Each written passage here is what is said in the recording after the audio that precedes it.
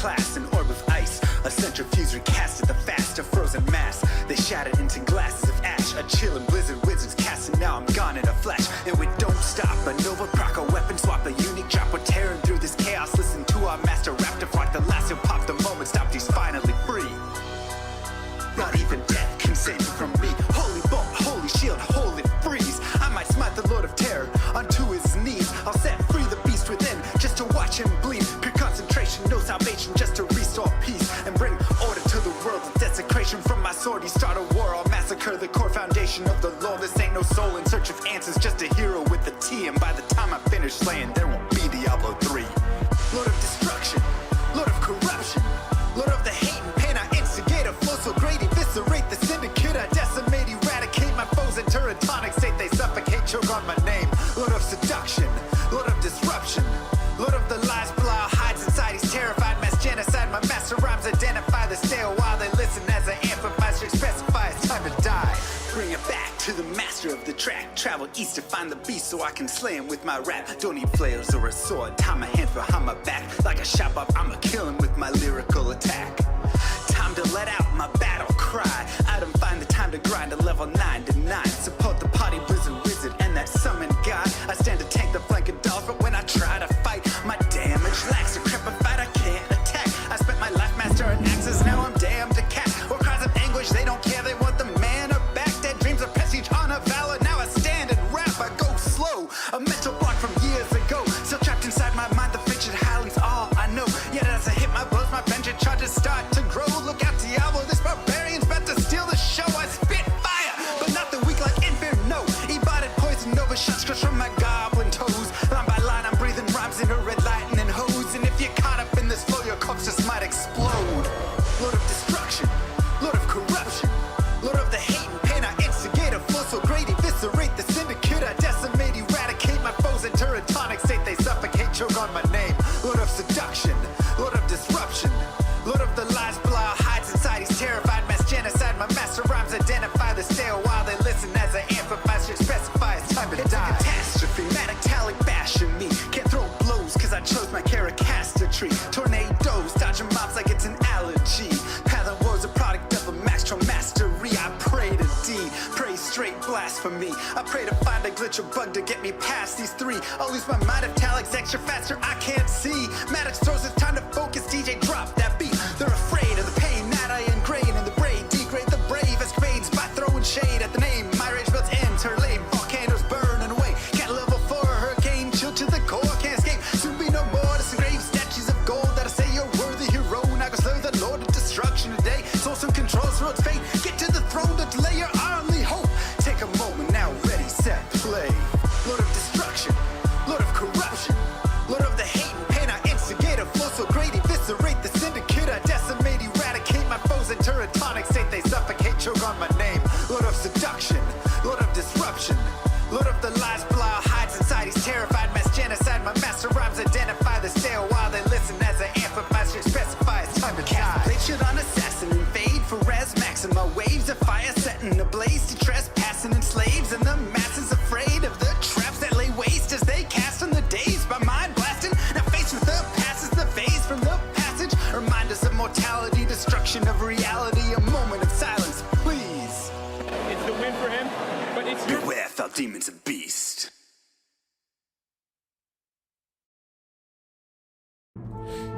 Yo.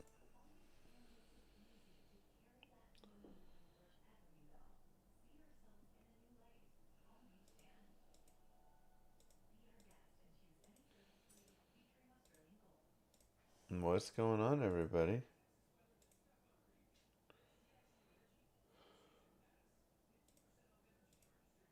I would tell you, but tell me.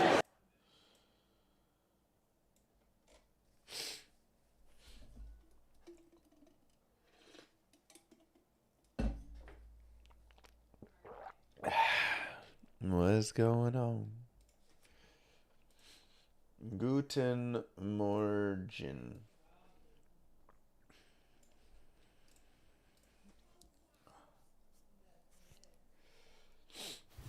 I'm trying. Okay, I could use some coffee. I could use some health injections. Whatever they are, give me the steroids.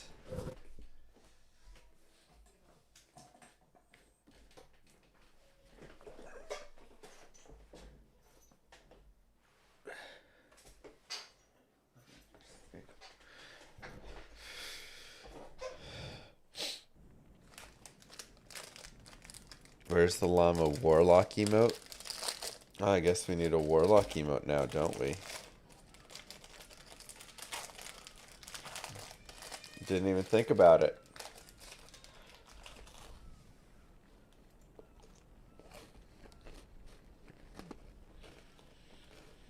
Llama's sick. What else is new?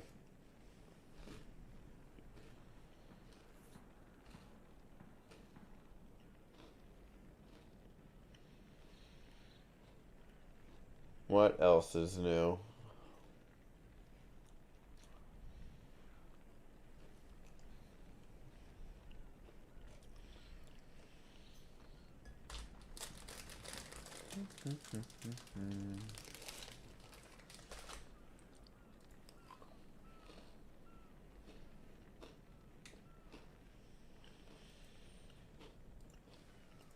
All right.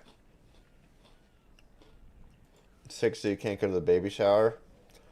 I mean, just like a head cold, you know. Am I gonna rap battle Baby No Money? I mean, get destroyed by?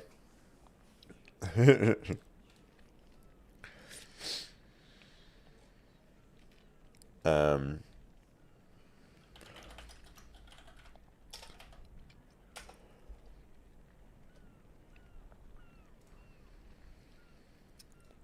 Oh, look at this.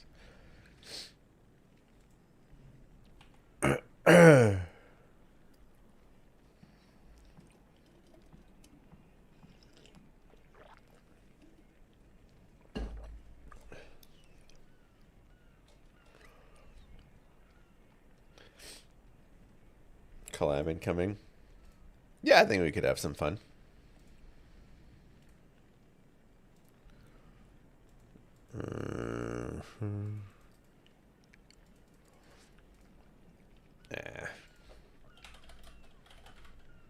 Did anybody here get the full survey?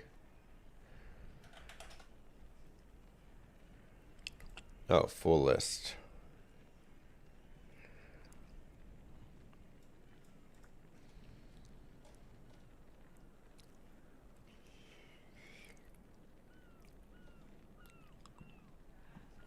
Uh-huh.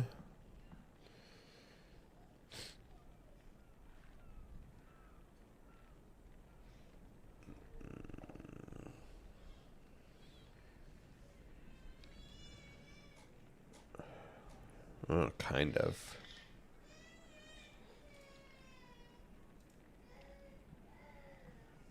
I got a survey, but it went to spam. I never noticed. Can you just send it to me on Discord so I can just, like,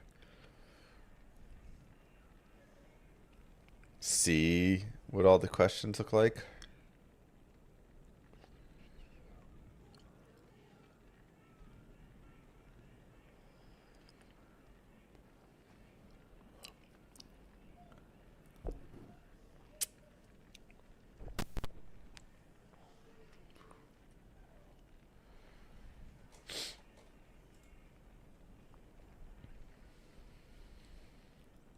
My link expired. Son of a gun.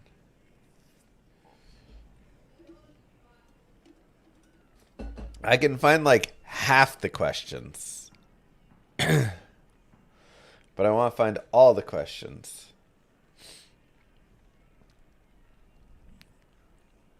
Dang, 2-drop. You know?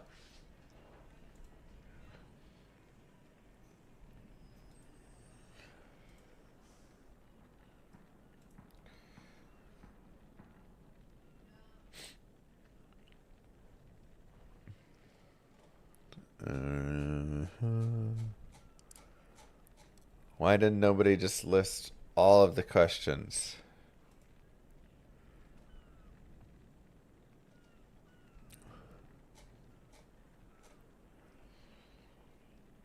Somebody's got it.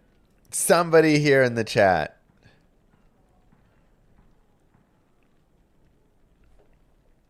Is there a new survey? Because the old one is all covered in a YouTube video. 12 to 19 is just repeats of the same stuff.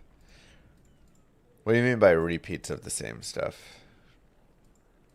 I mean the one that came out like a week ago. Because I haven't seen it, honestly.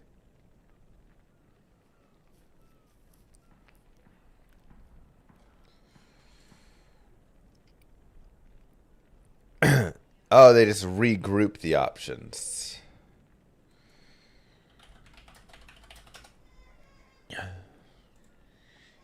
Okay, that's why this person only shows like 1 through 12.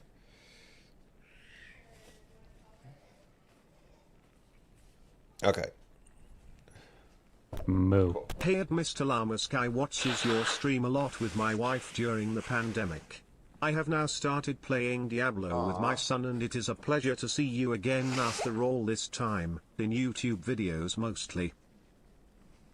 Thanks, Marcel. I'm happy that you are getting to play with your son now. That's awesome.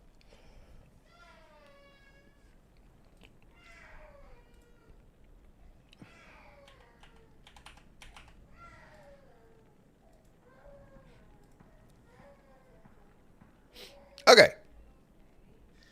Head-to-head choice of like, dislike. Got it. Got it. Okay, well I want to go over it. I didn't go over it. I want to go over it and take a look. I literally don't know what any of it is right now. So we're gonna do that. What's up, YouTube? Mr. Llama here, and today I want to take a look at the survey that Blizzard sent out about a week ago. They sent a survey out post Reign of the Warlock coming out, where they were gauging interest with players to see what sort of stuff they would be interested in the future. I've heard there's some wild options in here. I've heard there's, a lot of stuff people do want, and I'm very curious. I'm very curious to what they actually are questioning and asking what people would like to see.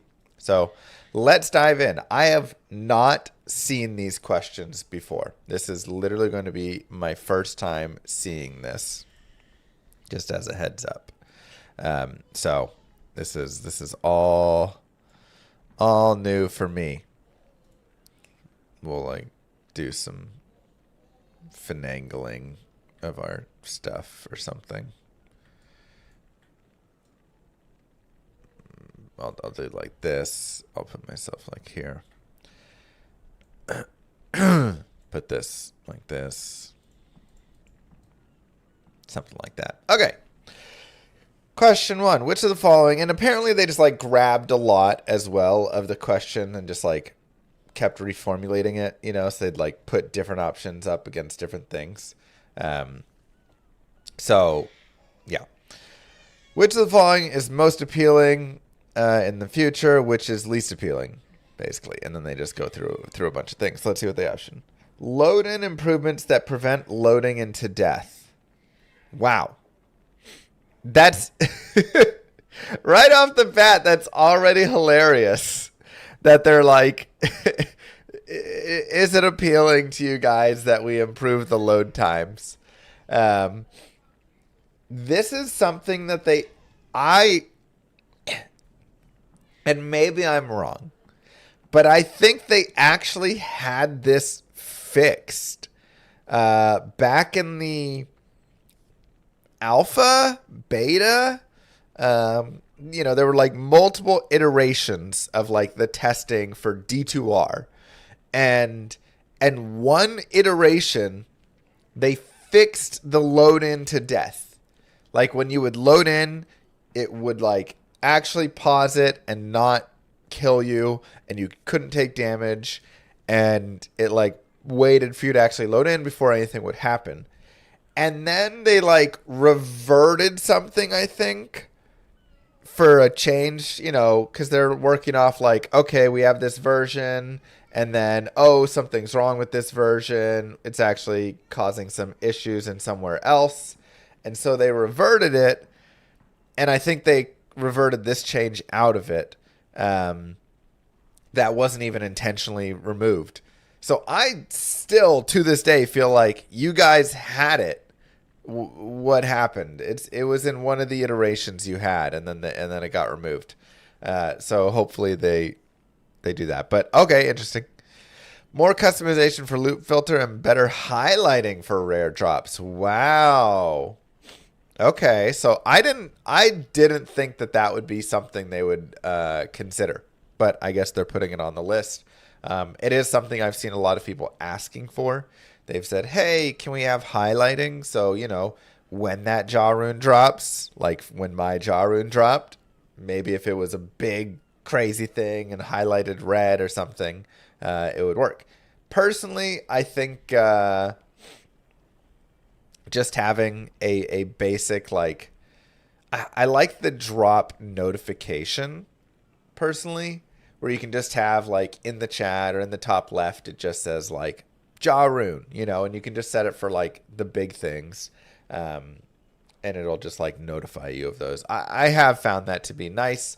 I do think when you start highlighting and doing all this stuff, it can look a little moddy, so that's my only, like, issue, but something that they're asking. Crafting changes where item level is no longer included in recipes. That is least appealing for me. That kind of ruins a lot of the stuff of when you're playing through the game. Like, if you want to craft some, you know, blood gloves or something along the way because you want some crushing blow early on in the game for your character, well, now are they just going to be level, like, 85 required? And I don't love that. I do think we need better crafting options. I don't think removing item level is the proper way, personally. New NPCs in town. Details TBD. I don't have any. That doesn't really matter to me, I guess. I don't care.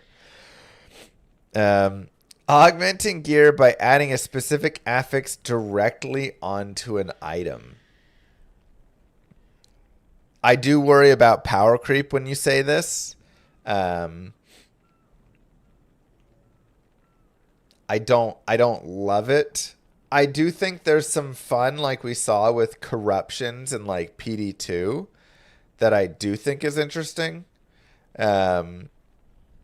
But even then, like, the power creep goes way too high with it. And it just like really starts to get out of control. Unless you're, like, willing to drop power in other places, I don't think augmenting is something that I would love to see that much. I also think it would need to be, like, hard to do. So, you know, my thought, like, something I've talked about before is, like, I would love a charm bag in the game. But I think we should have a charm bag that can only hold charms, and you hold in your inventory. That way you free up your inventory space. But I think the charm bag should be, like, 4x4. Right? So we're taking away your 10x4, where generally, you know, you have a cube and your portals and all that stuff, but whatever.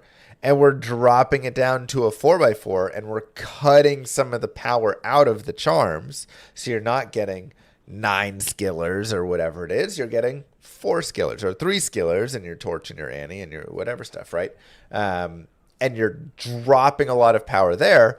And now you can look at, okay, maybe there is augmenting, or maybe there is something else where we can bring some of that power into the other pieces and some fun, but we're keeping the overall top power, you know, more limited. I think that is a better way to go about it, personally. So I'd be scared with this one. Server-wide activities where all players contribute to shared goals and earn rewards. I do think that's fun. I actually really like the ideas of server-wide activities. That's something that I give a thumbs up for that one. I love, you know, everybody contributing through killing Endariel. You know, let's get 1 million Endariel kills or something, you know, whatever stuff. I think there's a lot of fun with, like, shared goals. Okay. More. Support for cross-platform play. I think this would be good because from what I can hear, consoles still just kind of a little dead, and I feel a little bad for console players that they like get kind of stuck and they're like, it's hard to play with people. So I do think cross-platform play would probably just be better, right? Anytime you can like bring more people together, I think is good. Group focus features where players work. Okay, so that's the same one. So again, there's going to be repeats because they're just like grouping them in different places to see what's most appealing, least appealing compared to the others. New environments or zones added to the game. Very interesting. Yeah, I think that'd be cool. I think, again, you have to be like a little careful, but yeah, I think a few new environments or zones could be a lot of fun. I think like there is a proper end game that can be made. I don't know exactly what it is. And there is an end game that goes too far. I think both of those can exist in this. And so you just have to find what it is. Remote in-game trading or item bartering without joining another player's game. Yes, this. Unfortunately, like I do like the old school trade method. Post up your game, go in, find the game, do the trade. I think it's really fun. Unfortunately, it's kind of dated, right? We're at the point now where you got to have an in-game remote trade. You just have to. And I think bringing that in like PoE 2 did would be amazing. And something that I have enjoyed in a lot of other games that I've played. Whenever I play a game and I can take what I find and just, okay, end of the day, I went and I found a jaw rune, there's a shooters, a couple of, nice jewels, a Shaco, and blah, blah, blah. I put it up in my shop or a trade tab or whatever. I list like this will cost this price, this will cost this price. And then I just let it trade. It'd be fantastic. And I just love it. I think like that's so fun and it's such a cool way. And then you log in the morning and you're like, yay, look at all these runes I got or whatever.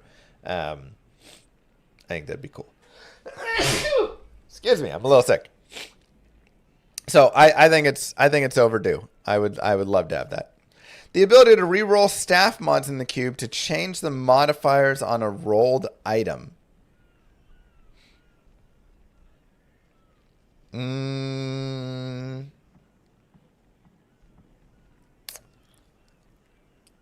Probably not.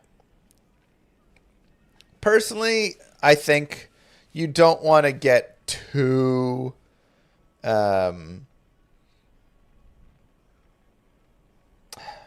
you don't want to give too much. Like some of the one of the things that is Diablo 2, which is just Diablo 2, is you go and you find your item and you find the awesome item or you don't find the awesome item, or it has the cool rolls or it has bad rolls and then you drop it. Like that's just kind of Diablo 2. I don't love that like every time you find a base or an item, you can re-roll it to be the perfect version of it eventually. Like it's a little too much. So I'm a no on that one. Cursed items with affixes that unlock after completing special objectives. Whoa. That doesn't even sound like Diablo 2.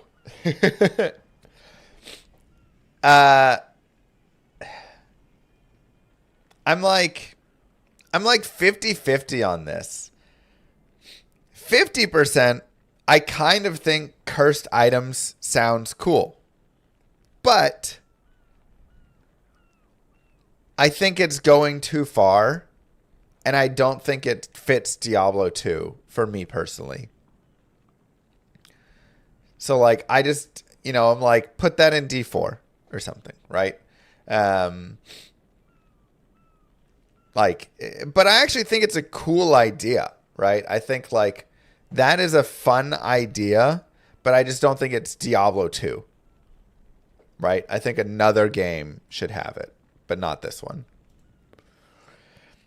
Adding a new mercenary type in Act 4. Yeah, I think it's fun. I think having a new mercenary is always a fun idea. Don't hate it. Skill effect combinations where one skill can trigger or enhance another. Oh, no. Now we're going into Diablo 4 territory too far. Yeah. X detonates Y. A little too Diablo 4 for me. Yeah. And again, there are some cool possibilities of it where, like, the skills do interact. It is something that I thought PoE 2 had some interesting stuff. Not exactly like X detonates Y, but like you can cast a frozen orb, and then when you cast Nova, the Nova actually appears wherever the frozen orb is. So it's like the skills interact with each other. I do think there's like some cool things like that. Again, I don't think that's Diablo 2. I think like this is what should be happening in Diablo 4. The cool interactions, the cool advancements over there. I don't think that needs to come to D2. 3 new quests to finish Act 4. Sure. Yeah, I'd love to see Act 4 finished out. That's just, yeah, that one goes on the most appealing to me. A new map-based challenge system where you select specific encounters for specific rewards. Probably not.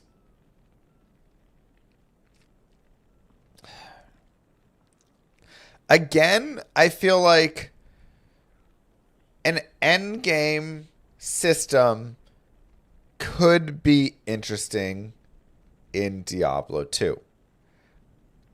But there are a lot of places where it can go wrong and where it can just be way too much and where it can just be bad. And now it's just becoming way too good and there's way too much stuff and there's way too everything, you know.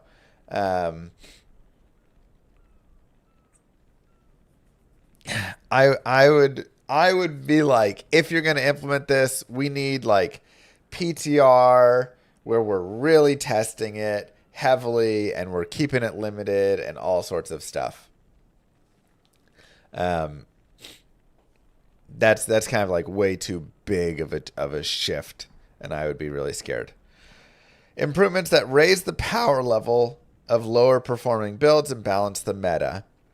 I'm overall a yes for this. I do think you need to be careful in how that all comes out.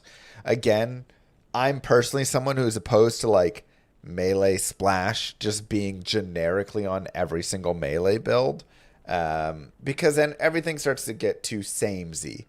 But I do think there could be improvements to a lot of skills where you're still keeping the identity of the skill, but you're improving the power level of it so it's not so terrible. But I do think it's good to have tiers, right? Like having S tier, A tier, B tier, C tier, D tier. It's good to have tiers because you want to feel, you know, like I love playing through the game on a character that's a little harder and a character that's a little easier, and like feeling that difference, and it's a different experience through and stuff. If it's all just like, honestly, like a lot of the newer games like D4 or whatever, it doesn't really matter what skills I feel like I pick in a lot of it because everything just blows everything up, right? Everything just like dominates everything. And I don't feel like I'm getting a new experience. Whereas in D2, some characters I'm like having to be super positional and like fighting right in a doorway to block them off and stuff. And I don't want them to ever get rid of that where it's all just like super easy. But does Skeleton Mage just completely suck and is like worthless right now? Yeah.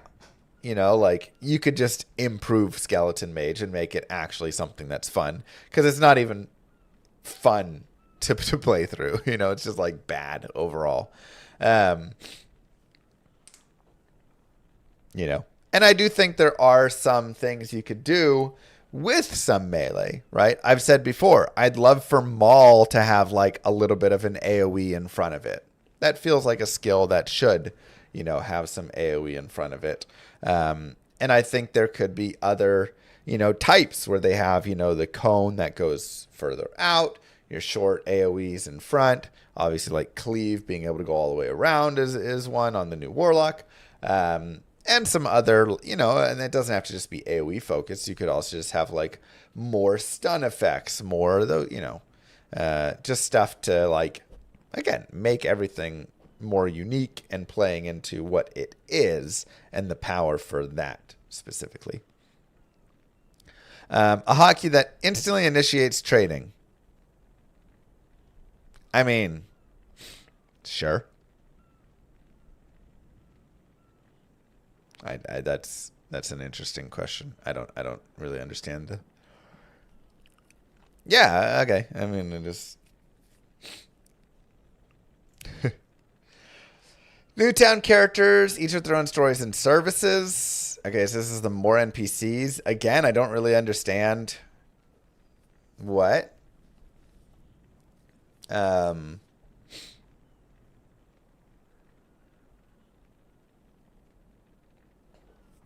Like, I don't care about stories. Personally, I'm not a lore person.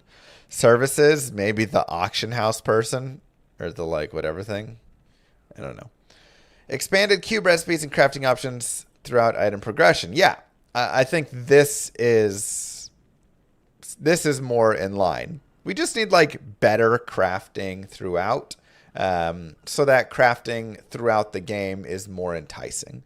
You feel like, hey, I can actually... Can't see the top one? What? You can see the top one.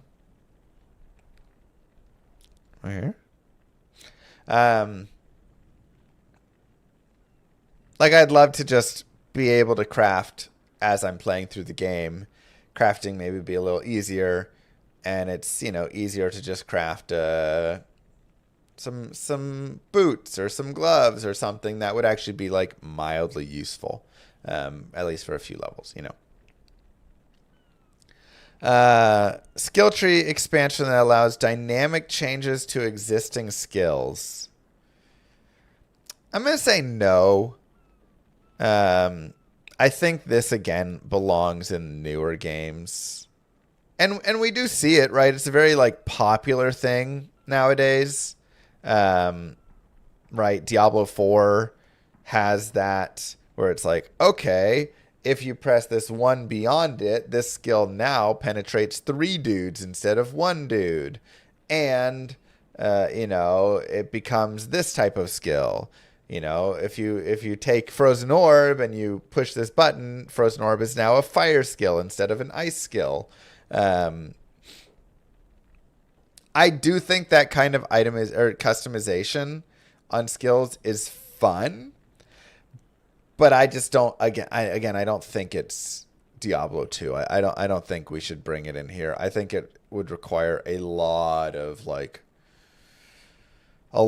work and testing, and there's a lot of room to mess it up.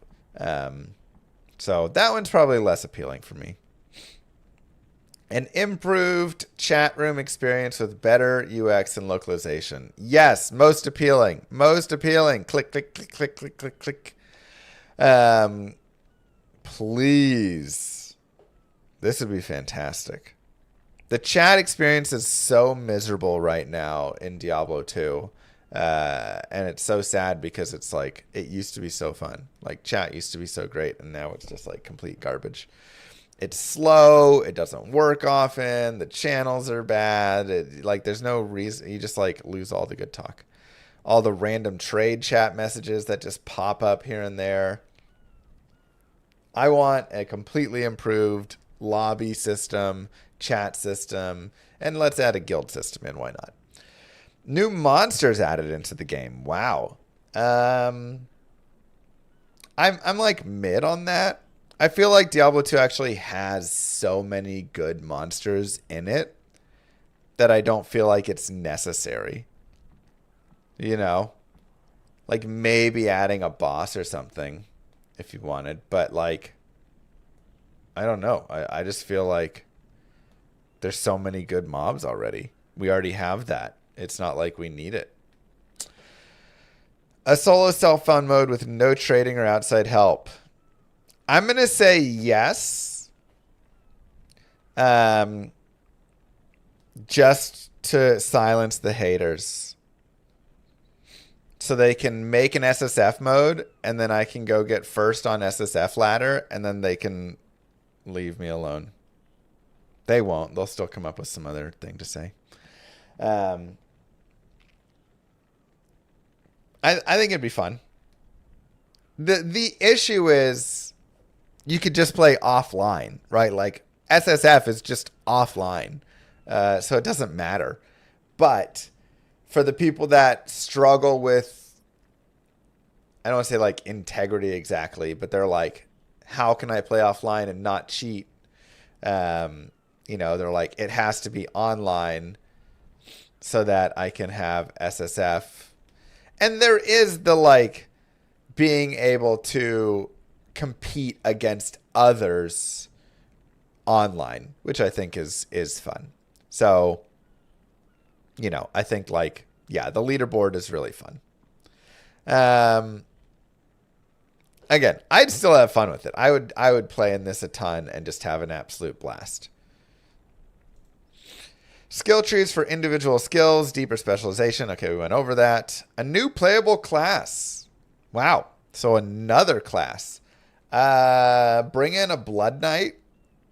I'd be happy with a Blood Knight, or maybe some like cleric style. It'd be a little hard in D2, but I think there could be some fun with it.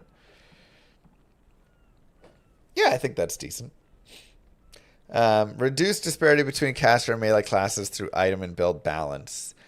Yeah, I mean, again, I like having some difference, but I think if you're going to do this, you have to be willing to nerf a little bit as well. You can't just bring everything up. You have to be able to balance some things down as well and say, hey, casters are maybe a little too strong and melee is a little too weak. You know, I think you need to be able to do that, because there are, right, a lot of casters do just breeze through things way too easily. So yeah, I think that'd be fun. But I think items is really a big thing, right? For melee and stuff, increasing the base damage of items will do a lot to help it, and then maybe adjusting attack rating a little so it's not so miserable. Because if you remove attack rating from the game, let's just say, I'm not advocating for that, but if you remove attack rating from the game and you go out and like start hitting things, it actually feels really nice to play melee.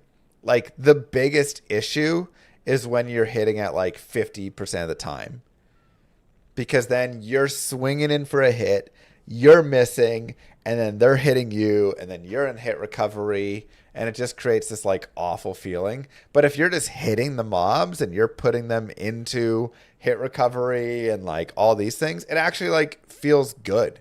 And so whenever I play through the game and I like over level on my playthroughs, then I'm like, oh yeah, this is actually nice. But eventually, you know, the mobs just get like way too high level at the end, and then it's just miserable and stuff. So really, chance to hit needs to be improved, I think. Meta progression where achievements or progress on one character benefits others. No. I'm just a no on that, personally. Unless it's like the Holy Grail gives you a reward of a cosmetic where your feet glow or something. Sure. Otherwise, no. New skills added to every class to expand build options. No. Again, I think like this is stuff we don't need to dive into. It's like too much, too many things. Like we have stuff to balance right now. Like let's go fix up the skills we have before we start adding all these new things in. Making previously one-off quest reward systems, e.g. socket imbuing, repeatable. I mean, that's way too good. If I can just keep grabbing an imbue and a socket, it just like ruins the, like, yeah, too OP. A new act with 6 quests continuing the story. Yeah, I'd say most appealing on that. let's go. Let's get another zone. And some people are like, they can't just do this with the lore. How would they ever, like, you know, there's already lore and stuff. It's like, I mean, they literally shoehorned Diablo Immortal in between Diablo 2 and 3. Like, they can make a little extra lore if they want, or do a side quest for it or something, you know? More meaningful itemization with clear trade-offs and less automatic best in slot behavior. Yeah, I mean, I'm all for this, and I actually think this comes from reducing rune word power. You know, if you ever watch any of my playthroughs, and you've watched any of my like older playthroughs, 1.0, 104, 10, right, whatever, or just like classic playthroughs, you see that. Like in all of those playthroughs, I'm running around with all these like crazy rares on and magic items and like really fun, unique, interesting item choices. Versus if you watch any of my Resurrected, Reign of the Warlock playthroughs, I have stealth, lore, spirit, Ancient's Pledge, right? Like it, like the same things all through, and then eventually you get up to Enigma, obviously, for any non-teleporting class, and you know, like there's so many just like set pieces. It's really tough, and I've talked about this a lot before, because for some people, this is good. For your more like kind of your more casual, and you're like, I write guides, and it's good to write a guide and be like, hey, these are the items to look for. It's a lot harder to write a guide and say, hey, every slot is kind of going to be different, and you're going to want to look for all these different affixes across it, but make sure, right, like it doesn't work as well. For many people, they just want to be told, go get Shaco, and they're like, I got Shaco, and then they're happy.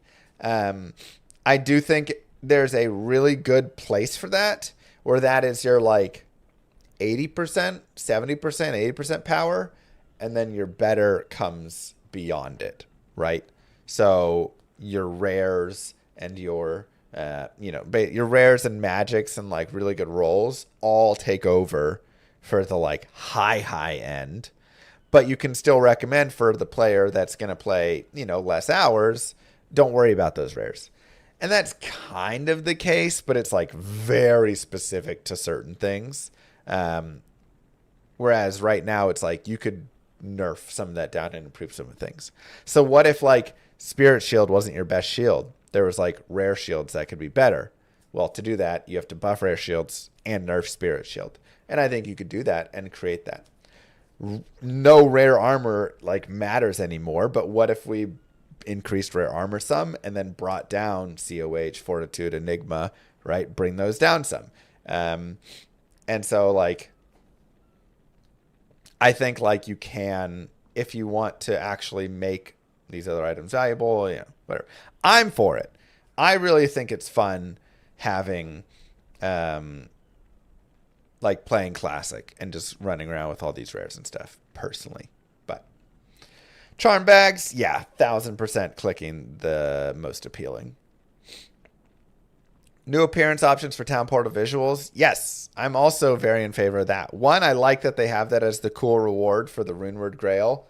It looks super sick. Two, I would just love to see more of those. I think that's a really easy skin to add into the game. That could be a reward for all sorts of different things. And it makes it easier when you're like playing with other people where everybody has their own portal. So you just know like, okay, that's his portal. That's his portal. And it makes it easier rather than having to constantly look through everyone to find whose is which. A new Paragon style talent tree system. No. At least no. No, let's drop that one. Don't need that. An option to disable chat entirely. I don't really care, I guess. I mean, you can always squelch someone that you don't want to hear, so you can kind of do that. Just fix chat. We don't need that. Okay, we've already done that. The ability to build or create structures in game, e.g., statues, town elements. I mean, Darkhaven has it, and it's cool. Like over there, I don't think we need that in Diablo 2. That just feels like a different game.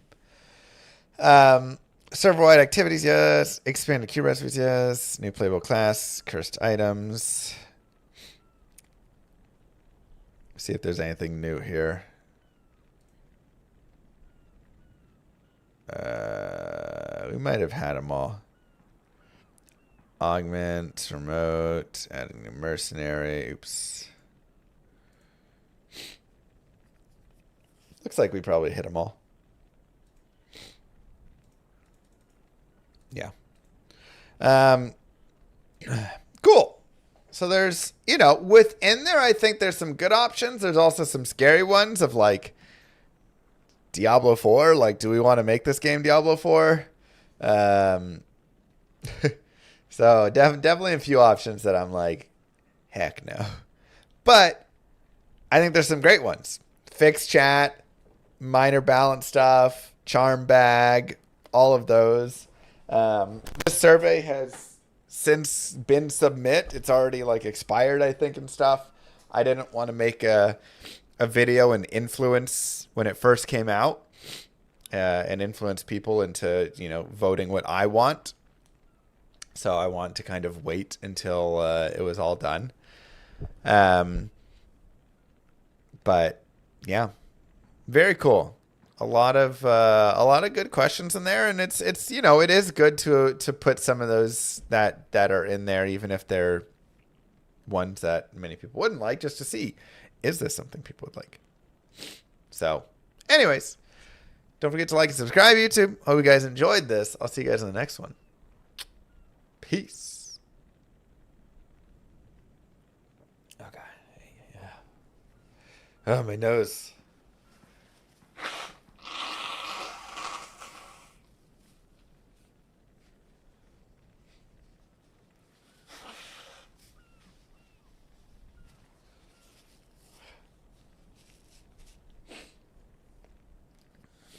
Sorry. Yeah, I'm congested, man.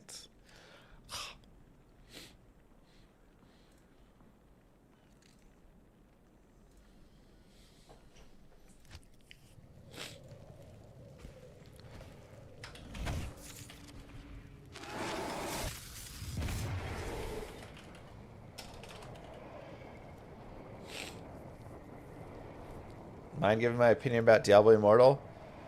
I don't love it.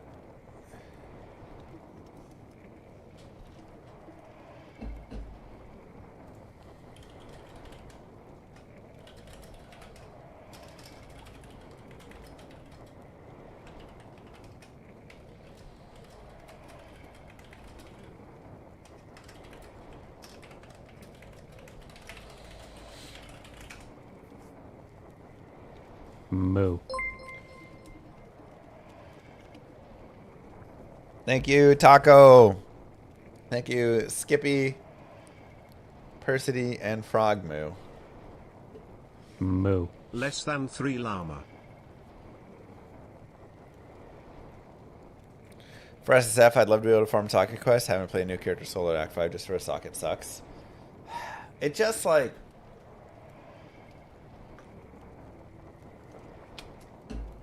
Like, socket quests are so valuable. You know?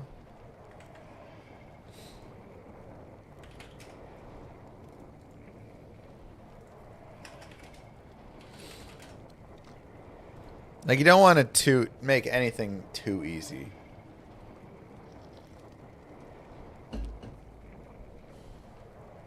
What about socketing currency?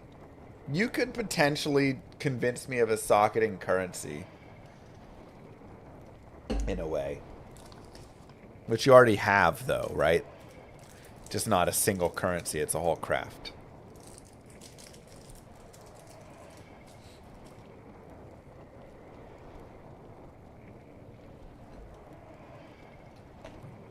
I think attack rating can be in the game, but it needs to be brought way down and much easier to achieve. So you still feel like, oh, I'm building towards it somewhat, but not like, oh my god, if I don't get Angelics, I'm going to have no chance of hitting.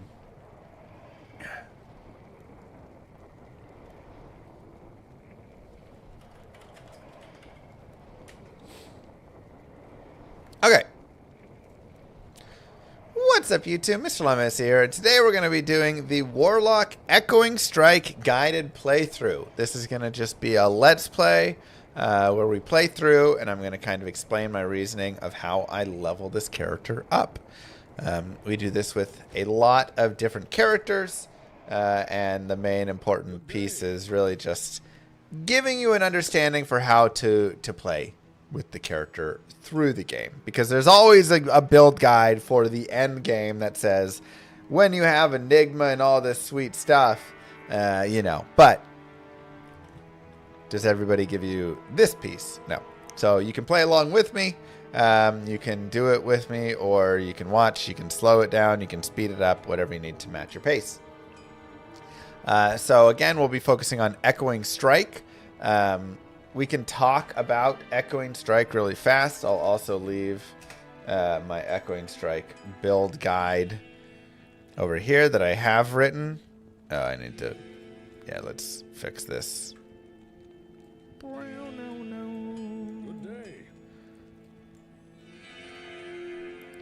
Sure. Sorry, we just had that shifted for the other video. Moo. Perfect.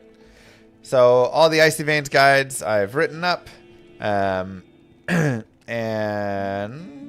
on skills, is that where I put it? Gear. Here we go. This is the one thing I really want to talk about. Right here. Echoing Strike is very unique. Okay. Echoing Strike uses FCR, not attack speed.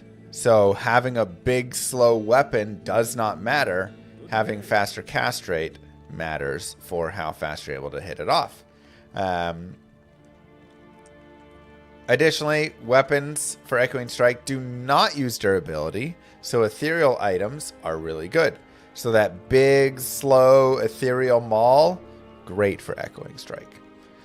Echoing Strike does not work with on strike, on attack, crushing blow, open wounds, knockback, the added damage from grief, monster flee / blind. Basically anything that's like an event that would be triggered on the item does not work.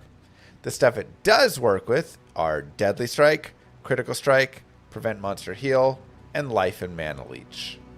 So, and also on kill it will work. Not on strike, but on kill would work. So this is just some good things to note about it. And then again, remember it uses FCR, so we want to be focusing on getting our cast rate up. For this, we can talk a little bit about the character. He starts with pretty good vitality. He gets 3 life per vitality point as well, which is really nice. So we do want to be, of course, pumping there.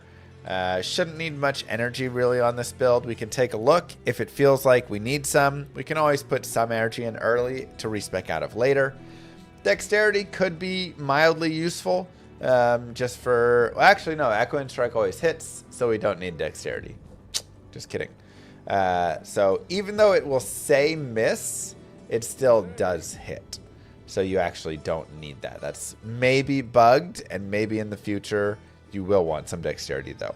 So just something to note, because you can see it does add attack rating on it. It's plus 10%. I know my camera's hiding it. So it's supposed to have an attack rating hit, but it's kind of bugged right now.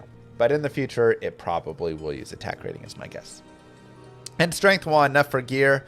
But remember that Levitation Mastery has a weapon requirements minus. So as we get some points in this, which on the playthrough won't have a lot of points in it, it will lower the requirements of whatever weapon we want to use. So our main focus for this is just going to be Echoing Strike and kind of maxing that out. I'm also going to go to Players 8. Remember, you can always type in single player / players 1 through 8, 3, 4, 5, 6, right? Whatever it is that you want to change the player count. What that does is it simulates more people being in your game. And so this is really nice for when you are like wanting to just level up a little faster, find some more items, all of that stuff. Yes, the monsters will be harder and more difficult to kill, but they'll give more experience. So ultimately, it's really nice and just a better way to level up. If you aren't playing online, or you just want to, or you're playing online, you're playing, you know, just players 1, whatever, that's fine. Just know it'll take a little bit longer. You'll just need to level up a little bit more. So that's just something to take note of. Otherwise, we're just kind of killing stuff, leveling up right now. Nothing too crazy.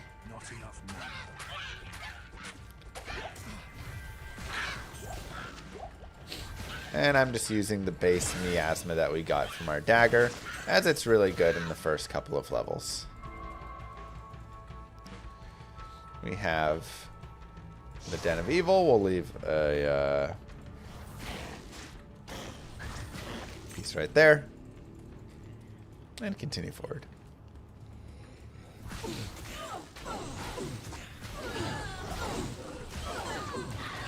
Did Blizzard release the Warlock OP for more sales? No, I don't think so. I mean, I think definitely when you're releasing a new character, again, I've talked about this before, think about if they released the Barbarian today. And they were like, welcome to the Barbarian! How much of a dud that would be for most people. They'd be like, wow, this character sucks. I can't, get anywhere. So I think it's harder to release, you know, an expansion character that's bad compared to good. Oops. But I also think they had us do some testing on it, and so a lot of the skills that weren't feeling very good, we got them to improve and make them feel better. We're like, hey, this skill doesn't feel good. And then maybe some things got, you know, everything became good when that happened. That's my guess.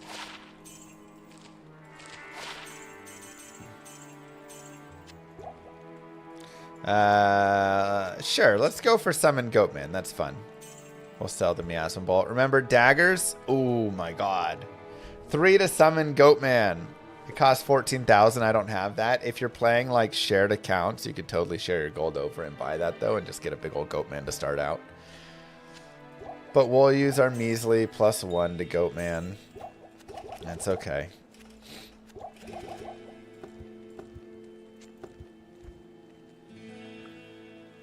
And scepters are also really nice, so we may want to go strength for an early. You know what? Let's go strength early on.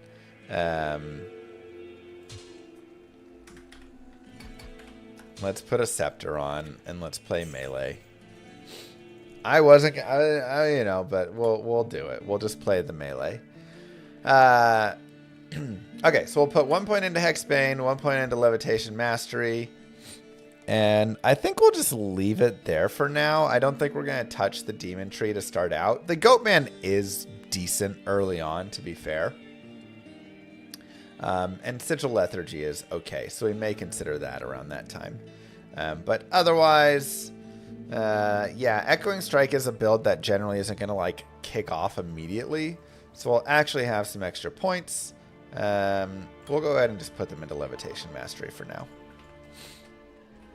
And then we'll go Vitality. We'll put our Hex on. And we'll see how our damage feels down here. Yeah, not bad.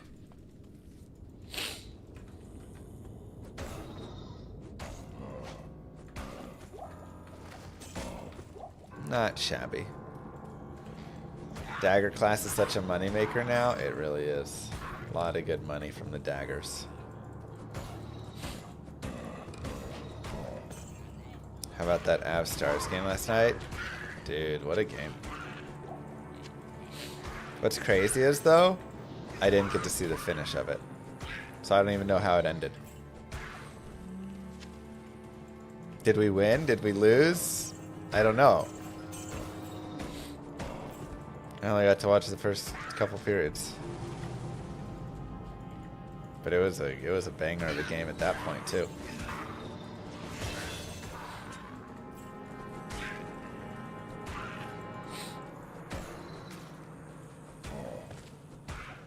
We won, you lost. Dang it! Avs won in the shootout. Oh.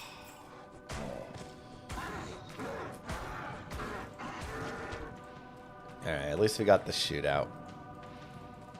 Take our point.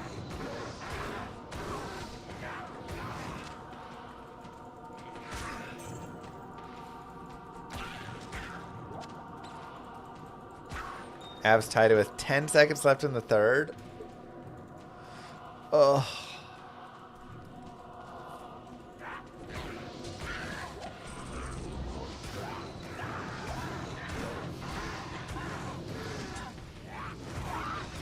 I need to go watch the end of the game now.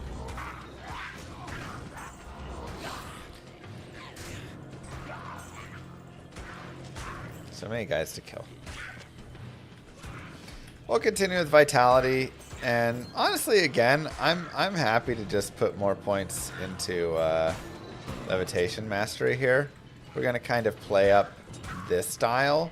You can also go more points for Hex Bane and just really get like a high magic damage. And honestly, that would probably also be fine. And we could even do a mix and match, because a few points that we're going to put into Levitation Mastery is like helping that crit strike chance up, which is nice. So we can run a big ol' weapon later on when we get Echoing Strike. But it's also nice to... we did a Goatman only run to hell. Also nice to just get the Hex Bane. That magic damage is pretty sweet, actually. Sure.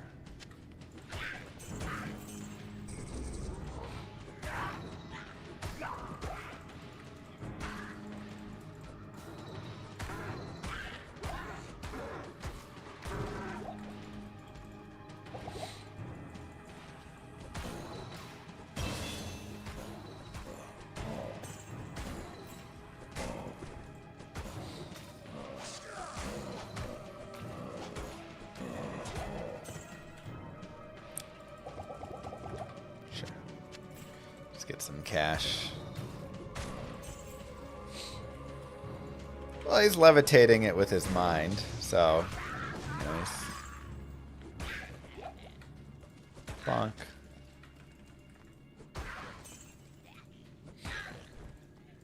Yeah, remember I have all the baby showers, so MVS is next weekend.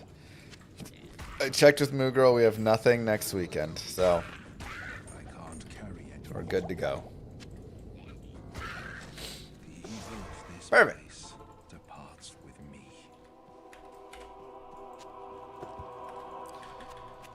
Okay. 1 to max damage, sure. Sigils, levitation.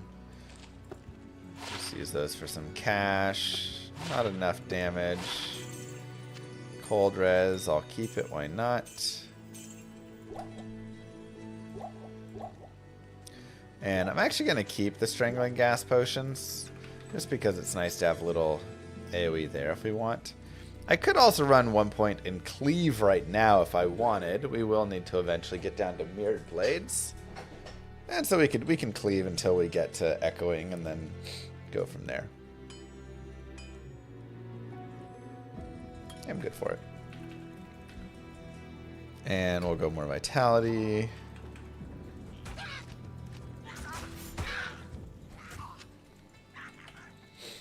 Now, Cleave is based on IAS, so you want to be careful there.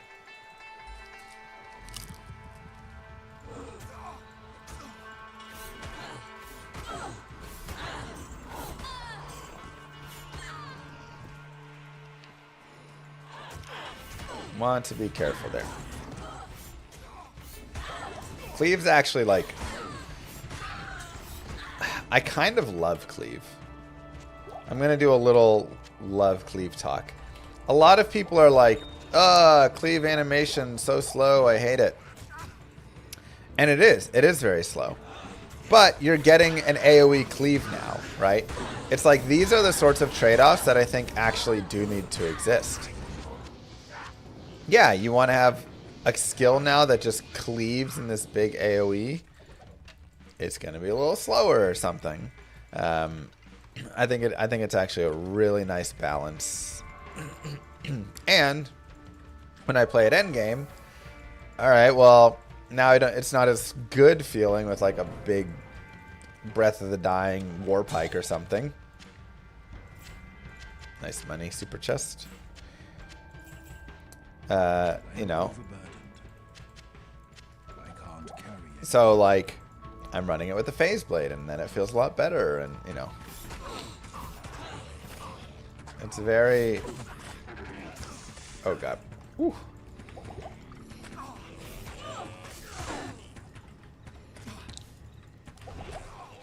Make sure we have our hex on.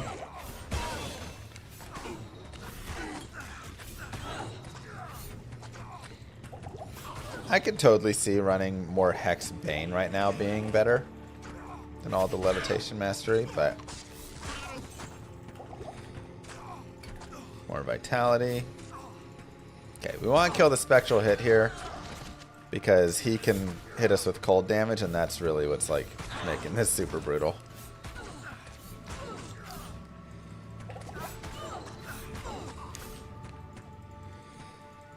Come here.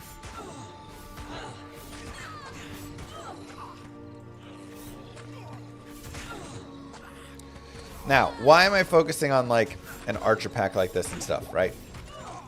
Well, one of the really important things when you are playing through the game is boss packs. Packs that say demon dash minion like that are worth 500% experience, which that's a lot of experience. So it becomes decently valuable to go and kill those guys instead, because every one of them, first off, they're higher level, so they're already worth a little bit more experience, but then additionally they give 500% experience on top of that, and so it just allows you to level up a lot faster. So Rakanishu is another group that, right, is just worth way more experience than killing a basic mon. So much so, and especially on a melee class, where I'm actually going to farm it a little bit. So we can spend a little time, replenish life, some attack rating, sure, why not?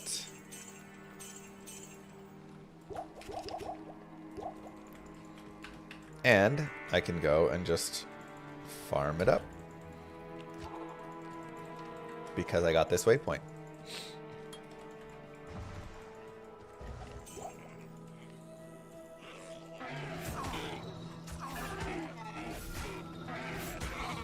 So, you know, one of the issues that, you know, Echoing Strike slightly has, I say issues, some people are like, what do you mean issue?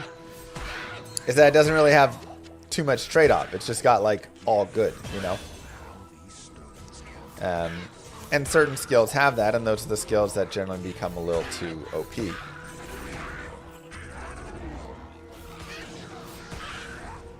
So it's, you know, generally pretty good, in my opinion, to have downsides.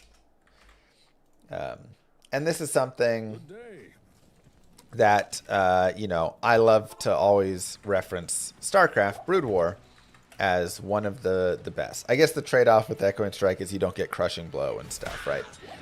But that's a small trade-off considering your damage is massive. But one of the things that, you know, I like to reference is StarCraft Brood War. A lot of things in StarCraft Brood War are OP, but then they have big downsides to them as well, and that is their big balancing factors.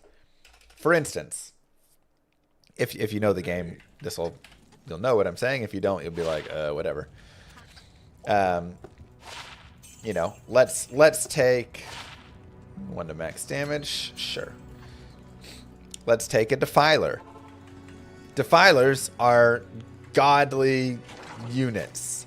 They have the ability to cast Dark Swarm, which becomes this like amazing just like cloud that nothing can take damage under. So it's just fantastic for your lurkers and all this stuff. Or any range damage, I should say. But Defilers are low HP. They literally have no attack themselves. They're not that fast. And they require Hive Tech. So they're like, you have to invest heavily to get to them. Thanks, Bugasu. So like, they have a lot of downsides, but they're amazing spellcasters. Right? You could say something, you know, with like Vultures. Vultures are cheap and super solid and super OP. They're very fast. They don't really have that much damage against like buildings or anything like that though. And they kind of are just like fodder stuff later on in the game. And their whole point is to just run around and like pick off. Oh god, Holy Freeze. You know, some like workers and things. But in a straight up fight, they kind of suck. They're mostly just like a unit that goes around and tries to just get stuff done on the outside. Just be fast and sneak in and pick off workers. Right? Reavers. Reavers are godly, but they're slow as molasses. You literally can't just like move them around. They have to be shuttled around. So you have to have extra micro for handling them. By the way, I'm just going to level up to like 12 here. You don't have to. You could go forward if you want, but I just want to get into Echoing Strike. So I'm just going to do that. And you can level up to like level 14 on Rakinishu. If you're running Player's 8, by the way. So yeah, Reavers are insane. They have these AoE slugs they shoot out that just blow up and murder everything. But the slugs only hit like half the time. They dud out the other half the time. And they're so slow, and they take a little bit of investment to get up to. So, you know, it's like so many things in StarCraft Brood War are OP in one way, and then completely worthless in other ways. And I think it's such a great job of balance, and that's how you have to really balance skills and all of that, right? All that to be said. I think it's a great example of balancing appropriately where certain things are godly and then they're also terrible in other ways. And so you know, good in one spot, bad in another. Okay, we have Echoing Strike. Hex Bane would lead into Hex Purge, which would actually be interesting, but we'll put a point into Hex Purge, and then man, that's kind of tough. More points into Hex Bane would have been nice for Hex Purge, but we played Hex Purge with Cleave, so I don't want to play like Hex Purge as much with this. Let's continue down this path.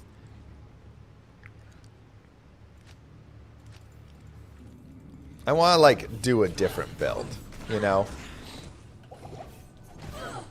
Okay, so now we're in on Echoing Strike. I'm actually going to go up a little bit in strength because, again, at this point, having a big damage weapon is worth more. I don't need the attack speed of this or anything. I just want as big of a damage weapon as I can possibly have. So we'll want to have some strength. We can go get maybe it'd be great if we found like a rare Bardiche or a large axe or, you know, something like that.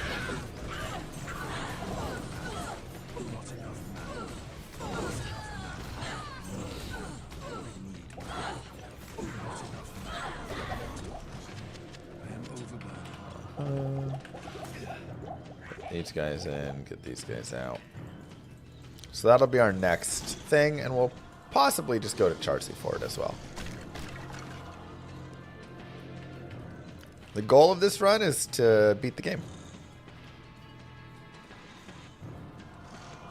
Yeah, trade-offs are also what make like rolls a thing, right?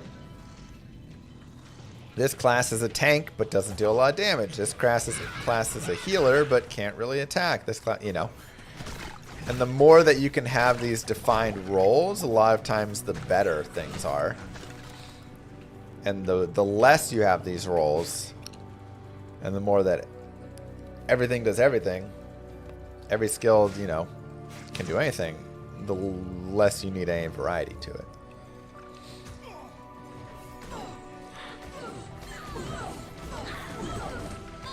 Does your wife not get offended when she's referred to as Moo Girl? I'm just going to let you know, you should not call your wife Moo Girl. That's a great way to sleep on the couch. The only reason I call Moo Girl is because that was her nickname growing up. Was Moo. You know, we all have nicknames. I was Peanut, you know, whatever, right? Parents give you little nicknames. So Moo was hers. It's a cute nickname. So she is Moo Girl from that. Not anything else. Ooh, nice. Great money on this. 2 to cleave as well, but again, no damage, so that's fine. I'm also going to load up on mana potions. As you can see, this is a bit more mana intensive here. So we will need a little bit of that. And, oh yeah, I have these, so I'm going to put this. I like to play these as if they're solo self-found for someone who hasn't played through before. So I'm going to keep everything in my personal tab and not use stuff across. Because not everybody's like, oh yeah, I've just got Jobber over in my shared stash, so I can just grab from there.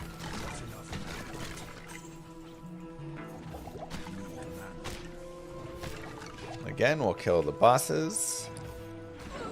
And we will look for, we'll go more Echoing Strike, by the way. We will look for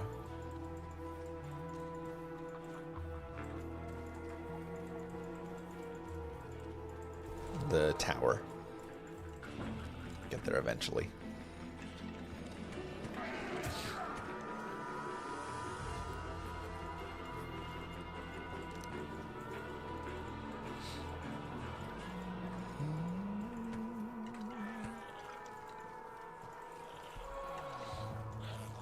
Blitz Source is still really solid. It clears big zones pretty well.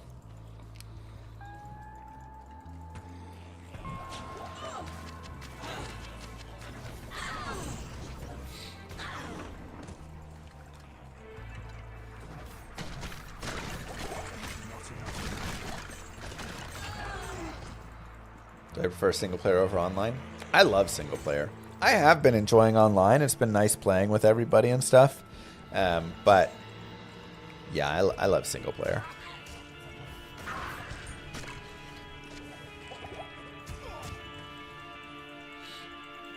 Maybe waypoints close by. Also, I don't only just kill bosses. I also, if I have like a nice grouping of mobs, you know, that's still decent for experience. And one of the things about this skill is it does have the AoE of it hits everything in and out, right? Do I enjoy single player because I can edit the game? Yeah, so I can hack everything in. No, it's just because it's an SSF mode.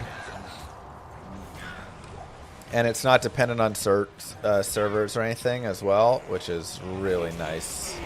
So I don't have to worry about like any server issues, any online lag. I just get to play the game.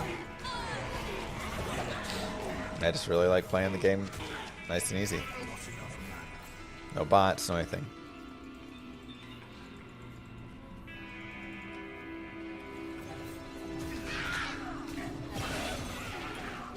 more Echoing Strike. And again, I do still need some more. I'm actually going to save some stats here. And, you know, we can see what sort of weapon we actually come across, if we come across one. We've still yet to drop one, so it may just be a go farm one from Charcy.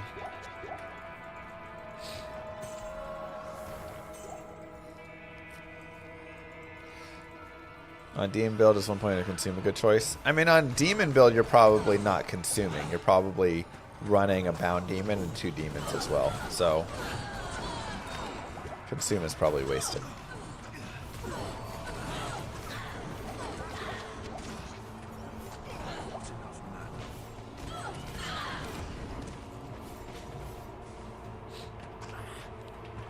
Yeah, offline though, like, it's harder to get items. You end up using items you wouldn't use online, things. Because again, online, if you're not SSF, easy to trade. People just give you things a lot of times, like basic things. Anybody will give you like a stealth or something, you know, who cares? You don't have to actually go like get it yourself. So there's a lot of that stuff that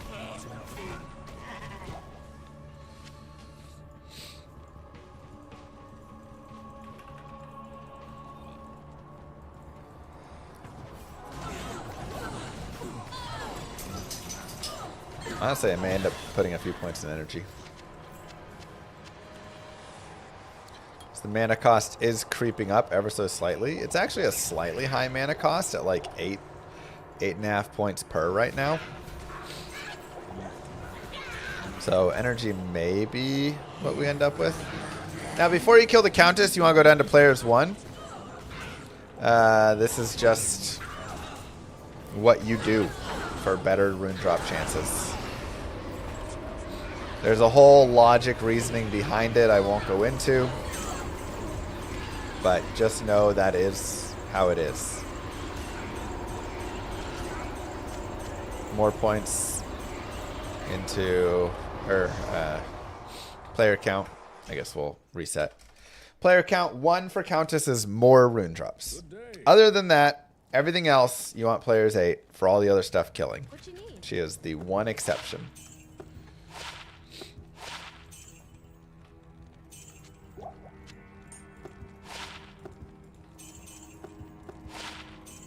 Life is not a lot. Okay, so here's where we can start looking at like bigger items and stuff, right?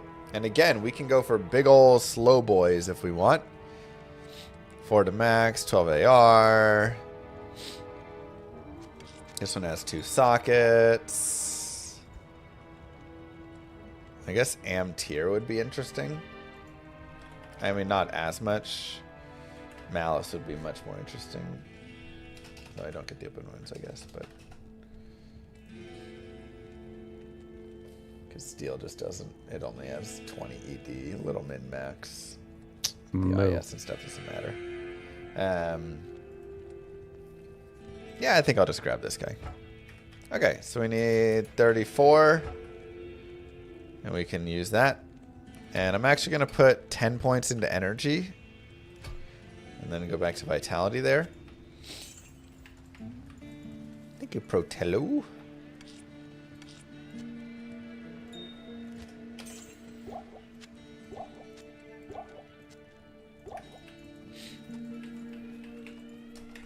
And we'll get a little bit more energy. Or mana potions. So yeah, we're actually going to run some energy points. Just to help out. And I can use a shield still with this two-hander, remember. That is innate. You can use a two-hander with a shield. So we will keep our eyes out for that. Oh, and look, a Bardiche drops as soon as we grab this one. Let's see what it is. 2 sockets. Okay. Go ahead and put the old book on. 1 to Sigil Lethargy. Okay.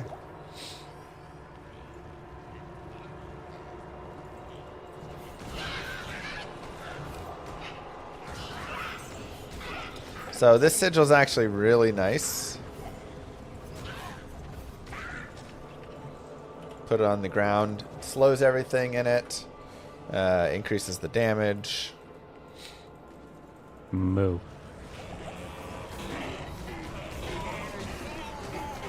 Super powerful. There's a rare Bardiche. Yeah. Just better. That's what I was like waiting to find. 1 mana per kill is actually also super nice. Help pay for how expensive it is.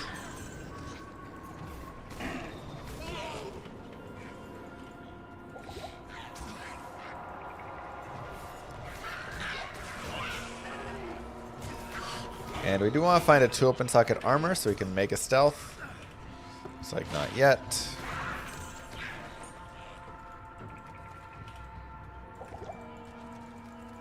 Bardiche.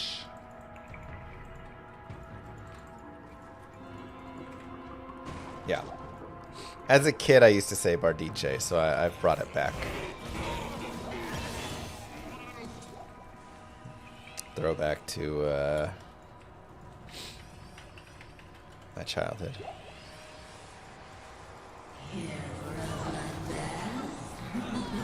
Remember, go players 1 before she dies.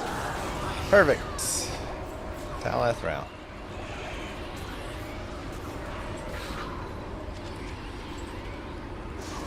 So, let's say you got here and you're like, oh wait, I don't have my 2 socket armor. Well, that's okay. You can go here and you can shop it.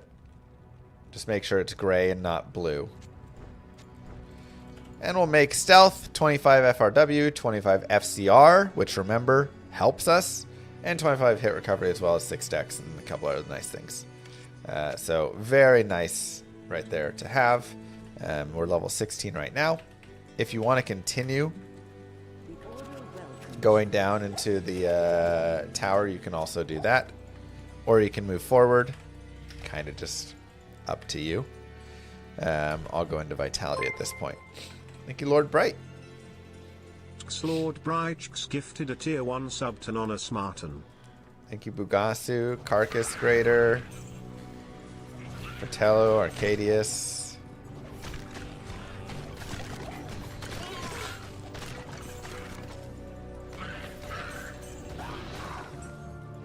I guess we can turn on our 1 point Hex Purge. Why not? See how it does.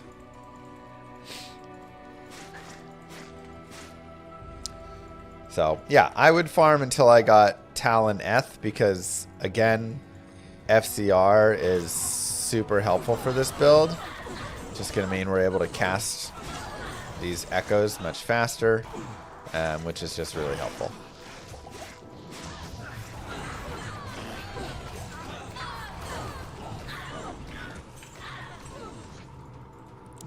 Our Cham and low equivalent in value.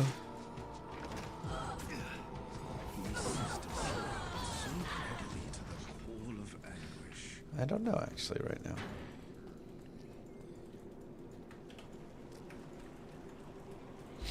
Best source build for current day? I mean, Nova Source is your strongest build. Blizz Source is best like Magic Find.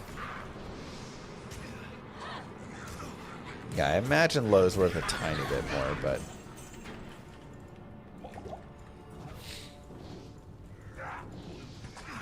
Lightning Nova.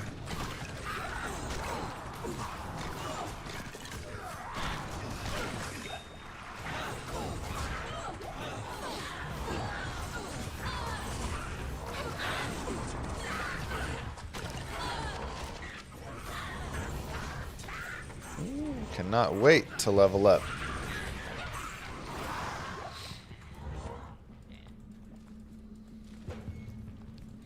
If you want to grab the imbue, you can as well.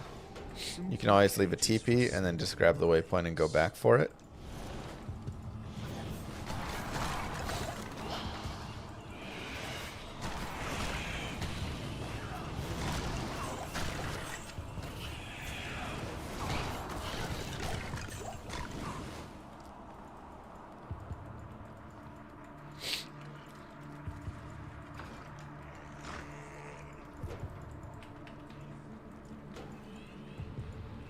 Do I like this build more than Abyss?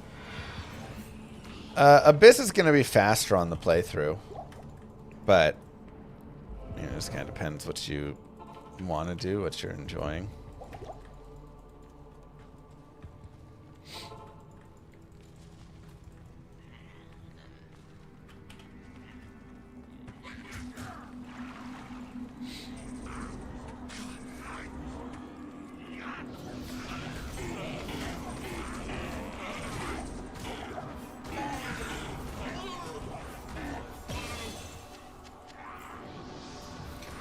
Alright, sweet. Now we've hit the FCR boost and FRW. Keep going into Echoing Strike. It's pretty much just going to be our next 20 points. Our remaining 15.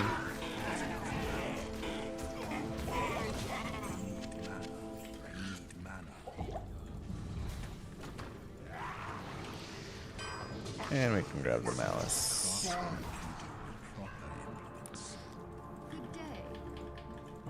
How do you recommend finding full MF games online? Wow. 2 to static, 2 to charge bolt. Nice. Finding full MF games online. I'd probably just make a game called like Players 8 MF or something. I don't know. I was going to make a channel in my Discord as well. That would be easier for that. Remind me to do that. Getting together with people will help out there.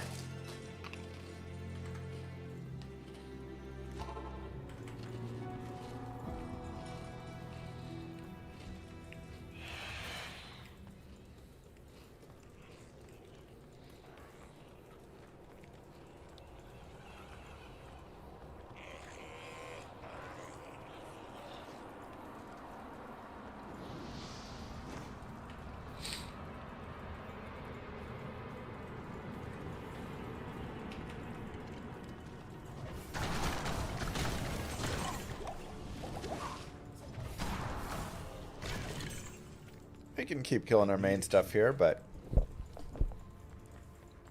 kind of running forward otherwise. Otherwise, I mean, up to you. Again, how much you want to kill, how much you want to hang out. Run forward, right? It's always kind of personal preference. Leveling on this build is helpful just for like added damage, but because the attack always hits right now, it's not as important. Again, in the future, if they nerf the skill some and like bring attack rating into it and make it a chance to hit, then in that case, leveling up will be more important. And we are a good level though. Like we are level 17 in the jail, level 3, that's good enough. So it's not like here I would be concerned about that. That's just a note for future. That like if I was level 12 here or something, yeah, that could actually end up being a little bit rough.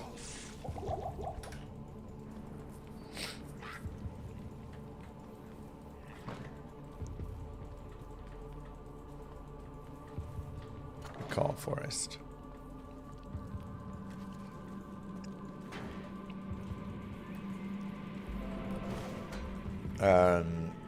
Ran Ubers, had no problems except Mephisto's ads for messing everything up. Yeah, I mean, the biggest thing is going to be, like, getting a demon on top of him. And then just being able to tank the damage from his ads. So you may just need a little more survivability.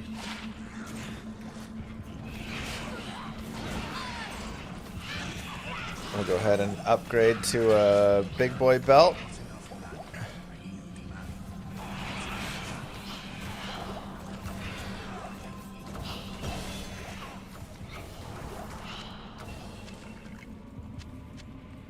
Big boy belts are nice. They allow you 12 potions. The shadows churn with the touch of anguish.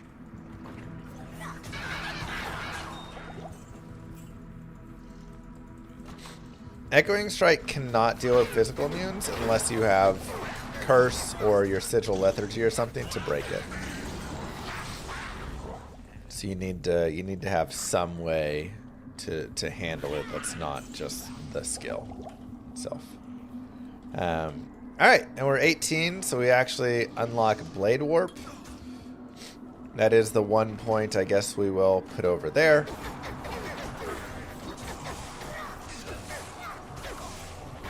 As it's a minor teleport. If you want to use it, technically it'll be like slightly faster for running all around, but that's kind of like getting into speedrun strats. It'd be kind of annoying to like really be using it everywhere. But it can be useful for getting away from things, for jumping over things. You know, it'll be nice in like Act 3 to jump the river and stuff. Know that it can't go over walls and stuff though, so you're not going to have it like just breeze you through the game, right?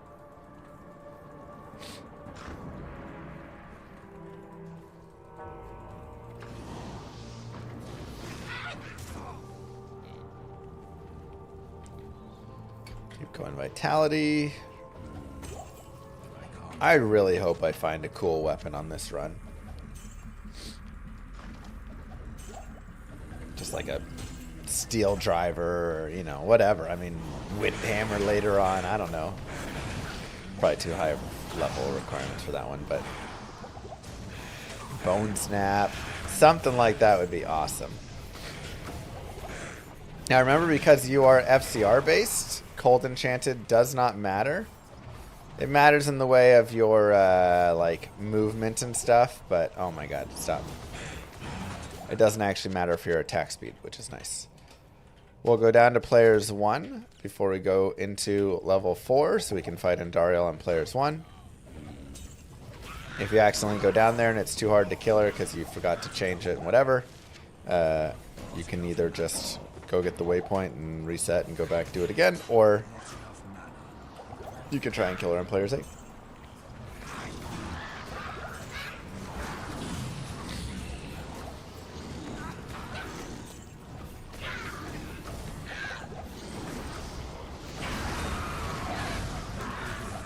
And just like that, Act 1 is done. Congratulations. You crushed it. Nice and easy.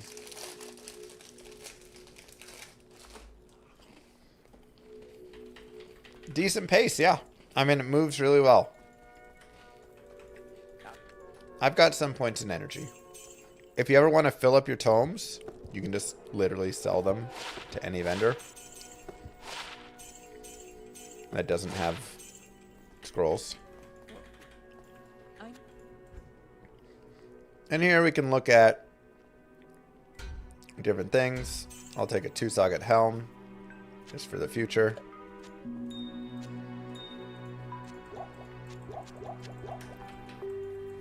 And let's grab some potions.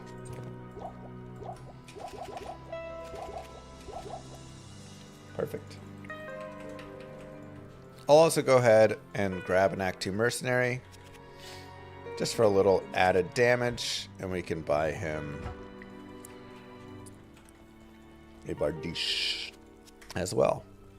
So Blessed Aim is helpful to him, not really to us, because we don't care about that.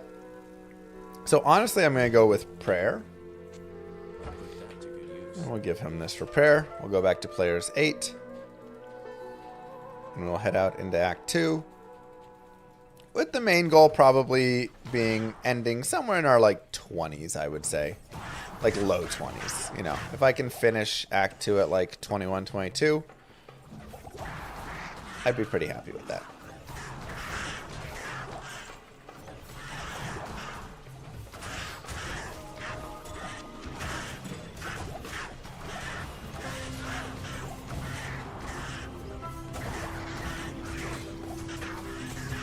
They're so tanky.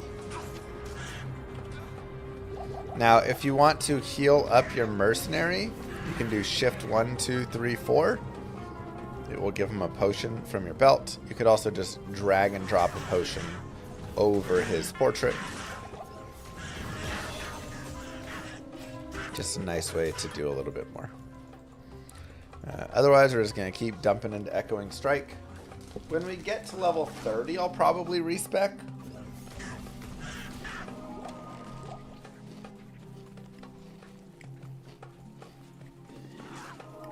Or somewhere around there. Maybe a little after.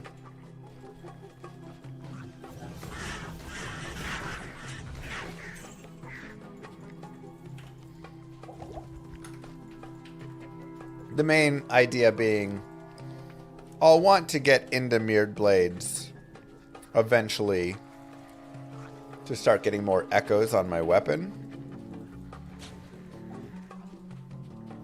So, you know, with that, we'll want to like be able to get into all the points prior.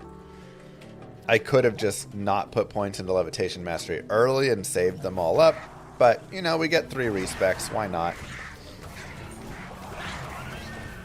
Why not use one of them and have an earlier strong start, and then we can also be strong later.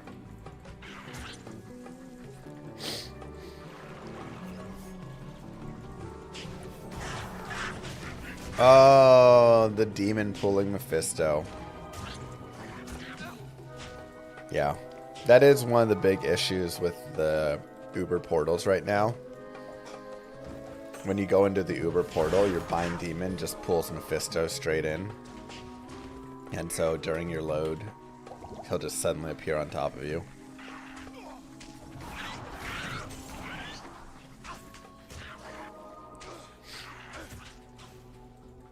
How long have I been playing this game? Did I play before the expansion?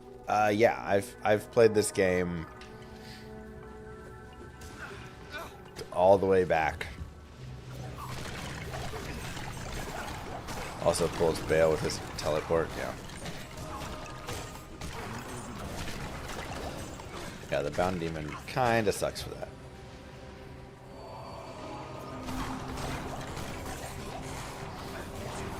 I mean, like I said before, every now and then I'll go play like Classic. And it's really such a cool experience. There's good and there's bad with it. Right? The good part of Classic is, God, it's so cool. All the like items that you find and how meaningful they are and all of that. The downside of Classic is, it feels like you kind of finish your character much faster. You don't really have a good, like, a ton of good chase. Especially if there's, like, certain uniques. Like, oh, I'm just going to get Bone Snap, or I'm just going to get whatever. I mean, Bone Snap's not exactly the one that you go for, but, you know. They're, like, not too hard to get. And then after, you know, 100 Mephisto runs or whatever, you're like, well, I guess I have my full character built now. I'm good.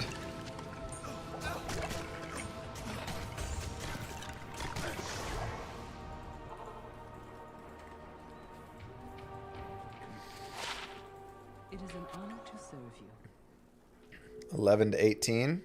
Not bad, but still fine. Cold res 10, 1 to min, that's not enough. 2 decks, that's not enough. We can run like this and we'll hold on to this for now. 10 FCR with Magic Find. Yes, please. Remember, FCR does help this character. Let's look for Magic Find on some gloves. This is actually one of my favorite things to do. Is just like go glove and boot and belt shopping here. And just pick up some stuff with like Magic Find on it. Really helpful for later on.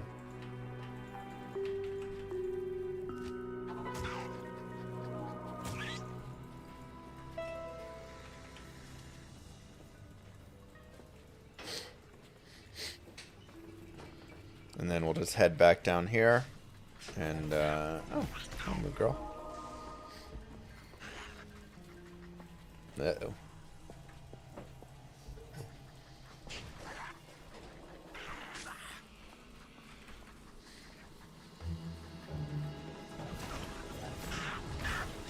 The kids are being kids.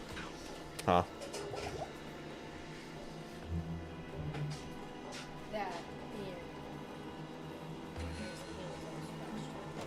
No. Why, Mom? I'll get you another pan. Send me a link to it.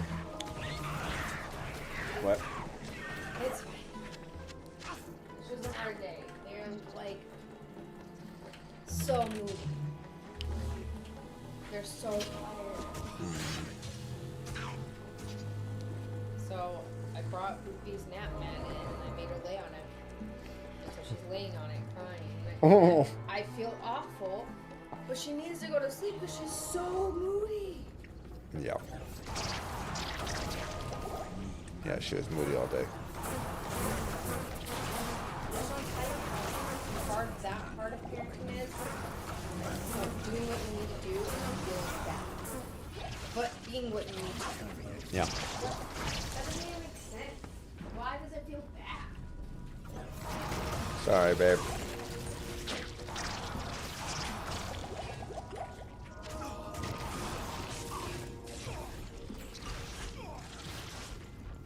Is there such thing as too much MF? No. There used to be. It's actually a pretty good build for Maggot Lair as well, so I'm continuing on Players 8 here.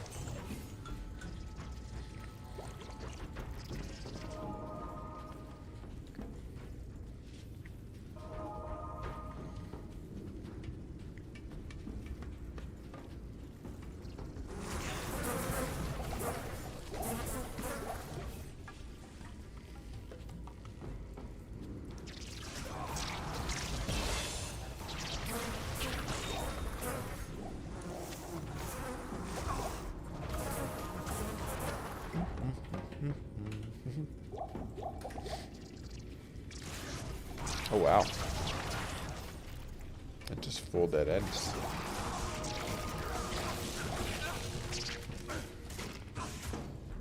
Another point to Echoing Strike.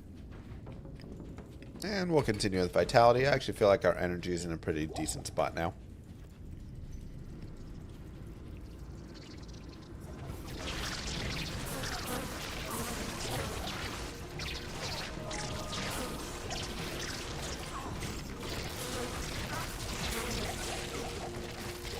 Ariox a better starter. So here's the thing. Ariox is the higher DPS.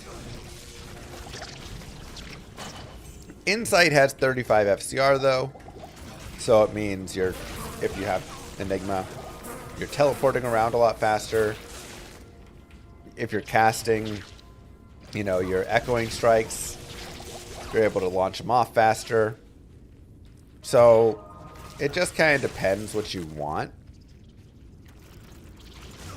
But if you're just going like raw damage, Ariox is the best.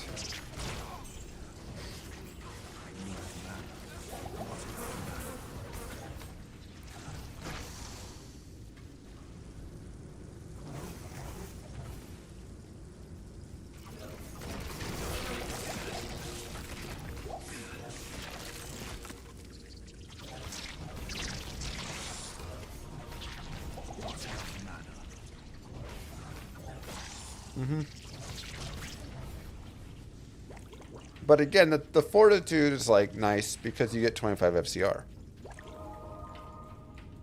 So you get massive damage and 25 FCR, which allows you to hit that 125 breakpoint. Whereas if you're running Ariox, you're probably not hitting that breakpoint. So for me, I want to get that 125 breakpoint. It feels better. I'm telling faster between groups, etc. Best place to farm high runes? Nothing beats cows for me personally. Arcane's also good. Chaos is good. Travancore's good, right? There's plenty of good spots. I've yet to find anything beat the Chaos for me.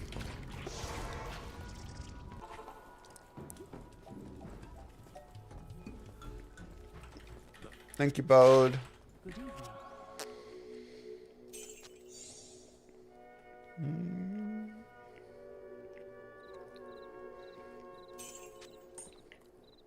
Sure. Charms you can always kind of keep as much or as little as you want.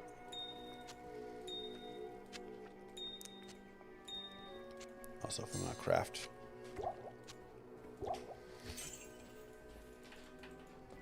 Good evening.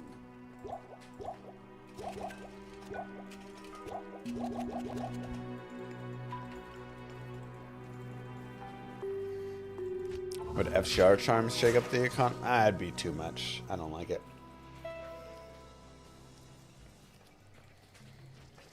How do you get World Stone Shards? Just kill a lot of uniques and champions.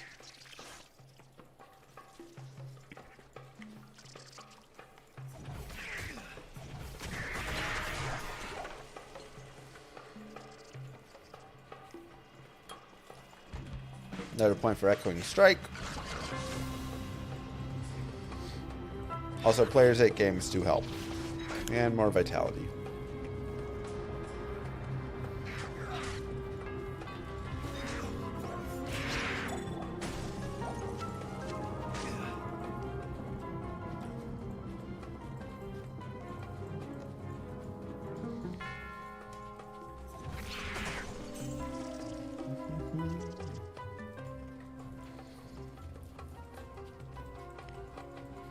Displays the tier ratings.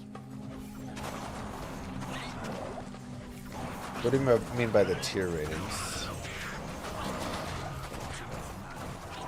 Oh yeah, you can put it up. I'm just curious. Oh, from the list that I made. Yeah, sure.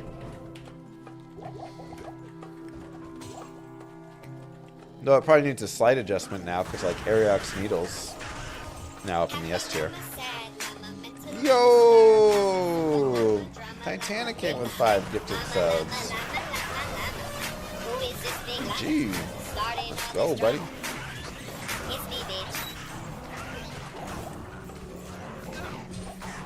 Extremely thoughtful. Go ahead and grab a armor for a mercenary. Why not? Give him something.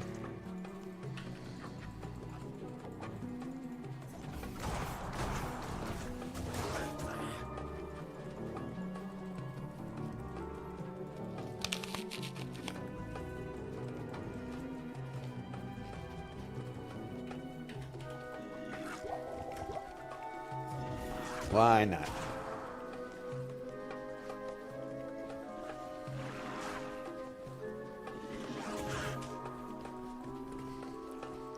What should you ask for your renewed Crack Thunder?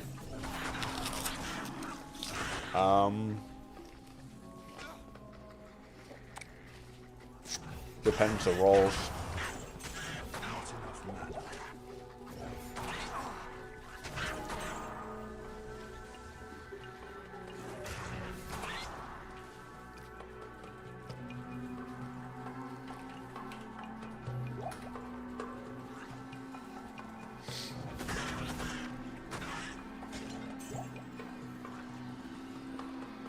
Don't ID uniques off of racks in single player.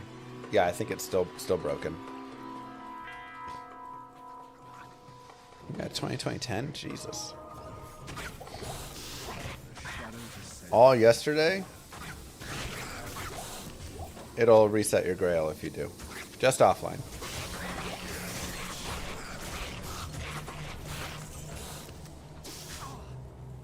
Needs to be patched. I don't know why they haven't pushed that patch yet.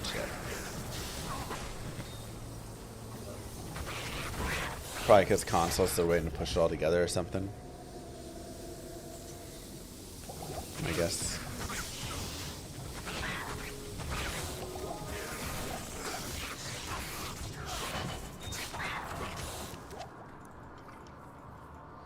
Identifying a grail item off a rack offline will reset your grail right now. It's a bug.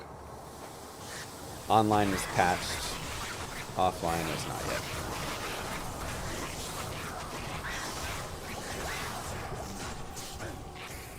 Armor or weapon rack, yes.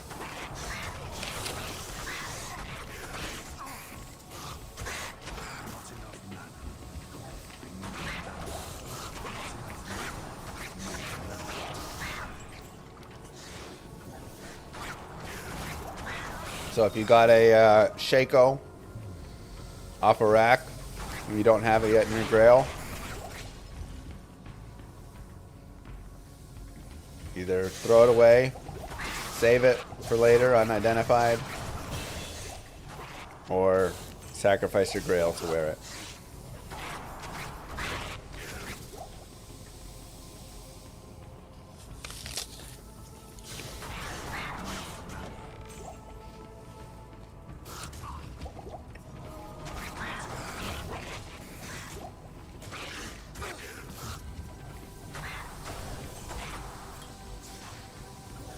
More echoing strike. I mean, weapon and armor rack.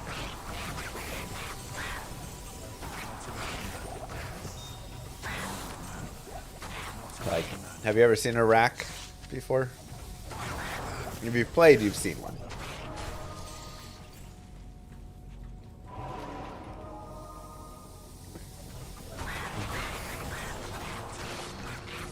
Down, like, in the jail.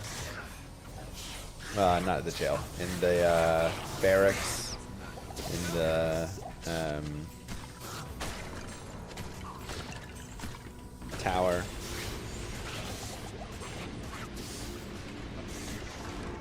Move. I've seen quite a few racks in my days. Yeah, exactly.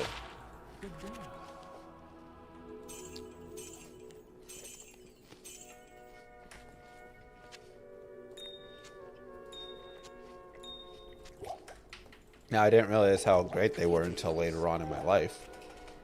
But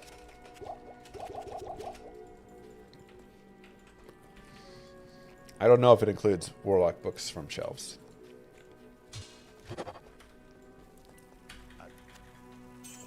Allow me to advise you.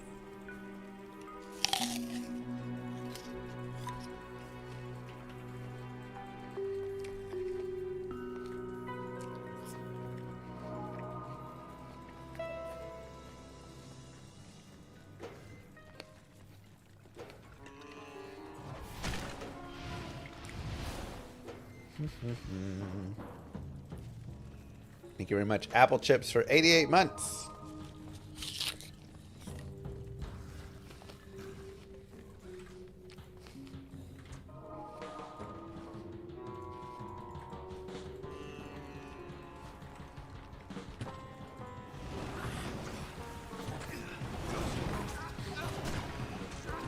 Yeah.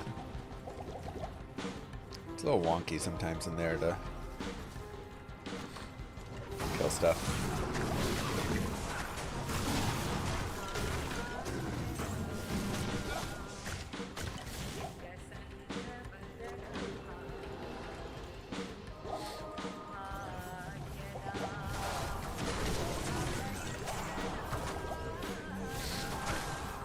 I need a few more points in energy coming up. It's getting expensive again.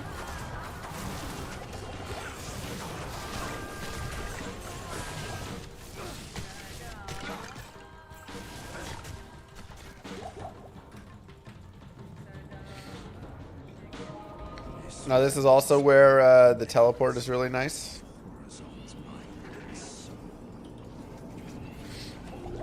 So, easier way to get through the Arcane Sanctuary if desired. You can honestly just teleport the whole way if you want, or you can just do like minor teleporting. Have up to. Again, depends how much you want to like kill stuff.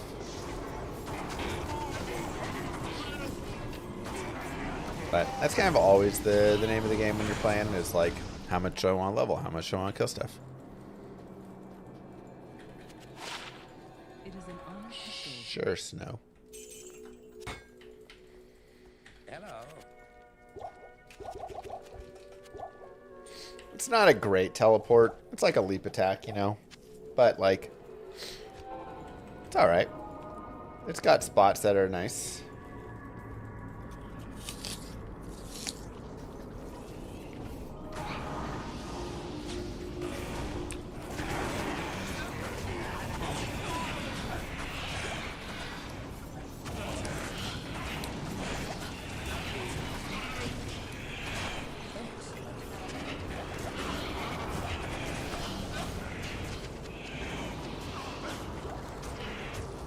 Here for the mukbang.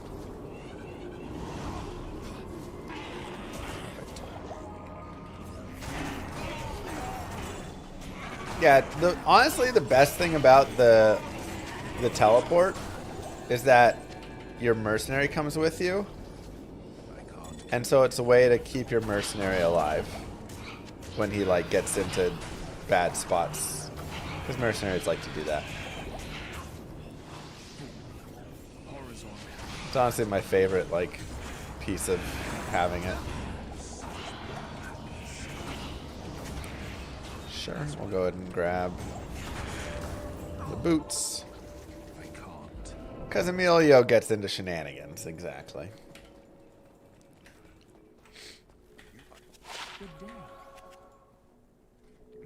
Sure.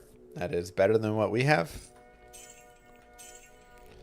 Ooh, 11 life, 28 cold res. That is a really nice AMA. Losing 10 FCR, though, I don't love.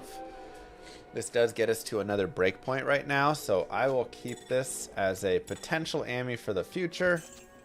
As right now,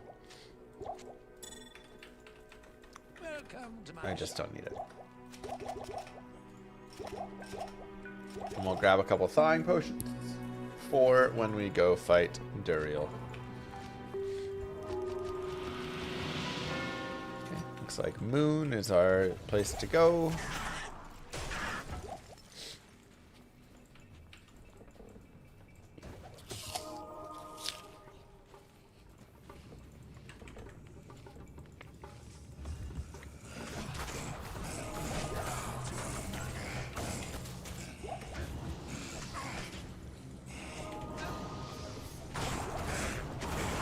Priority is on you there.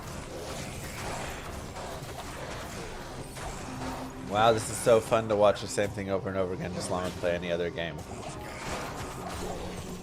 Said the first time chatter. He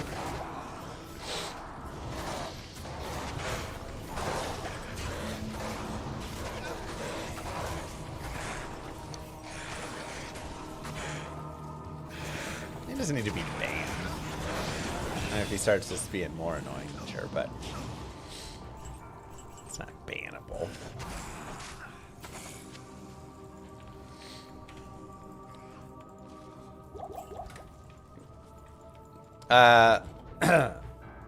I play Diablo 2. Llama RPG is in the works. That'll be the game that takes over Diablo 2 and everything in the future. From what I've heard. The hype from that one is insane.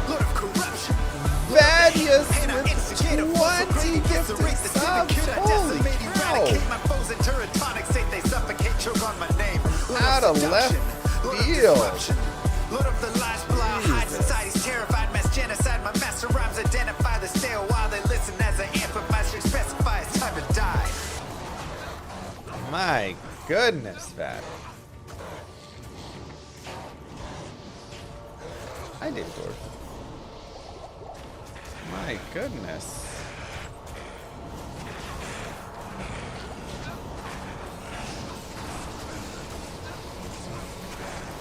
Okay, now, checklist before we go down to fight Duriel. Number 1, we go down to players 1. I'm going to put more points in energy, by the way. We're up to 35 now. Number 2, give 2 thawing potions to Mercenary, give 2 to myself. At least, whatever. At least 1. I want the additional 50 cold res for 1 minute, 30 seconds per potion. Get my potions stored in, and then we go in, we fight. We give healing potions to our mercenary. He'll stay alive. And easy money. Knock him down. Ooh, ethereal. Like that. Bing, bang, boom, just like that. Duriel gets owned. Is the sub counter broken? It keeps jumping back. Damn it. Yeah, it's having some troubles. Destruction will not elude me forever. It'll climb back up. You just gotta give it like a minute. Wow, that's a really nice helm. 29 fire res, 7 life. Bonus, AR, whatever. That'd be great for us or our mercenary. The Sigil Lethargy I could also have kept and used, but I don't super care about it. We'll put it on our offhand. I'll put that to good We'll give our use. mercenary that for right now. We'll pick up some stamina potions right here. And we will move forward. Level 23. Very nice. Good day. And let's take a look at this poleaxe. Ooh, oh my god, it's so juicy. 30 to 64 damage right there. Wow. That ethereal's super nice. Cool. We will give that temporarily to our mercenary, and we will boost our strength up so we can use that. The cannot be frozen pieces I don't care about. The cold res is what I cared about for the thawing potion. Yeah, that weapon's super nice.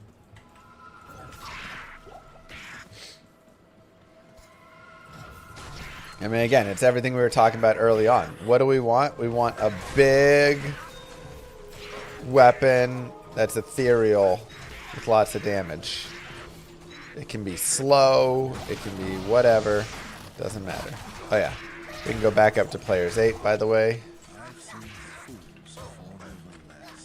So, we're going to need to pick up a couple levels first.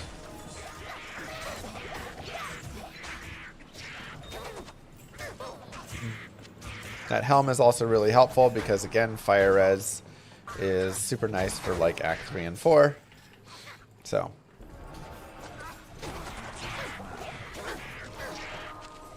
This is the big stick build, man.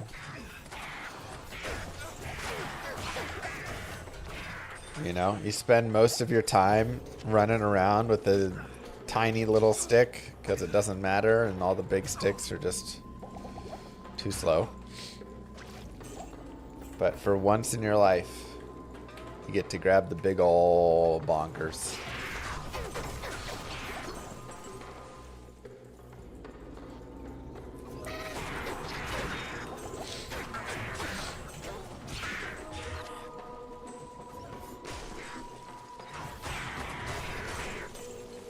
It's not Sag.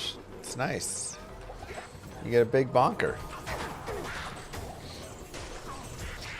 You got a bone snap in normal? Yeah, bone snap would carry you all the way to hell.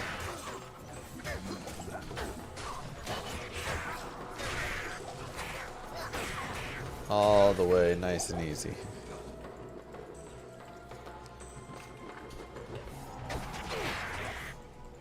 Right?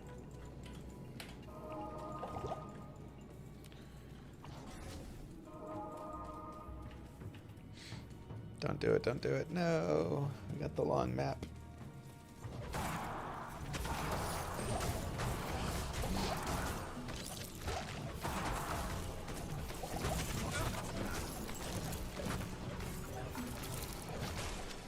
Yeah, but now the other big sticks get some room to shine. That is one of my favorite things about the Warlock. We actually get to see use cases now for Mang Song's lesson. There's now a use case for Arioch's needle, you know, like. It's really cool.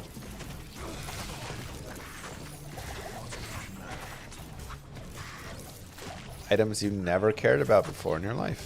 Fortitude weapon. Never made that before. So a lot of two-hander weapons actually got opened up, which is really, I mean, great. I really love that part. So there are some things to be tuned and some stuff here, but I think that is one of the coolest parts.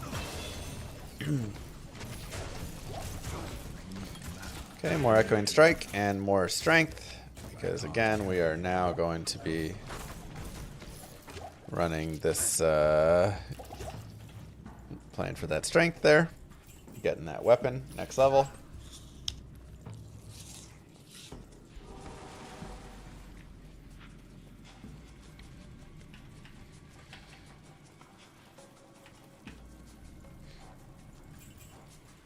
There we go. The sub counter finally updated again. But yeah, so do I play other games? Not a ton. It's something I have debated. We did the game-a-thon, which was a lot of fun. I played through some, like, a lot of Celeste afterwards, which I had a blast with. Like, I did do some variety prior to Reign of the Warlock, because I knew Reign of the Warlock was coming out. And I knew I'd be grinding a ton of Diablo 2. So I was like, well, let's make it a little, like, chill, give ourselves a little bit of time to relax prior. FCR is nice, but no damage. I do like this, just like more. Also, a little bit of fire res right there. Half freeze duration, sure. 10% MF, not enough. Jewels, not enough. 7 MF. 1 to life. I mean, I could put that over 1 max, honestly. I'll take the magic find. Neither one's that good. We'll keep that. Sure, why not? A little bit of poison res. I don't super care.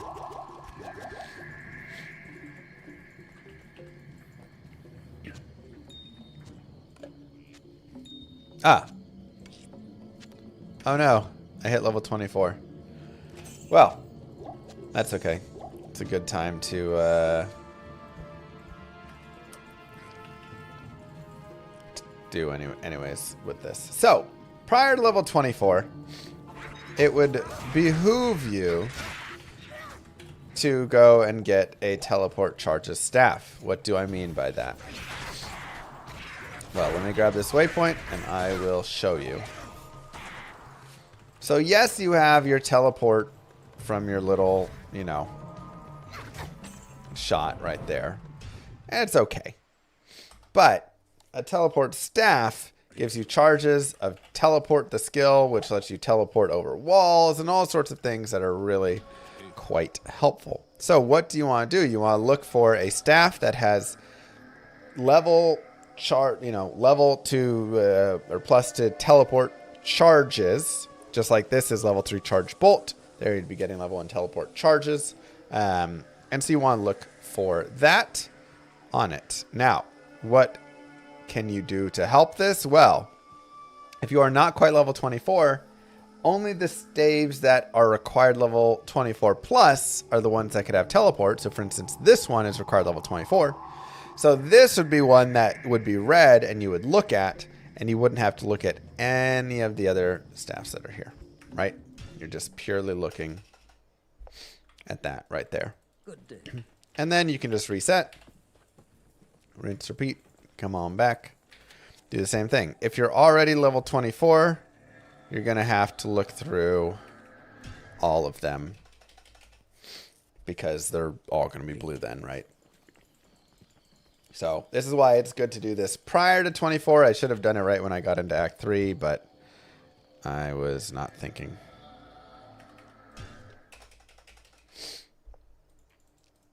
So this may take, 30 seconds. This may take 5, 6, 7 minutes, right? It's kind of one of those things that you'll just have to rinse and repeat. I definitely would say it's worth it. Being able to teleport over walls is super valuable. And again, you don't get that with your current stuff. But you do need gold. At minimum, it's going to cost about 16,000 gold to get it if it's just like a plain straight up staff. However, it could cost 500,000 gold or something. Ukrainian teddy bear with 10 gifted subs. Good lord. Who is this big llama? Starting all this drama. It's me, bitch. Right? It could cost tons. Wow, thank you so much. Good day. So it's one that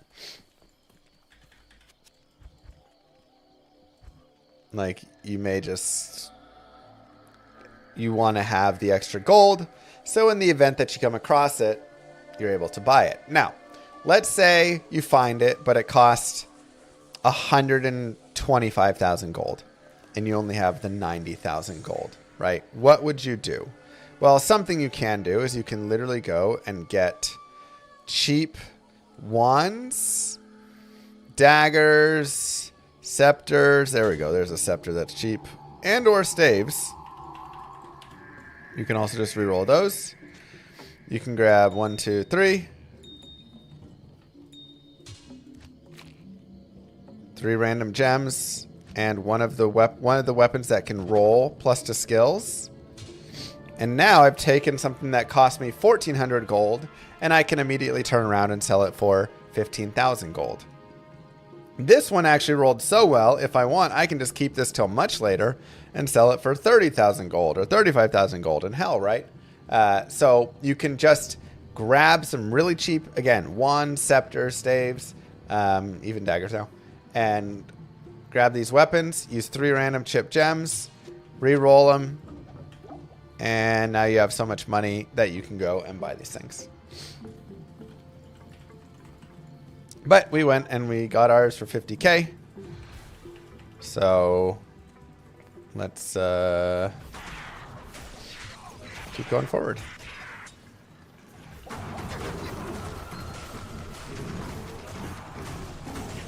Needs to be plus teleport charges, not +2 teleport. Yes, this is an important distinction.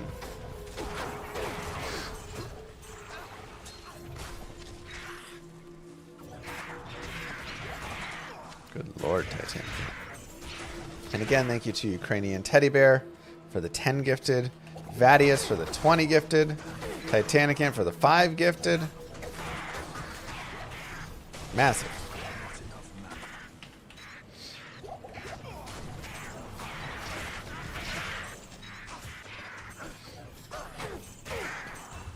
So many fun tips and tricks. I thought it might be like that. Okay. So we don't have a skip.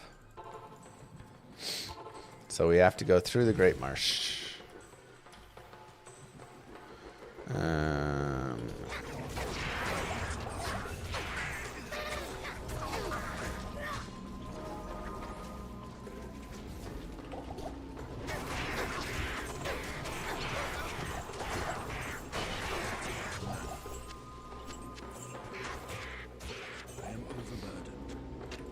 Sure. Let's see what the Codex has for us. 2 to Ring of Fire, 3 to Summon Tainted.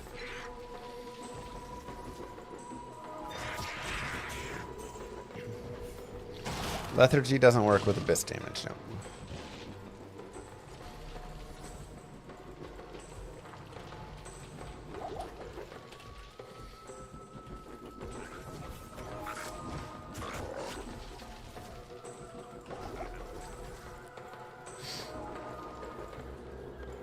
Have I found every unique? Nope. We're at 94% uniques. But still got Tyrael's Might, so.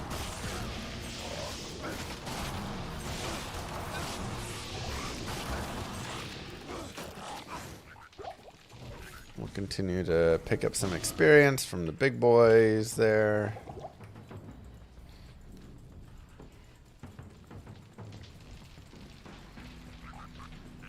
I don't believe your bug is cursing you. That would be very weird.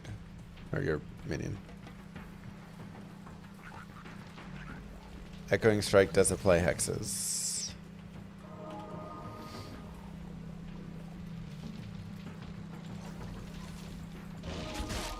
Oh yeah, it gets inked. It's a good time.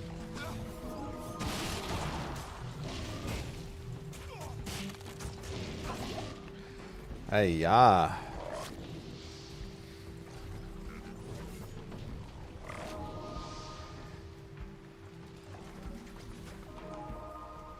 Three, right?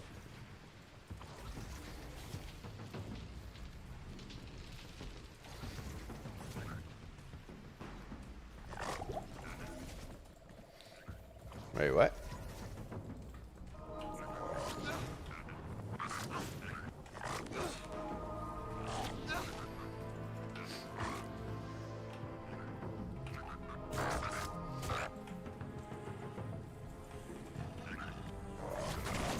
Hold on, now I'm confused.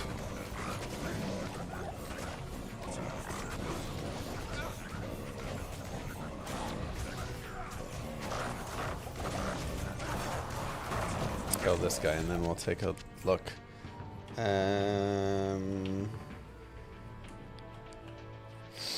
1, 2, 3, 4.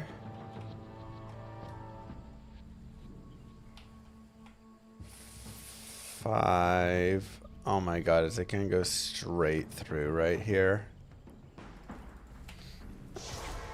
That's super annoying.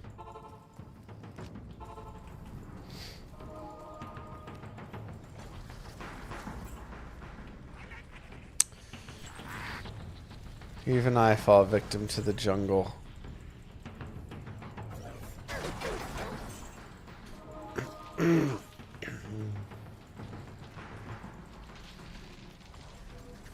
I hate when it runs straight through right next to the Great Marsh that whole time. And there's no connector pieces.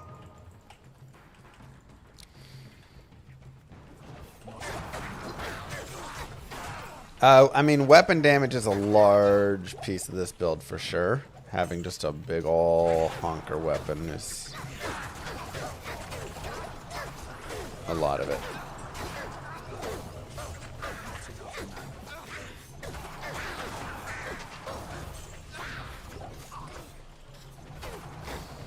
Really helps a lot.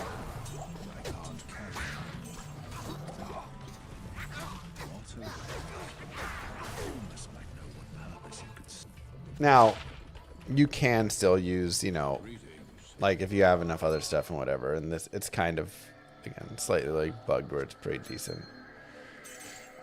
2 to min damage. Yeah, I guess with all the replenish and everything, I'll put this one over that actually, over the +3.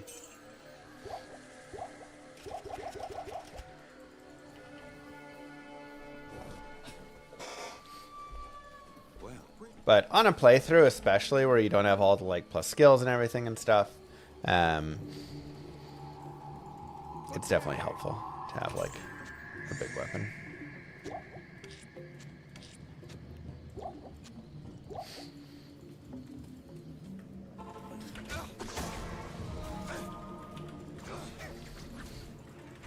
Okay.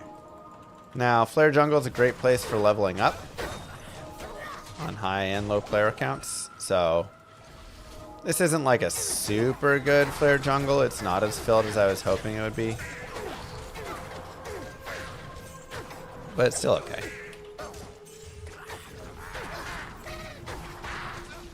Two to Sigil Rancor, 1 to Blood Oath.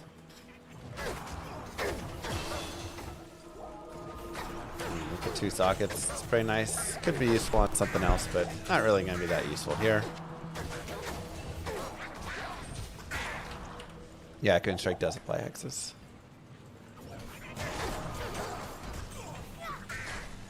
And another point to Echoing Strike. And we'll go ahead and buff it up. Alright, you know what time it is, chat. Big weapon time.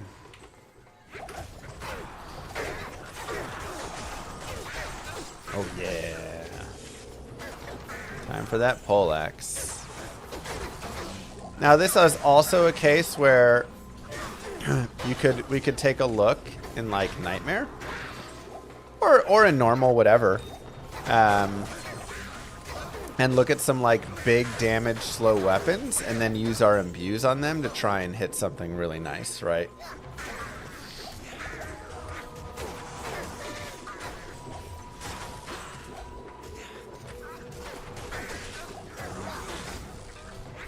So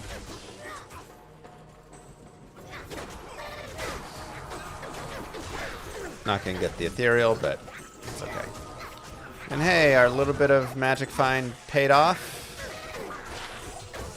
We got Treads of Sithon, which gives us 30% faster run walk and 10 to life.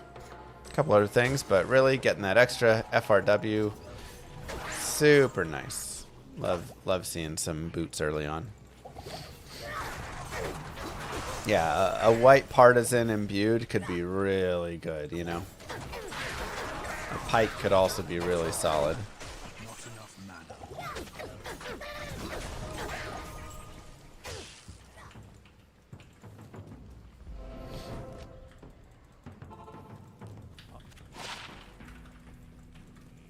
Yes.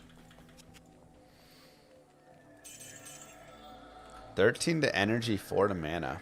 I mean, I do like all the energy, but again, I don't really want to drop what I have right now with the FCR. I just want more FCR still, so that is, I mean, that's really nice though. It would be a big boost for helping cast some things. Good day. Basically 3 levels.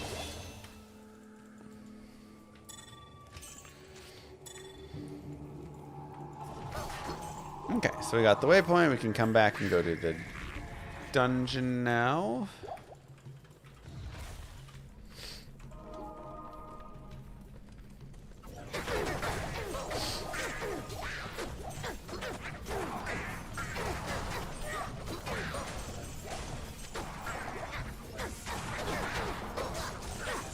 Naked Warlock. Hey, we're still 42 subs away.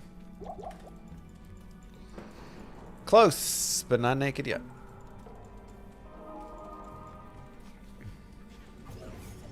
Seems like a good day, RTZ.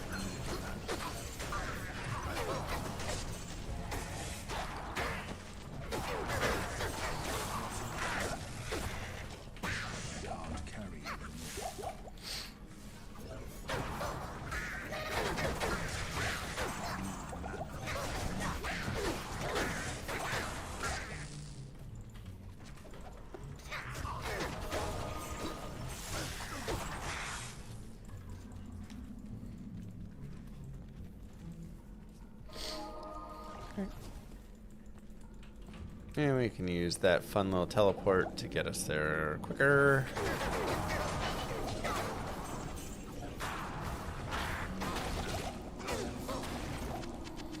I'm actually really looking forward to when we can pick up Mirrored Blades.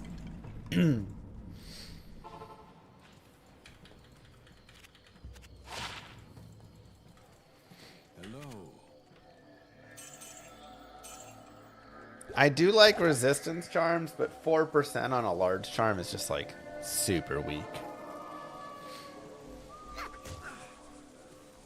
That's not enough.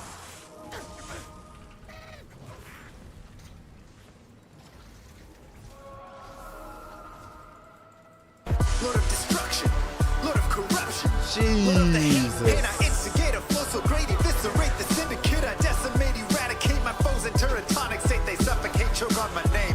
Lord of seduction, Lord of disruption, Lord of the lies, Belial hides inside. He's terrified, mass genocide. My master rhymes identify the stale while they listen as I amplify, strict specify it's time to die. That was supposed to be like everybody remembers their Twitch primes collectively and works through it, not... Wow. 42 gifted subs from Vadius. Well.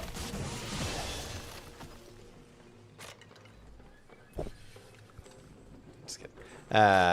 GG. The naked Warlock is unlocked.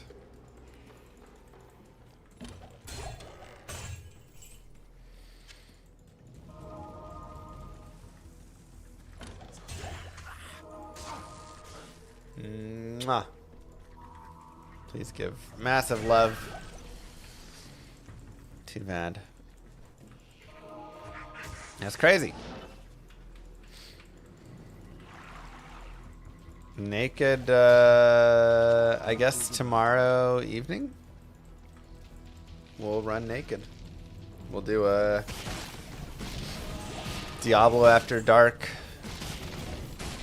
Naked Warlock stream.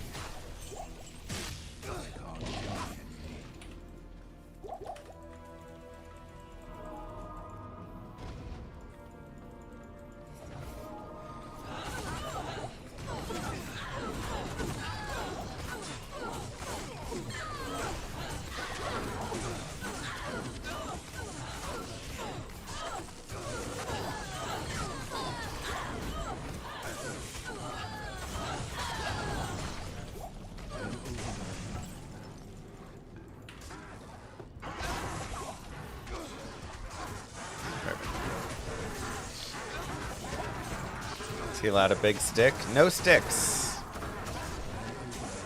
No sticks allowed. Did I answer your silly question?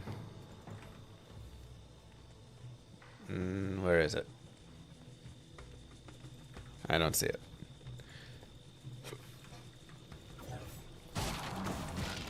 Oh, examples of games with longer gaps going for new content. I mean, this is pretty up there. I don't know another one.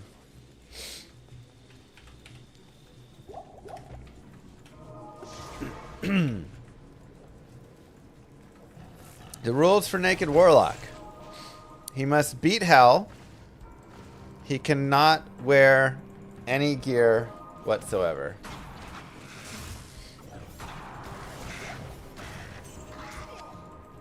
He's naked.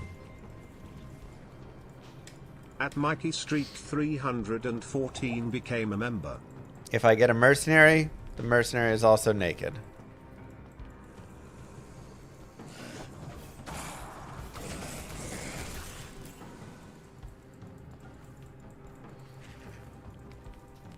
We got a naked warlock before GTA 6. Exactly. Thank you so much, Mikey. Welcome on in.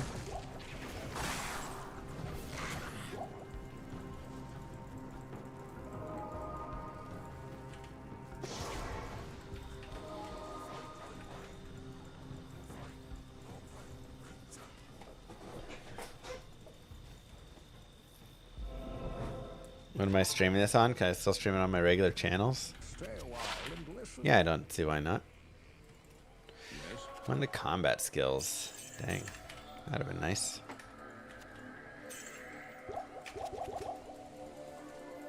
Moo. Sub gold +1. Happy It's 4 conduit. years. Happy 4 years. Oh boy. Well, that's not great. Okay, so we got an inside map, it seems, unless there's some weird wraparound back up over here. See if this wants to go deep and then cut up. Nope. Probably an inside map then. There it is.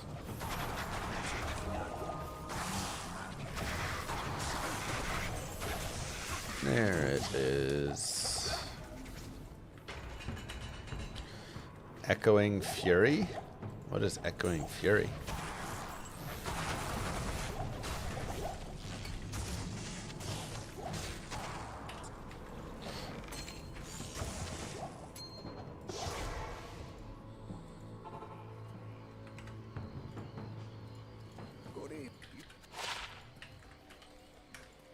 Good evening.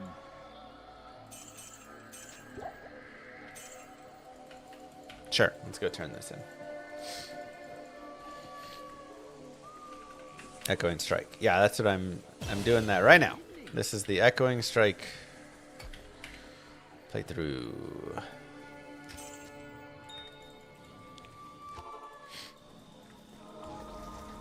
Moo.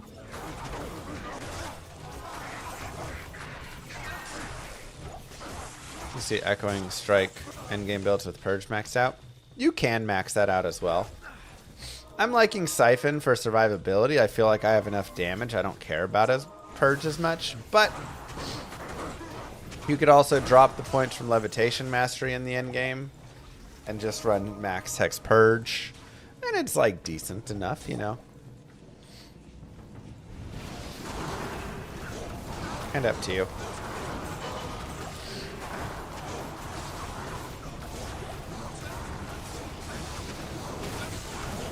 Try and feed your mercenary to keep him alive if possible here. It can be a little tough.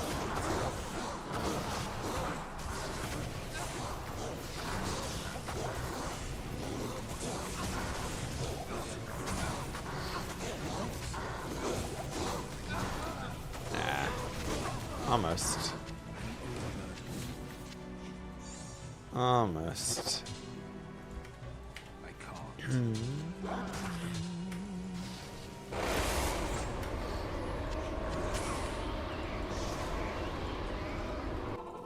Good morning.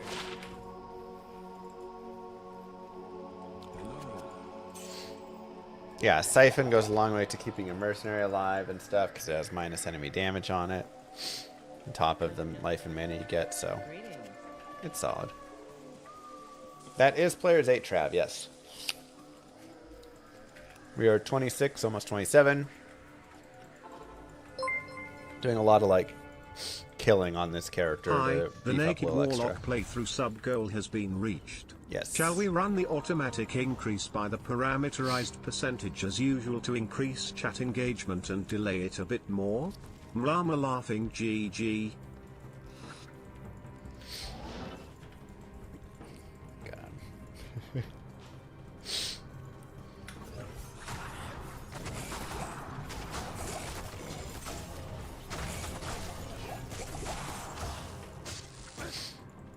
Thank you, ACLs. Now, before I go to Mephisto, I will drop down to players one. Llama pet, llama pet, llama pet.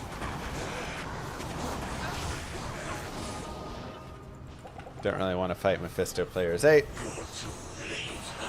We'll let our mercenary get in the way there. We'll give him some health potions. Happy llama, sad llama, mentally disturbed. Ooh, a maul. Drama llama, big fat mama llama, llama, llama, llama. Who is this big llama? Starting all this drama. ACL It's me, bitch. with the 5. I have nothing added to Dex. For this build, you don't need it because it always will just hit.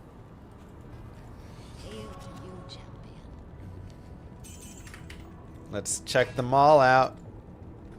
Only 30 to 43, so no ED on it. Not good enough. Moo.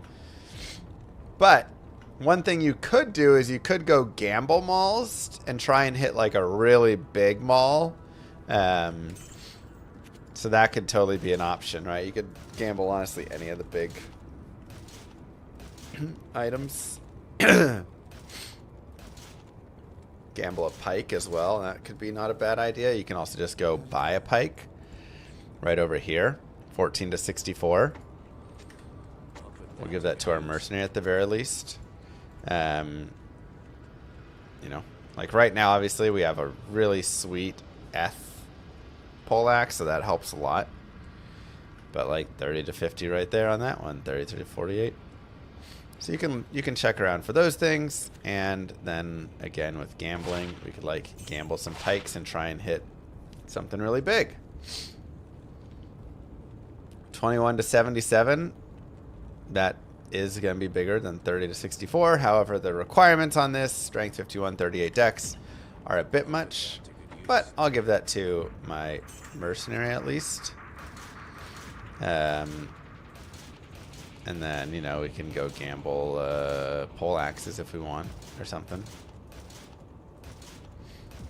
Like, literally do whatever you want here.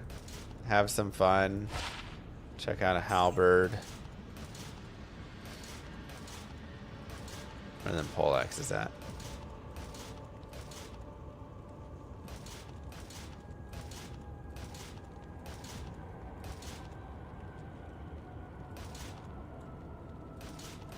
No clue. We saw one like a while ago and that was it. Oh, there was one. Whatever. Whatever. I'm happy with what I have because I have a nice Eth one. But if you don't have a cool Eth one, this would be a great place to buff your weapon up and get a nice boost. And maybe you need to put a few more requirements in on something. A little bit more dex or strength. And that's totally fine.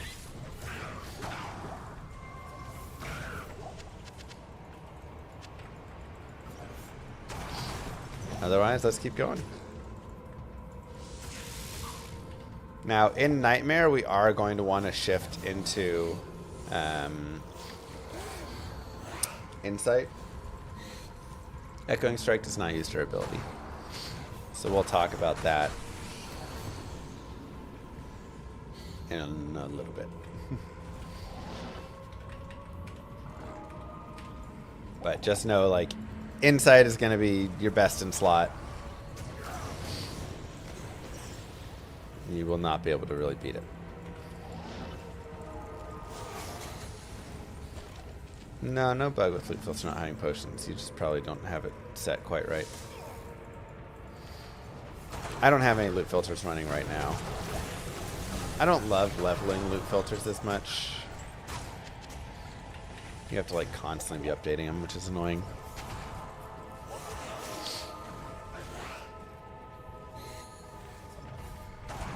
Not setting players back to 8. I'm just going to go players 1 because we're going to get to Isual here, and the last thing I really want to do is fight a players 8 Isual. After that, if we want, we can. But also, we can just not.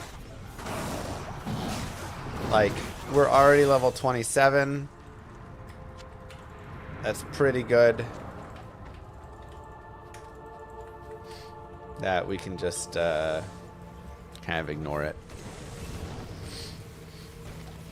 And just rush forward, because there's more leveling that we'll do later on. Now, that being said, you know, you don't have to. You can do what you want, right?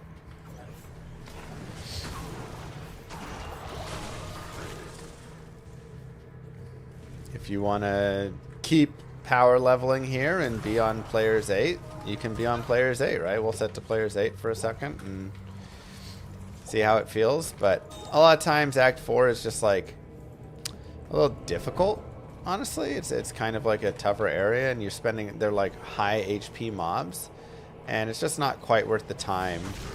So even if like we can kill them, the amount of experience that we get from killing them is just like not worth the amount of time that it takes to kill them, you know. But again, this is all like individual choice. You can see obviously if I'm going through and killing everything and like on players 8, I will gain, you know, a few levels here. But I'm happy to be on players 1, especially because I want to go do the forge, see if we can snag. I guess we can't get a soul rune here, but hey, maybe we'll get an am rune or something nice.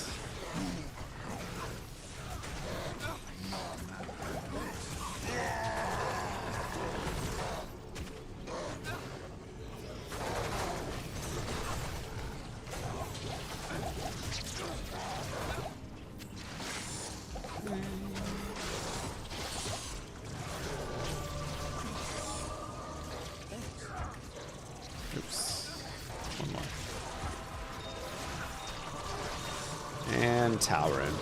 Whatever.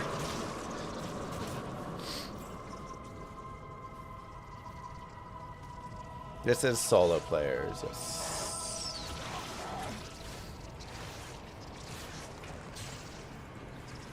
Something that's also really nice about teleport charges is they take no mana. So you don't have to worry about like getting burned out on mana and not being able to cast it. Just always use your tele charges until they burn out. Okay, let's go get our plus to skills. We'll put the one back in Echoing Strike we missed from before, and we'll put the next one in Blade Warp just for more damage to Echoing Strike. What do you need?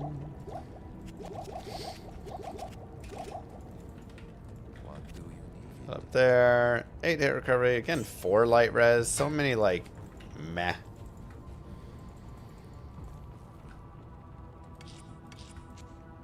And we'll move these gems over here. Good to see you. Go to the River Flame and keep going. I mean, this has been a pretty fun leveling build.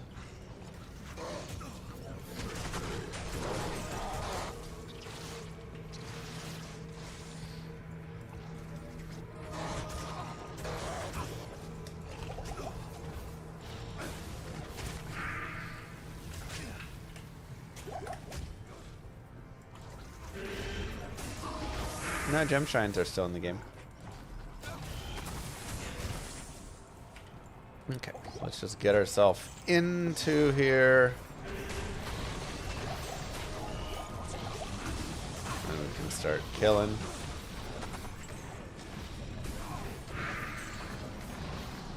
So this is technically where we can start looking for bases if we want. That we could use for insight.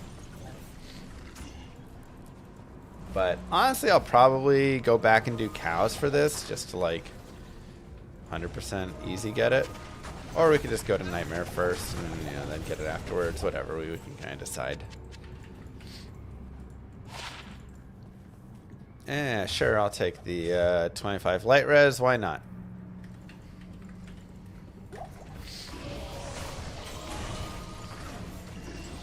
Why not?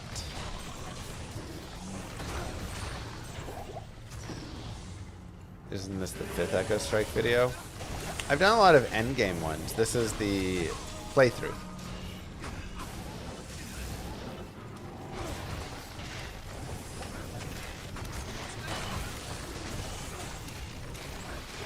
Ooh, another rare maul. Ethereal? No. 37 to 65 damage though. So technically a little bit more. I would have to boost some strength. But what is nice is this does have lifesteal on it, which I do like a lot. So maybe I'll boost my strength up a couple times and we'll put it on for just a short while until we get the insight. So Life Leech does work with Echoing Strike. And it does have solid enough damage that the Life Leech is actually like valuable. You'll actually feel the leech and stuff, so.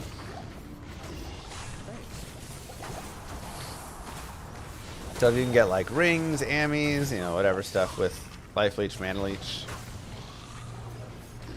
that could be super nice.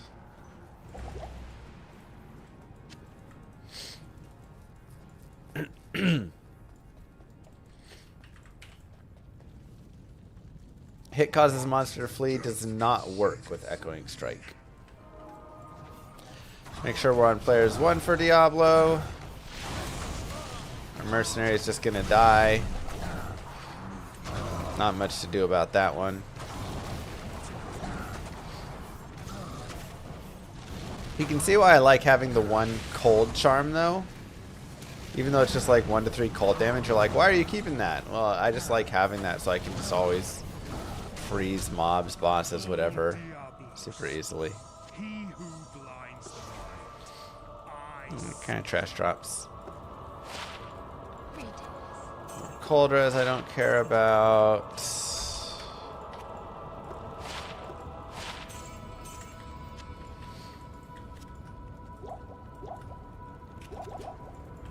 Pick up some potions. Yeah, I will be self-wielding the insight. And just like that, Act 4 is complete.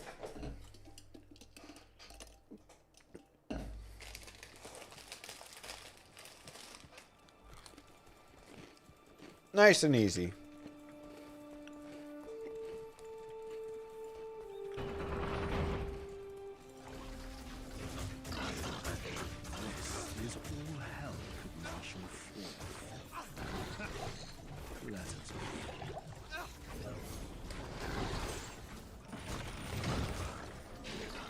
Now, if you do not have level 25 at this point, go back to Act 3, go farm the Flare Jungle, go farm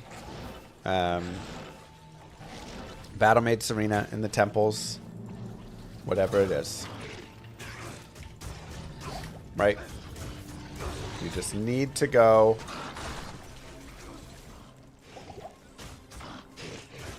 and do your farming and get to level 25. Otherwise, you just won't gain experience here. Just a well-known fact.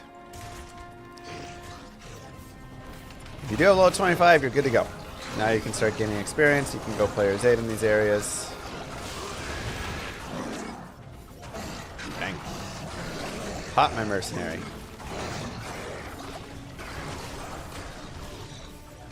And this is, in fact, a fantastic place to actually pick up experience.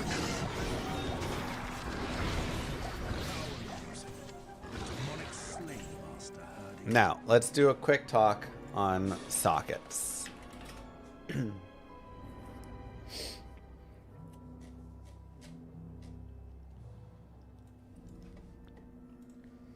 Sockets in the game by number.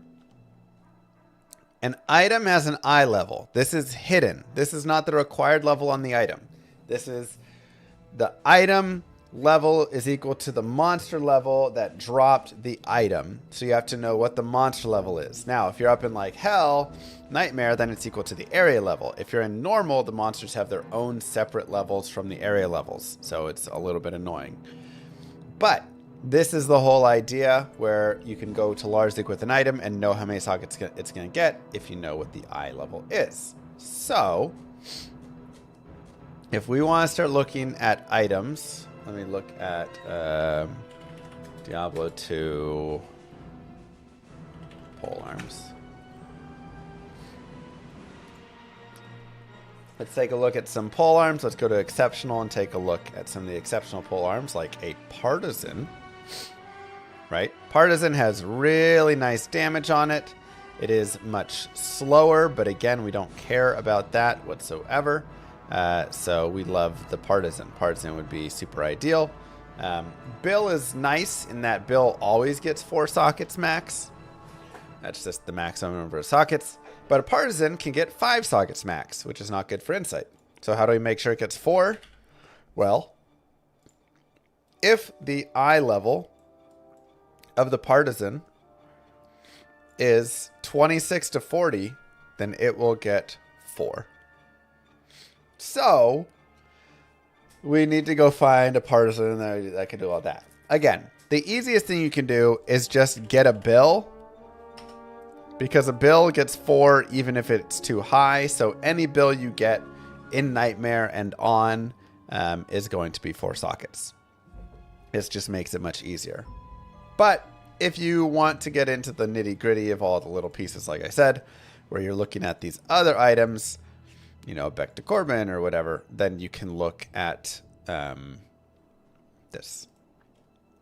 And this is also where like a pole axe is not bad, but can get 5 sockets, so you have to do the same thing.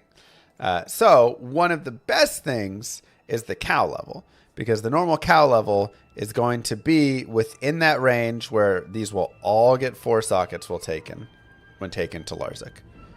So that's my favorite place to go and look around. And so that's where I'm going to recommend. But additionally, most of Act 5, any of like these mobs are going to drop. If they drop a partisan, it's going to be able to get 4 sockets, a white partisan. If the devs were to finish Act 4, what's your thoughts on how they would do it? There's a few exceptions, but mostly there. I mean, I imagine there's plans from before that they have, right? That would be my guess, that they like would actually already have some like maybe rough blueprints of how it was going to be finished. That'd be cool. But I don't know.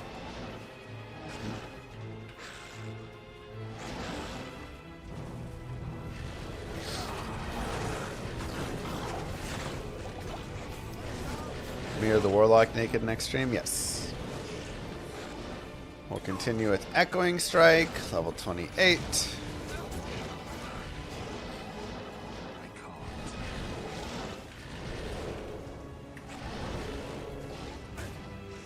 And let's go save more Barbies.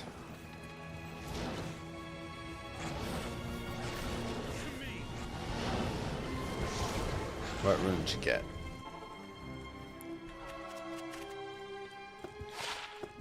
Now, for leveling, this is also really solid. Just to keep leveling right there at Eldritch. I'll go ahead and put the strength in. Why not? I did not. I still have to watch that laundry. You got Zod? No way. That's super sick.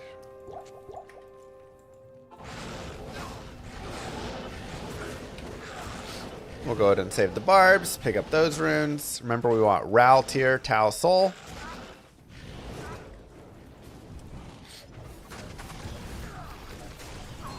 And we'll go forward here, but yeah, I mean, you can farm Eldritch just right off that waypoint. Save, quit, keep farming, save, quit, keep farming. Easily up into your mid 30s or like, you know, high 39, 40, whatever if you want. Like you can do a lot of farm there.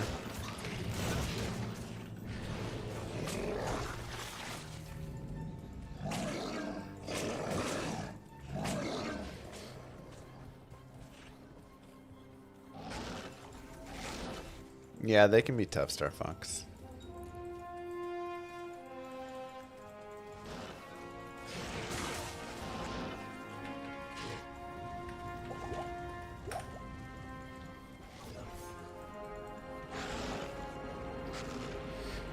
Go down to the crystalline. That's 99. Thank you. I'm actually going to go down to players 1 right now.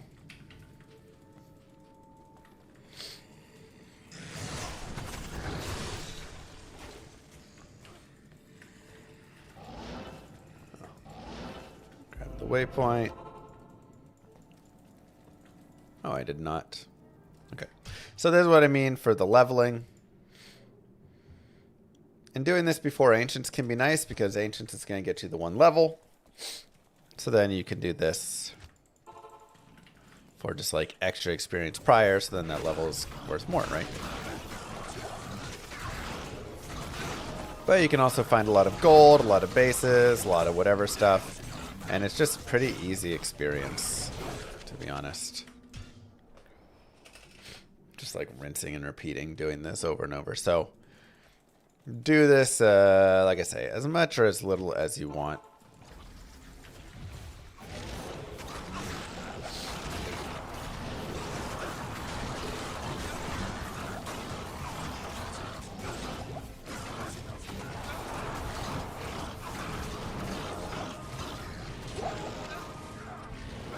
And like that broadsword would get 4 sockets and we could make a spirit sword with it if we wanted. But this build doesn't care so much about that. Go players 1.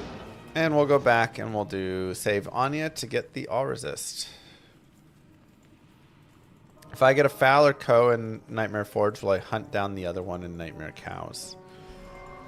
Potentially. I mean, Obedience could be really sick. But Insight is also super good. I was gifted Enigma by my friends a couple days ago, and what quality of life change it is. Look at this guy. Just everything always gifted to him, right? Typical. Yeah, it's really nice. Yeah, Insight's also just super solid with the plus like the mana help. So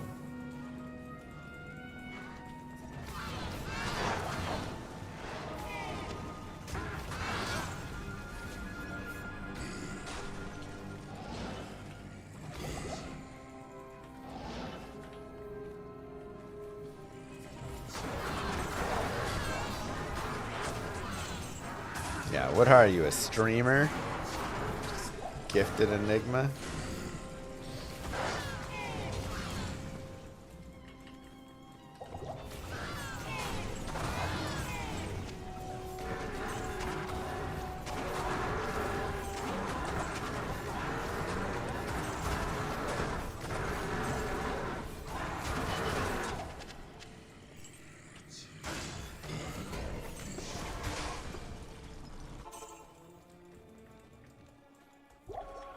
Good afternoon. Okay. Save our girl.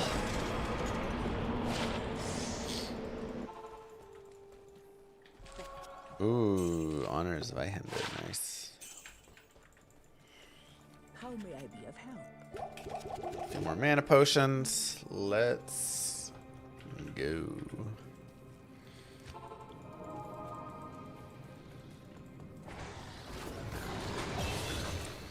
Level up, Echoing Strike.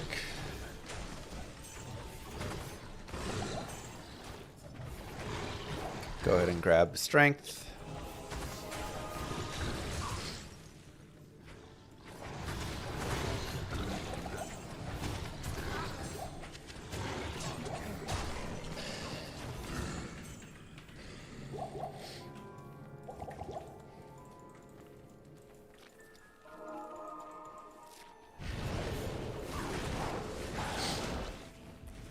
You know, Spirit on a playthrough could actually still be okay for this build, because plus skills are still nice, and FCR is still good.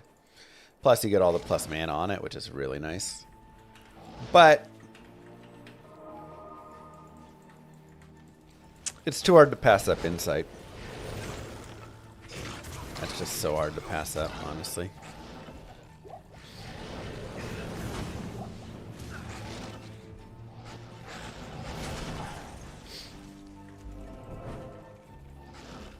When's the next Diablo clone? I don't think we have any word on it right now.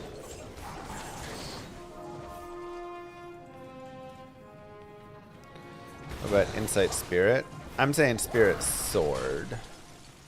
Spirit Shield would be great, but we have to find a White Monarch and get 156 strength, which is kind of hard.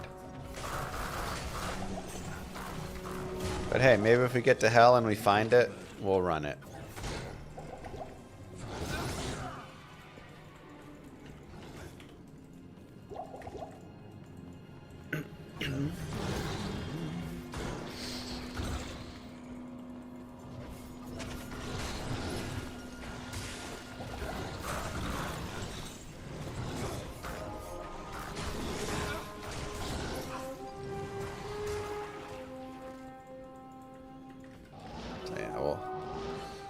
See you in heck.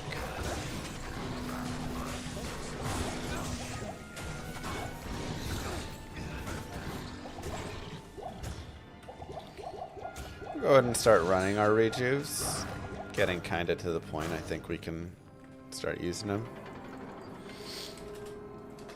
And make sure we're on players 1, and the Ancient should be a breeze, honestly, for this character.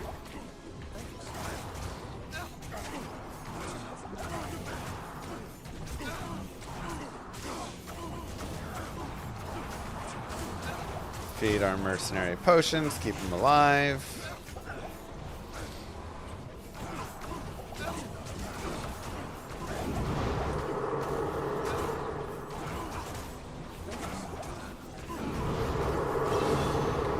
Nice and easy.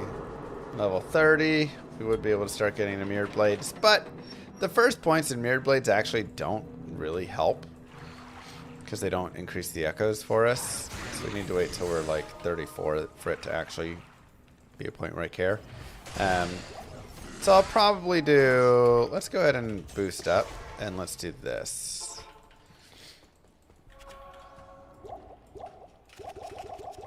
Get a bunch of potions. Put this on.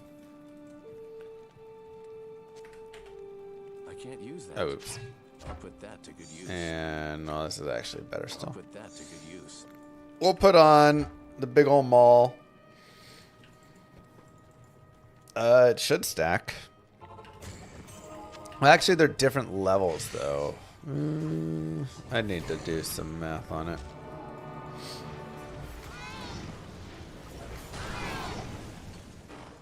See if it's better or not. I mean, I think it stacks, though, right?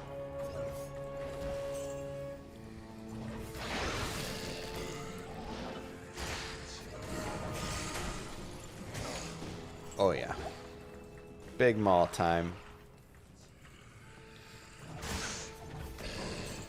It's just so fun having a big stick.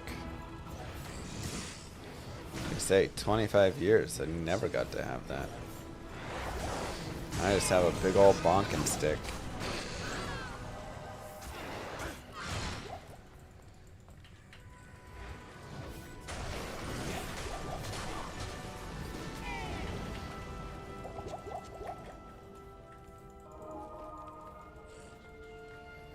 Yeah. Hajj and Dragon are different levels, they stack, so I would assume it does stack.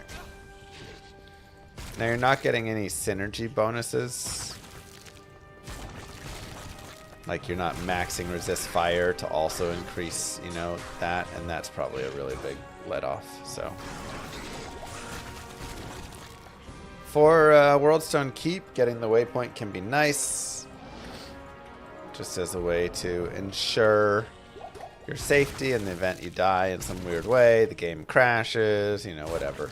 Or we just want to do some bail runs again in the future. Because honestly, this character will probably be solid on bail runs. I'll probably run them on players 8 if I'm going to be honest.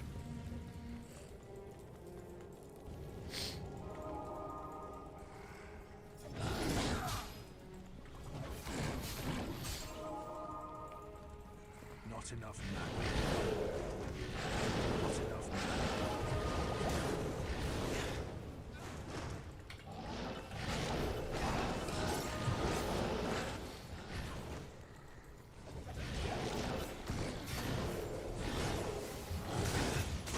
If you and your mercenary both have meditation aura, that is not stacking. You're just getting the level. Those are like competing ones, and it'll just pick the higher level, which you both, you know, whichever one is higher from your insights.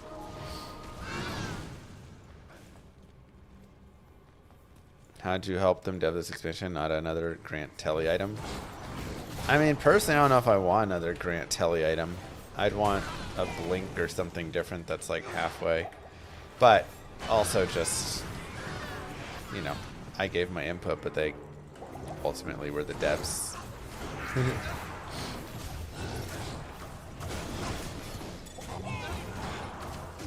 I had a lot of item suggestions that, you know,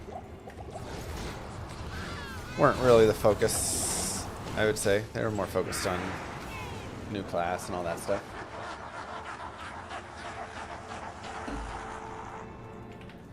You got a town portal ring, though. Yeah, what more do you want? All right, we'll go players 8.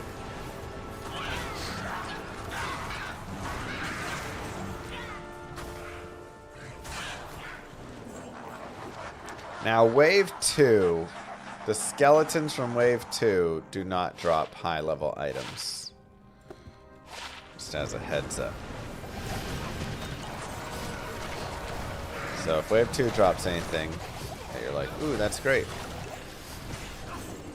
Don't do it.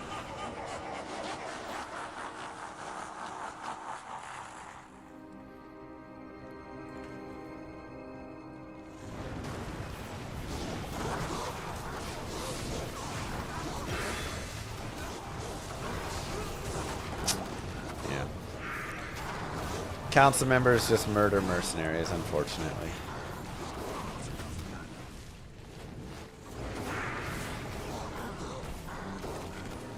Buff melee. I don't know. I mean, I think it's something that, you know, they're looking at. They put it into their questionnaire.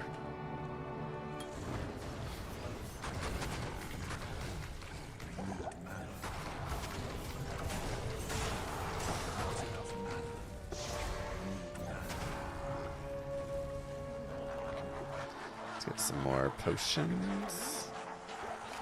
We do still run out of energy a little fast. Moo. At Mr. Llama, why do you do these guides offline with players 8 where most people play online and can't do that? It makes it harder to follow. Lots of people play offline, actually. I've asked before if people prefer them online or offline, and I've overwhelmingly everybody says do it offline. As for following along, really the biggest thing is just leveling up a little more. I'm going to go down to players 3 for the final wave. Players 8 on last wave is just a little rough and normal. So, yeah. If you're playing online, players 1, whatever, again, just level more. Go through the Flare Jungle another time. Do a few more Bale Waves. Kill Eldritch a little more. Like, etc. It's literally just that. Just like doing everything, but doing it a bit more often. Hey, we actually maxed out Echoing Strike. Okay, so now we'll just start maxing out Blade Warp. We'll make sure we're on players 1 before we go down to Bale's Worldstone Chamber.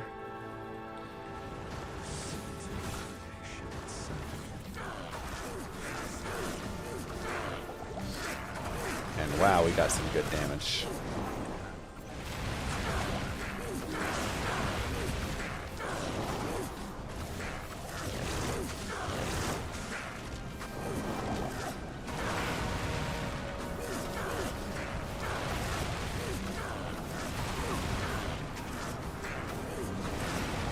just like that. Bingo, bango.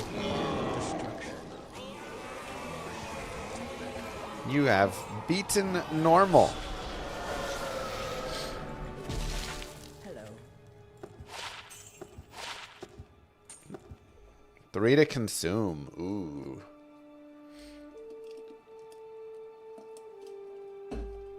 That could be nice, actually, as a alt.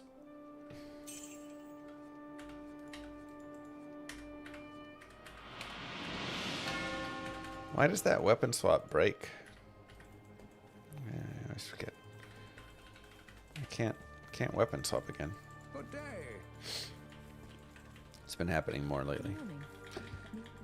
All right. What are your needs? Let's see what we got here. Nothing really.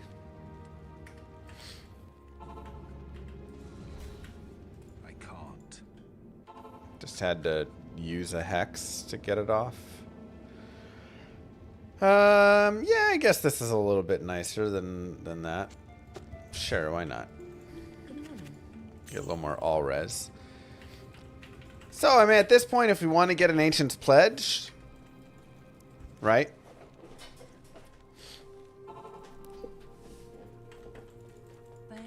Ralort Tal, we can just go look for a 3-socket kite shield.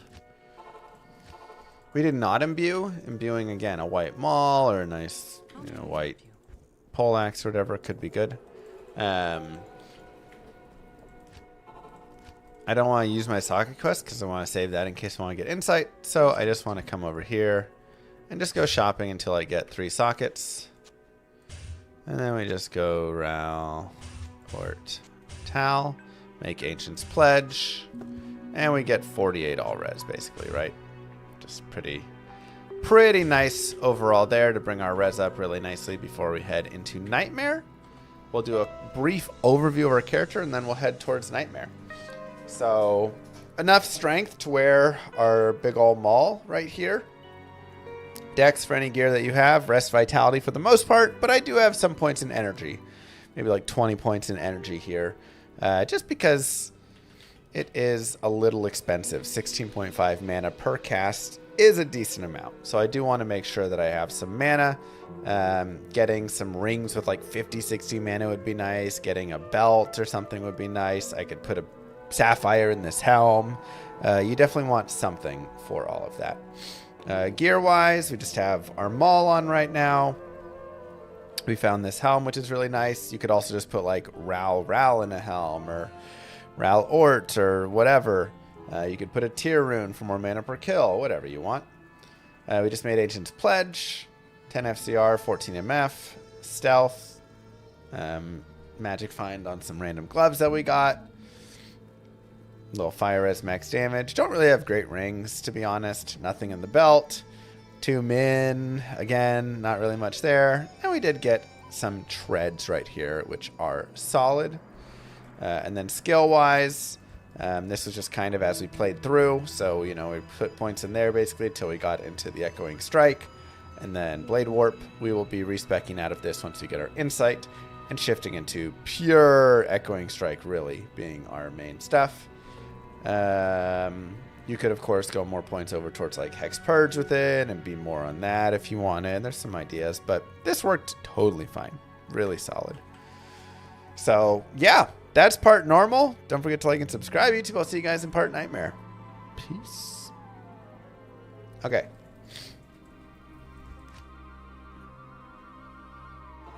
Let me go to the bathroom really fast, and then we'll start part Nightmare.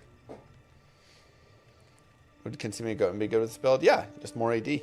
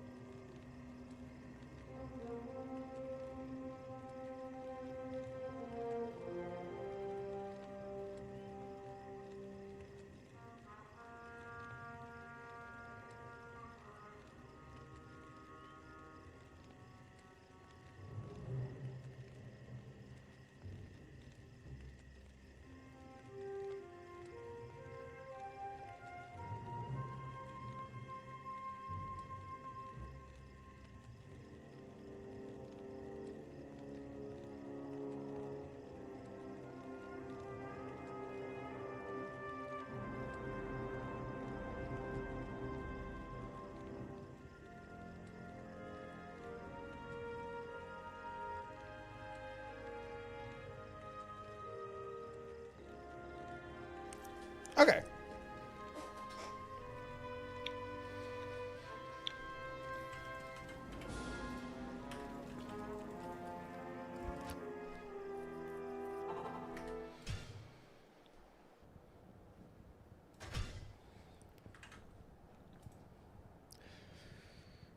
What's up, YouTube? Mr. Llama here, and welcome back to part Nightmare of the Echoing Strike guided playthrough.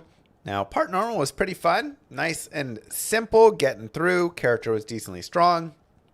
You can, of course, level this character more and more if you would like, and spend that time there, or you can just push through. Kind of up to you how strong you feel. I'm going to go back to normal really fast. I'm level 32, but I want to go and do some cows. You know, that word. That's so hard to remember.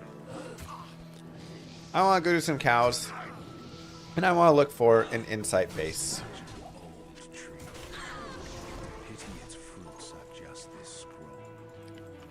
So we'll come over here.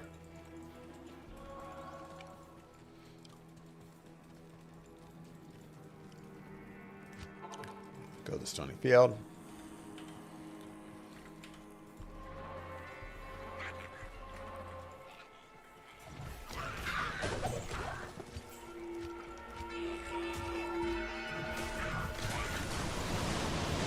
And do some cows. Now, yes, this will be a little bit of experience, but the main purpose of doing this is I want to try and find a base. As any of those white bases that are the pole arms and stuff that can get 4 sockets will get 4 sockets from the cows.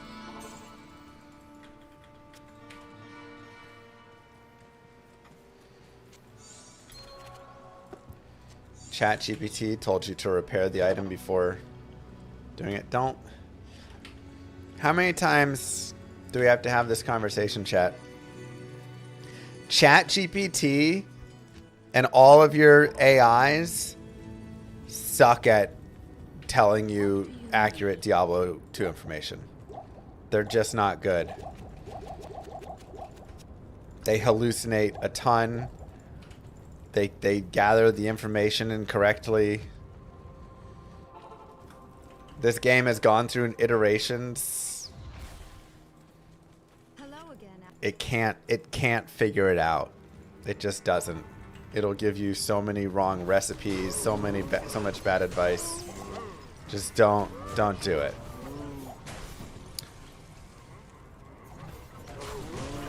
It doesn't think the Warlock exists.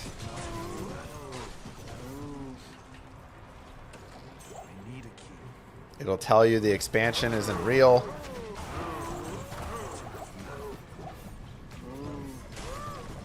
Like, it's not gonna be good, I promise you.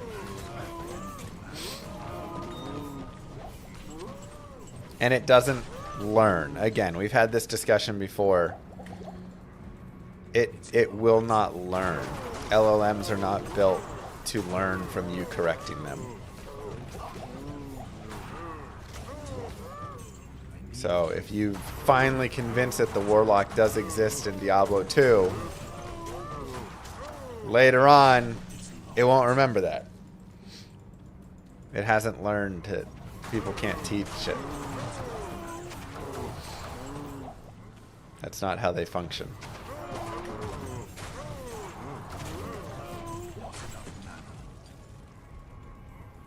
Yeah, to say it thinks is inaccurate. It doesn't think. Okay, so the main thing we're looking for here is some sort of... Try and keep him alive. Some sort of exceptional weapon bait polearm. That is our main desire right now. Got another point of blade warp. I'd also love to just get like the soul rune right here. That'd be sweet. Found a couple of Volges. Not quite what I'm interested in. Low quality partisan is a partisan still. I'm happy with it. Yes, the damage is a little bit lower from it, but it'll still work. Now, the most important thing to do, unlike ChatGPT just told this one person in chat, do not repair it. If you do the recipe to repair it, it will set the eye level to 1. When you go put a socket in it, it will become 3 open sockets and not 4 open sockets. Okay?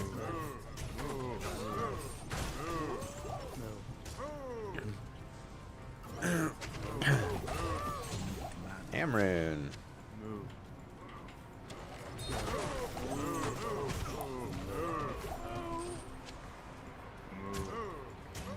What's the eligible for Chronicle Bug offline?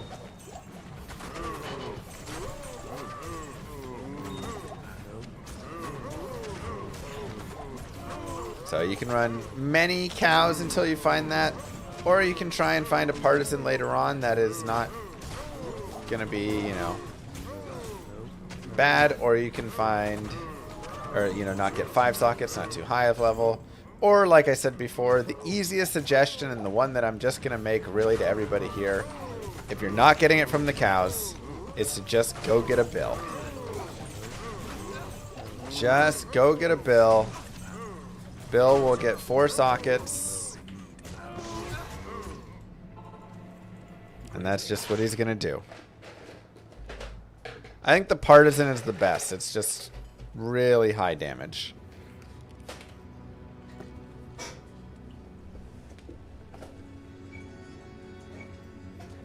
So even though it's a little lower here,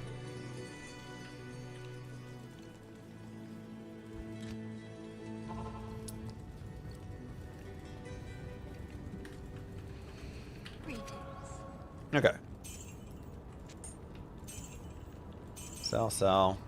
15% MF. Yeah. My rings aren't good enough. Lifesteal on a ring is actually really good for this build. So, I'm actually going to run that.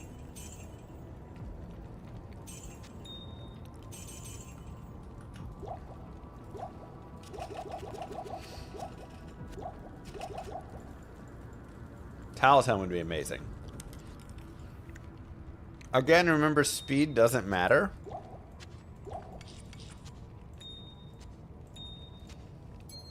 Because it's based off FCR.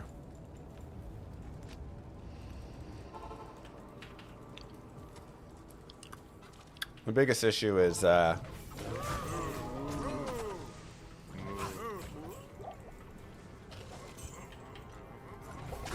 Talisman is level 66 required. I think 66. 66, 67, something around there.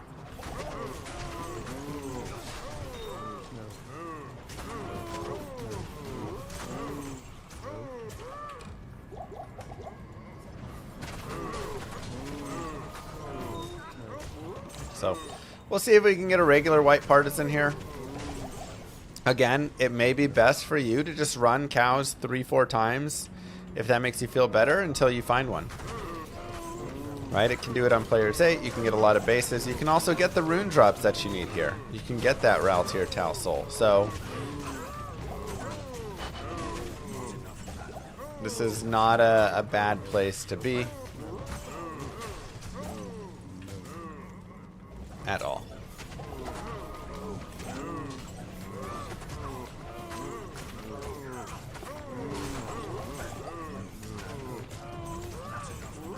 You can also take your anger out on the dairy industry. So many things. Oops. So many things you can do here.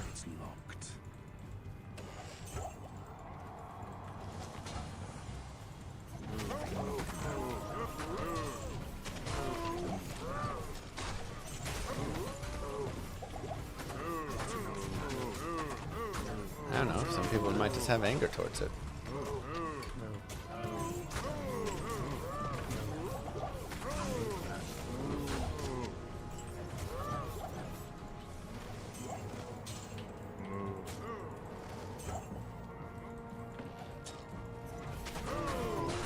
They are aware of it, yes.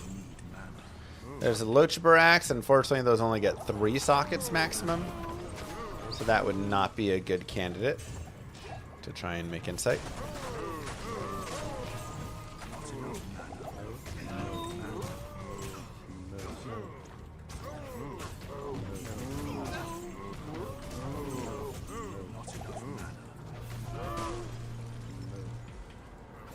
A few more, and then, like I said, I've got my low quality. I'm satisfied enough with it. We can go forward to Nightmare. Good to see you.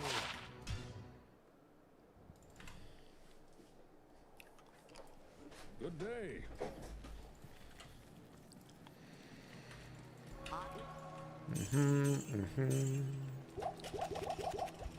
Okay. So, part Nightmare, Echoing Strike. These creatures Stay on players 8. shall yield to me or perish. We can pick up the Den.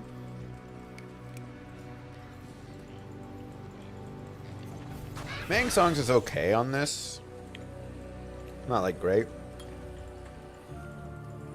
Ondos is nice if you want the experience. I used it and it was more than enough.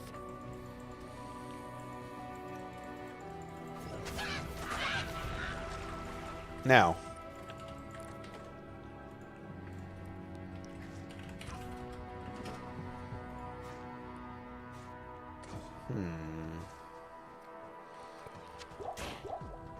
What's the damage on that?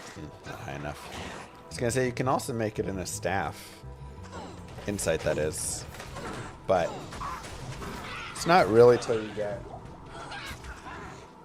to the elite staff that you start to actually have a nice damage. Oh god.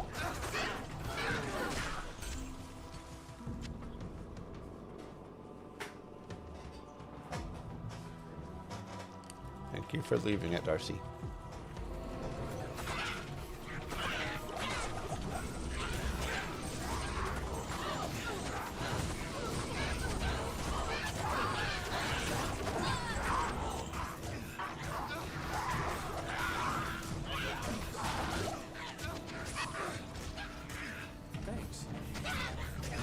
Try and keep our mercenary a little bit alive. 5-second roll. Exactly.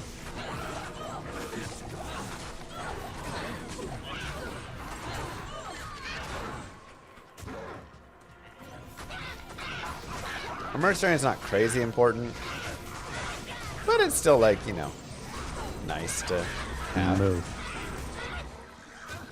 Thanks, Drazzy.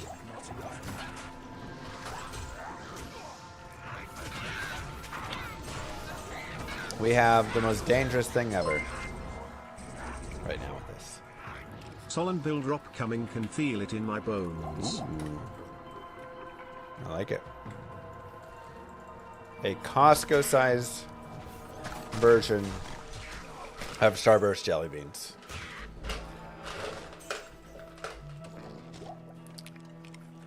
The worst thing that could have happened to my tummy.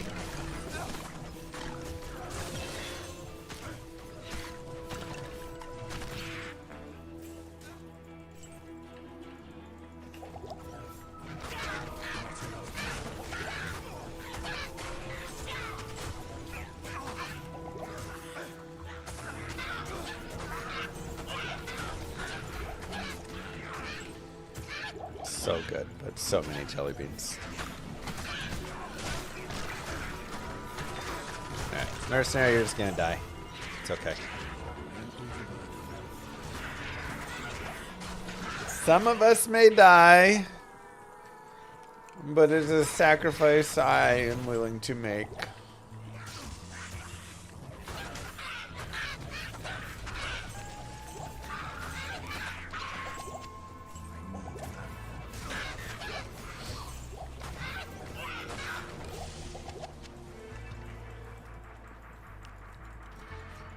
Oh yeah, Den of Evil.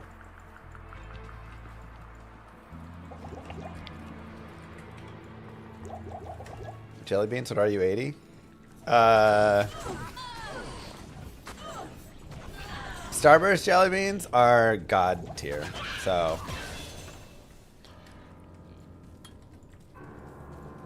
just so you know. Regular jelly beans, trash.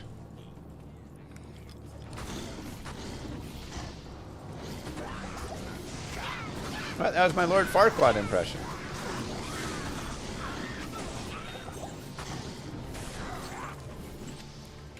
Okay. Go ahead and...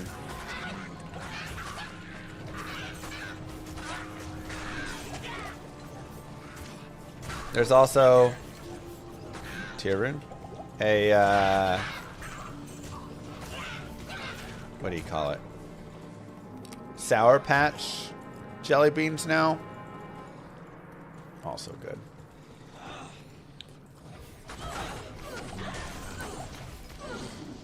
I'm like, stop coming out with so many good jelly beans.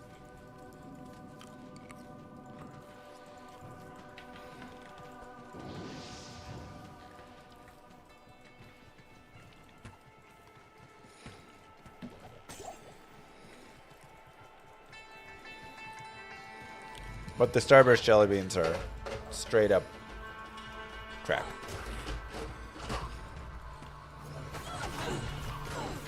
Just don't identify anything from a rack.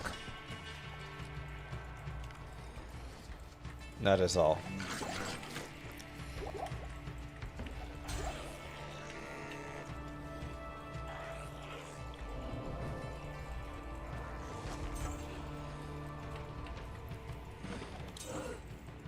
All right, and we will do towers. Offline racks will reset your chronicle right now.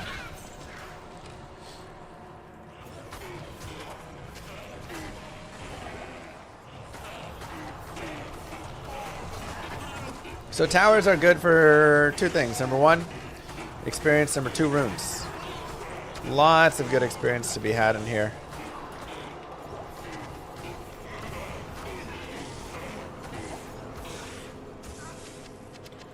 This is also why we run Magic Find, so we can find fun little goodies like a Saigons.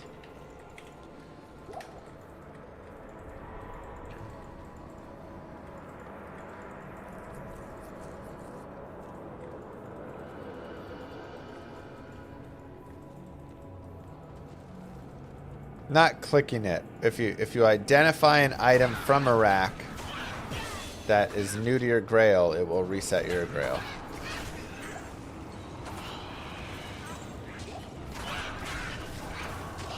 Now, rune.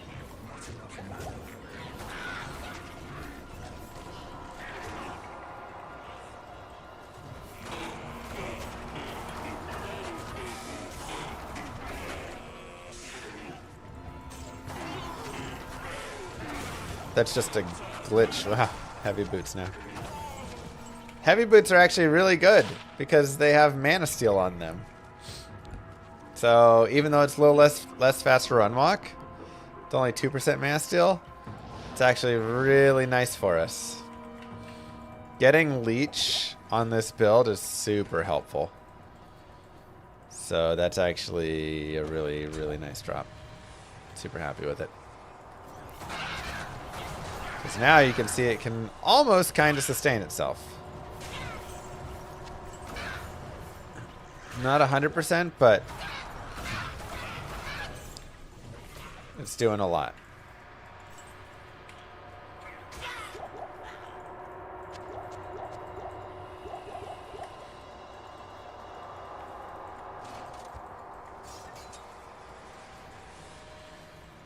Chest and graves are fine. It's just racks. Just be careful around racks. That's all.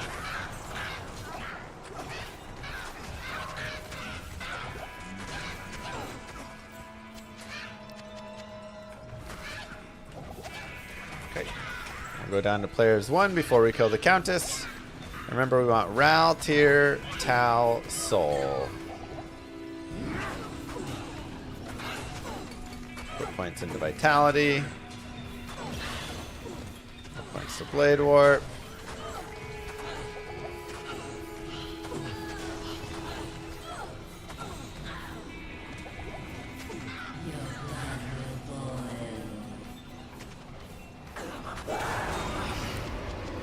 I'll show Neff, not quite. But all good. Lots of experience gained, which is super nice. Good day.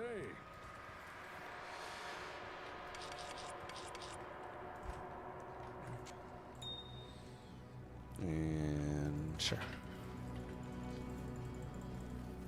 Now the best thing that could happen is we just drop an S4 open socket partisan. That is our ultimate ideal situation here, but that's okay.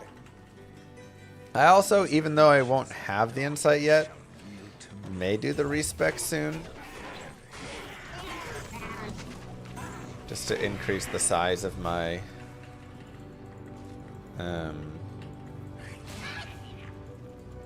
echoing strike, get more echoes out there.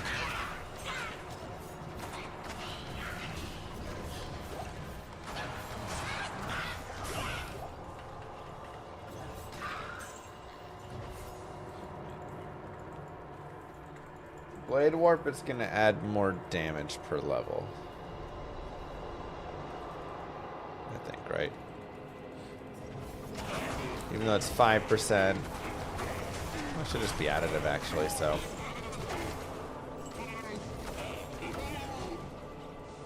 Halberd. Okay. Well.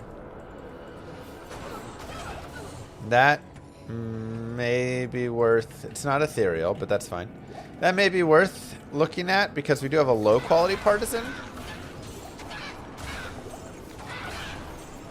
So we can see what the damage looks like between the two. And we can also do double soul rune and then do an insight for a mercenary as well if we wanted, just so he can have really big damage.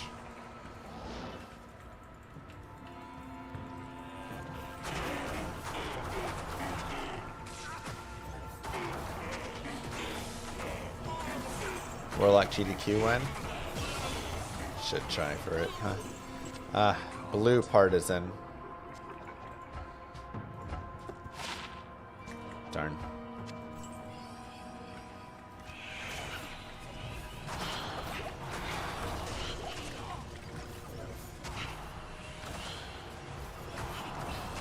Yeah, it's only 4% damage boost on the levitation mastery. Also 330 to 508. 346, 535.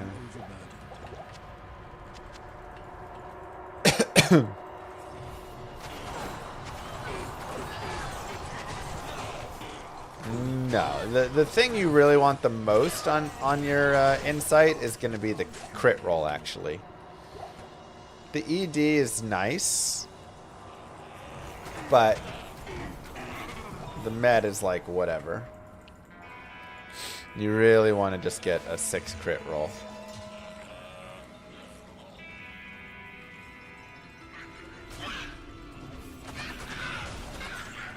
What nerfs do I see? I don't know, and we'll have to see what the devs decide. I think Echoing Strike, Blood Oath, maybe a little fire early on.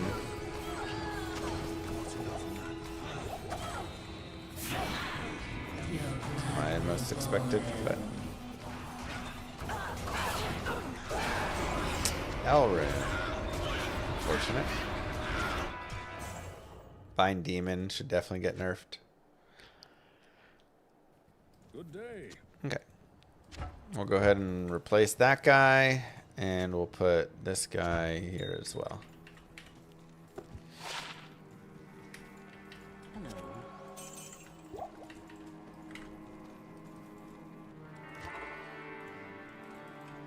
These creatures of darkness shall yield to me, or perish.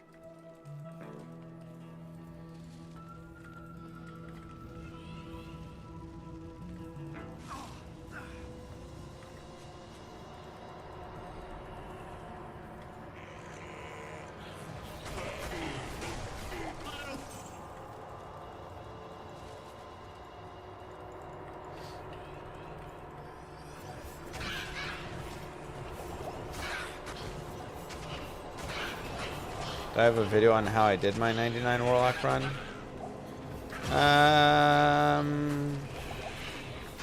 Kind of, not really.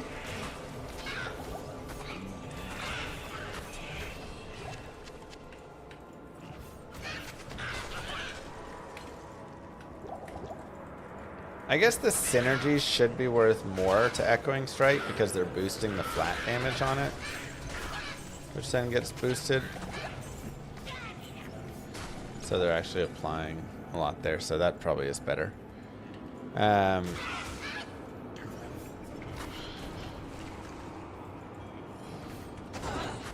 geez.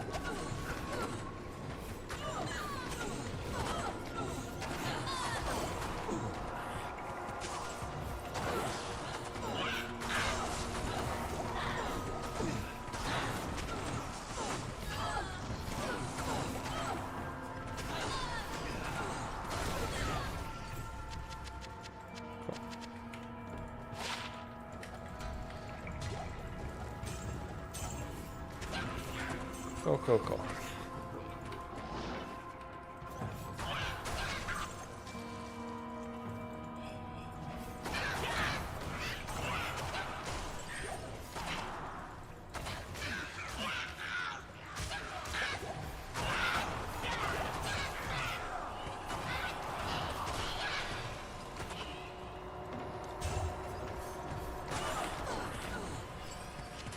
Grab plate mail for our mercenary.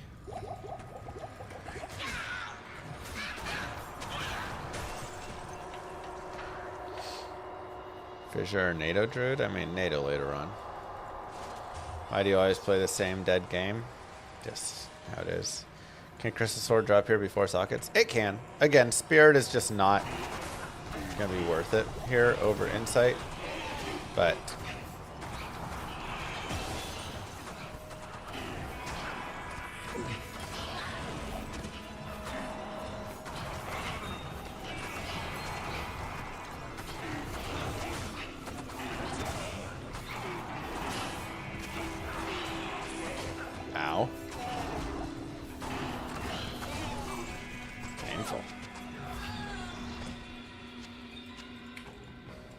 more Cathan's lifesteal.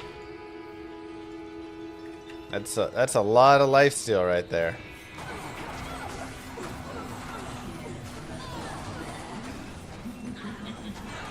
Go down to players 1 before she dies. Full hell.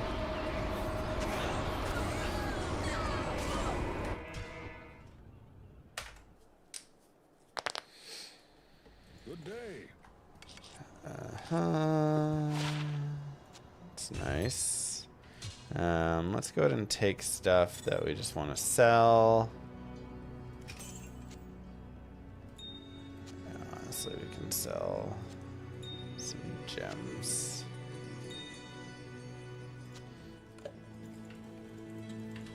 This character recommend for playthrough? Yeah, I mean that's what we're doing right now, a playthrough of it, so you can see 6 max damage, 1 mana per kill. It's okay. My llama, I feel so left out. No one comes into my accounting job that I've been doing for 25 years and asks why I keep doing the same boring accounting every day. Yield to me. Yeah. Or perish. I'm sorry. Hopefully in the future people will be more respectful and start asking you why you do the same boring accounting every day.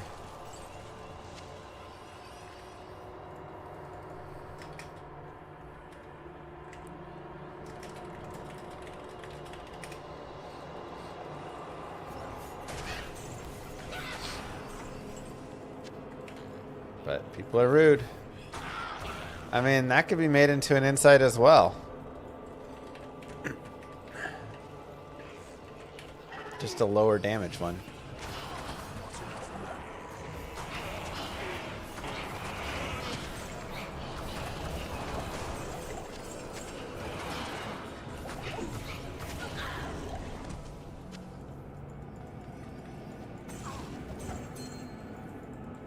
Insight does work in stab. yes.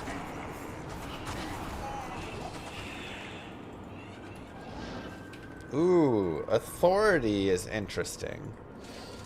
So authority is Hell Shall Ral.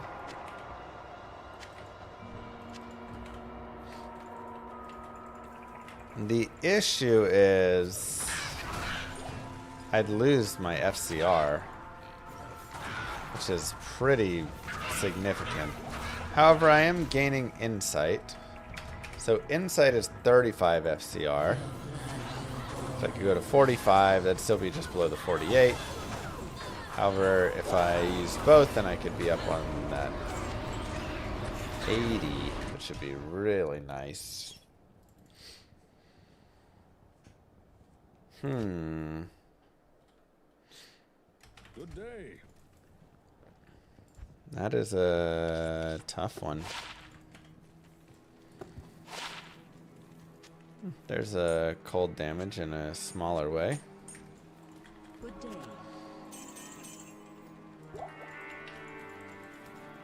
I don't know if there's any declones planned right now. These creatures of darkness shall yield to me. So we lose that FCR, but again, like I say, we gain the FCR in the other ways. They don't stack, it'll just be the same.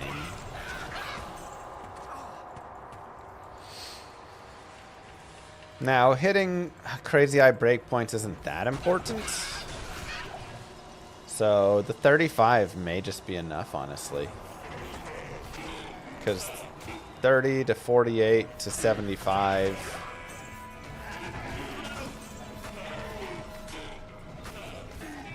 You know. I'd rather have +2 skills, probably. So I think it's worth it. I'd lose a little faster run walk, which I'd be sad about. But other than that.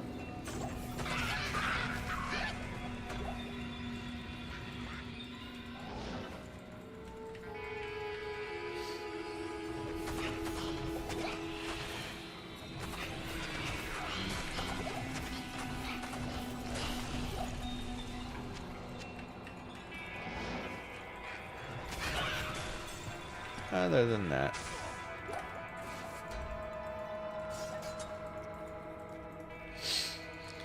Single player, the eligible for Chronicle text is a little buggy.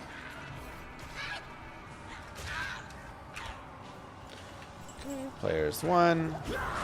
Again, main focus is just getting this soul rune.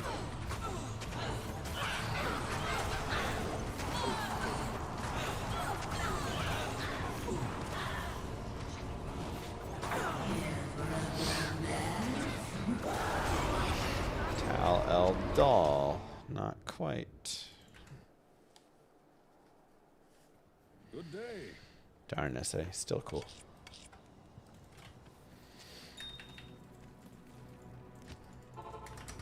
Not quite. But the beautiful thing is you just keep gaining levels while you're doing this. You can go to like mid 40s, mid to high 40s before it really starts to slow down. In Nightmare Countess, so ooh.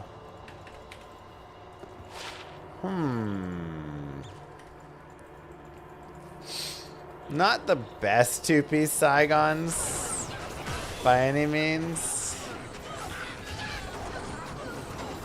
but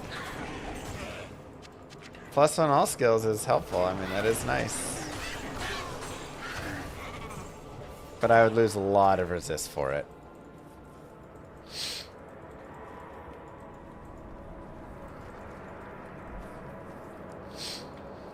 It's just lit to use anything other than stealth once in a while. I can agree with that. I think for the sake of the playthrough, I'm going to do it just because, you know, you use stealth all the time, always, forever. When you get the opportunity to use something else, sometimes you gotta take it. Like a lot of times on my barb playthroughs, I love to make a myth or something, you know? I don't know, 40k. Probably close to that number.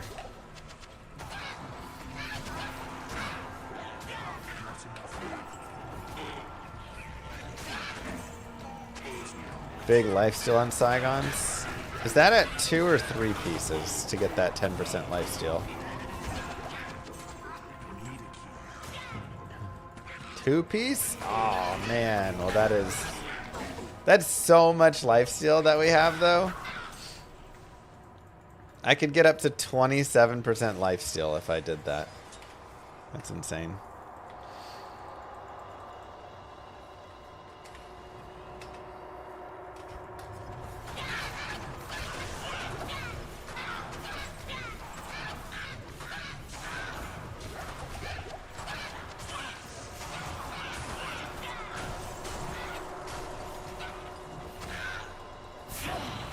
Alright, let's get our soul rune first.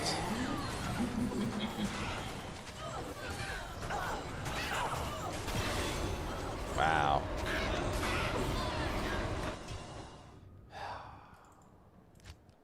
Well, now Bulwark opens up as an option. Oh boy.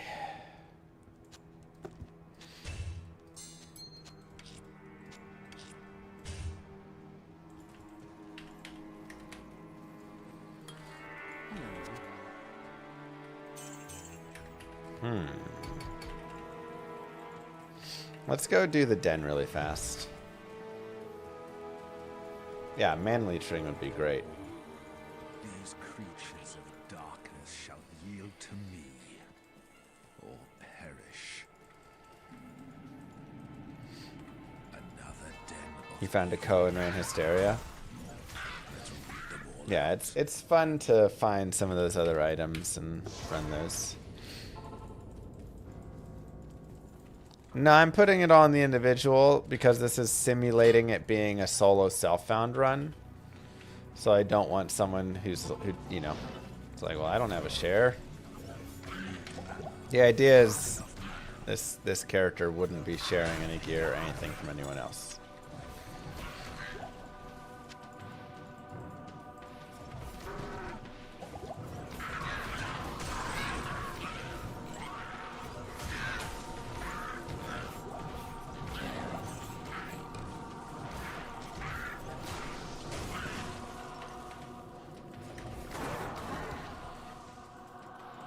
So one thing about Echoing Strike is that it has a size of 1. No matter how big your weapon is, the projectile echoes you shoot out have a really narrow size. So it actually, when you only have 1 echo, it's like a little rough because you're like, man, it's hard to hit if there's a couple mobs standing next to each other. You have to be so precise.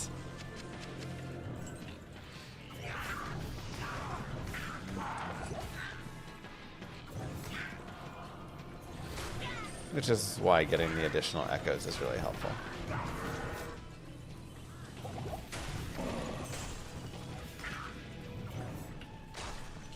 the evil of this place departs with me. 7 max damage. It's not bad with 29 to mana. Greetings. Yeah, honestly, I think it's probably worth it.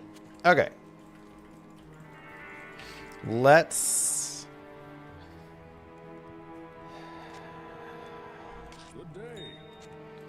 Let's do some work.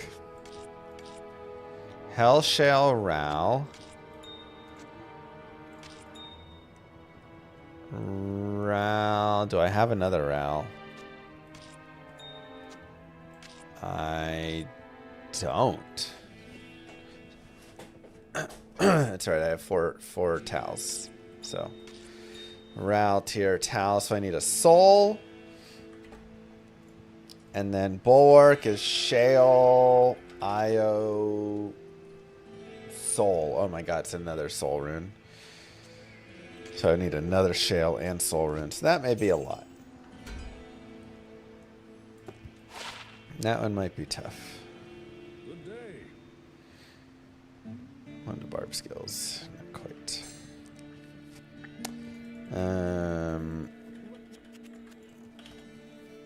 We'll go ahead and give our mercenary that for now. Yes.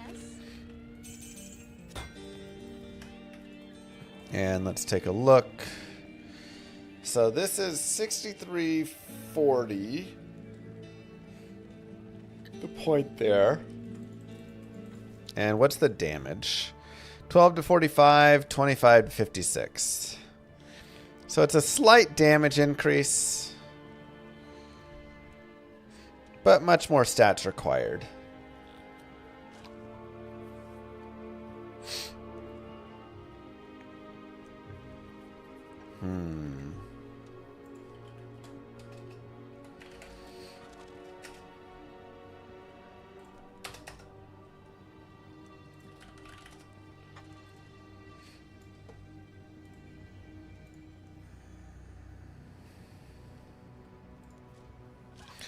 So it's like one of the higher end, but it is a normal base still.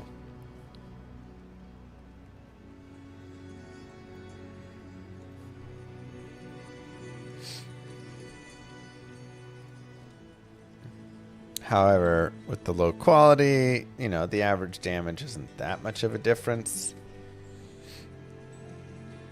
I think we just will make it in this for now.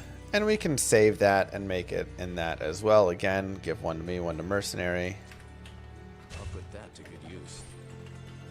I think that's the way to go. Okay, so let's respec.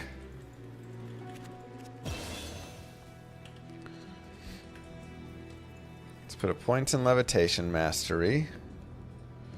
74 and 47.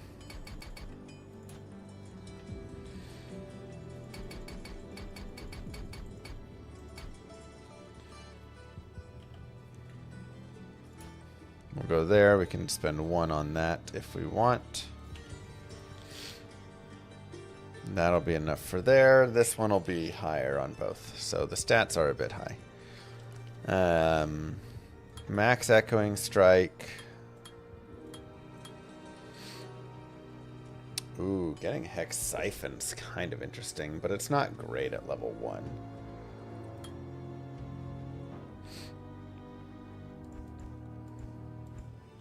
Getting a Bound Demon is also super good. Yeah, I guess we'll do it. It makes sense. And we'll go 1 down to Blood Oath as well. And then we'll put the rest into Mirrored Blades. I'm actually going to put like 3 points in Levitation Mastery or something. Yeah, being able to get cursed is just like super nice. And I'll still put 15 points into energy. Just to help out.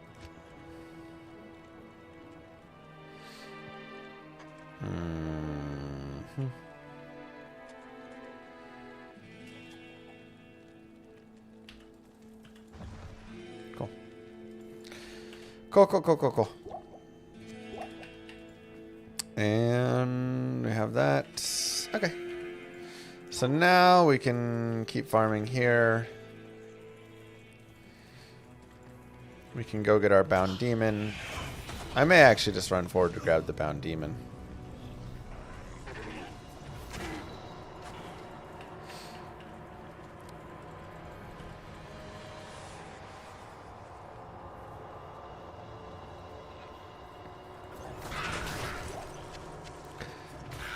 Now, something to note is the damage is not actually increasing. Let's check them out.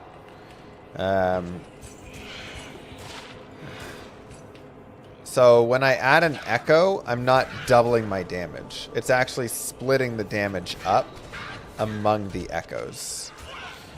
So it just divides it across how many echoes you have. But it's giving me much more AoE, which is just a lot more helpful to have.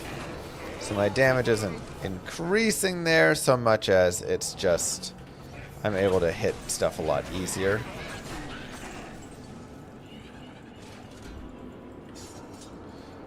When cubing, upgrading an item to the tier from normal to exceptional to premium, does the ED persist? Yeah. Yeah, I just have 1 point in Hex Bane. I don't really feel the need to like do much more with it. Soul Rune, Soul Rune.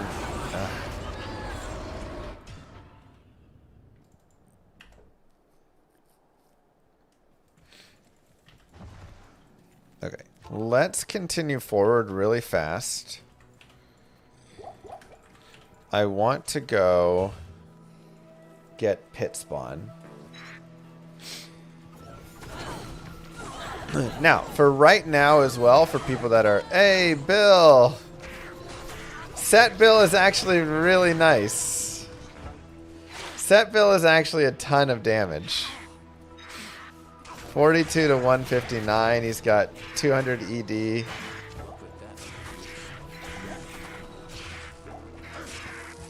Man.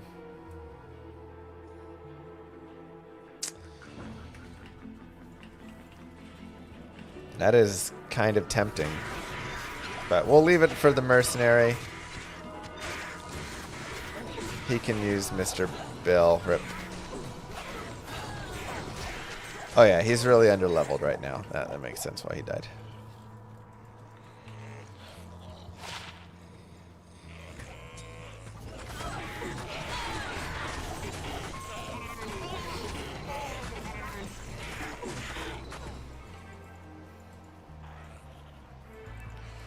Wait, it should be over here.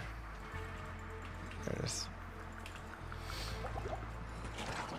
So we'll give him to Nightmare Bill.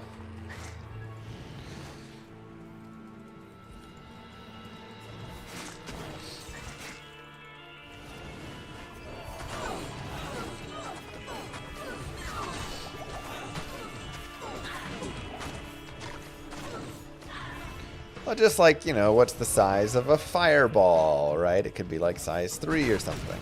I don't exactly know what size, but many other projectiles have a bigger size. This one's just always a tiny size.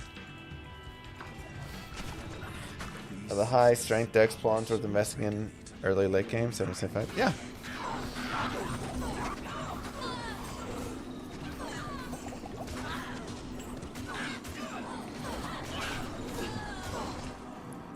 For show.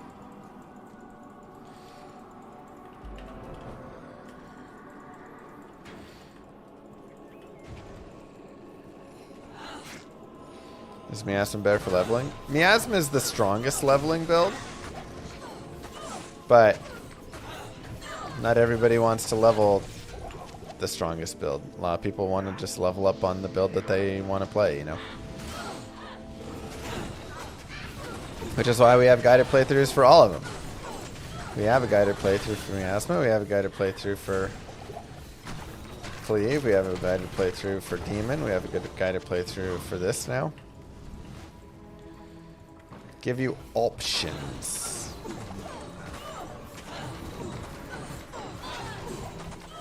Keep going into Mirrored Blades here.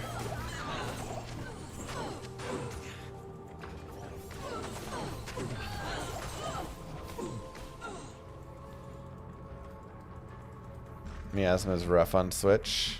Not good for Switch. I thought Fire was better than Miasma. Fire is stronger until Nightmare Act 4, and then Miasma is... So you can do the, like, you know, switch into it if you want.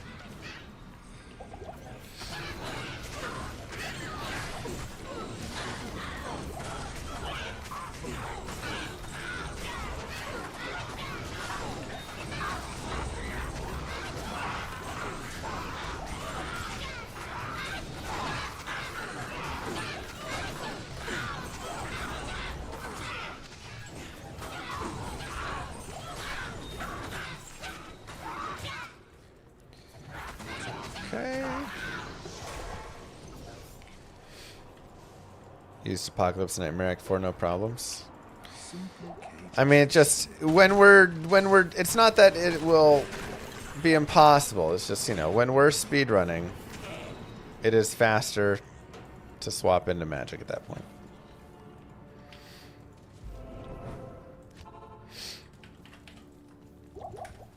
So.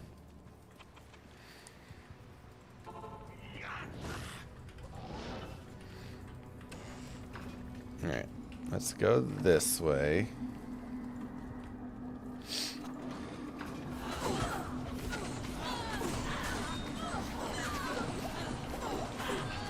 And for those playing in the future, maybe there's been some nerfs, changes to the character. I mean, I may just do a guided playthrough again if that's the case.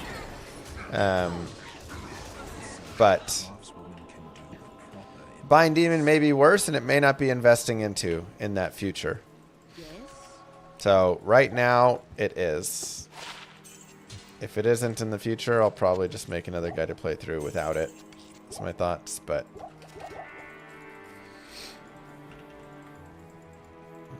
I mean, I think it's for a scavenger, but that one's kind of up to you.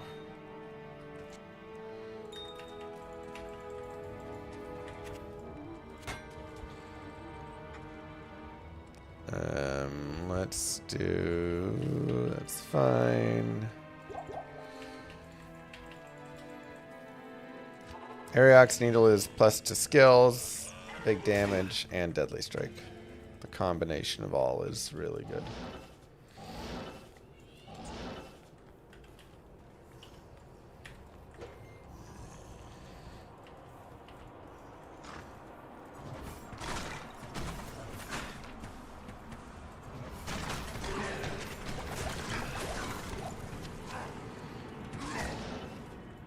Okay, so let's go find pit spawn.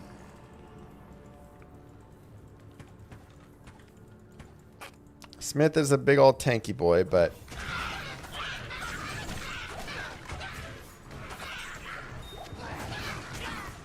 two socket poleaxe.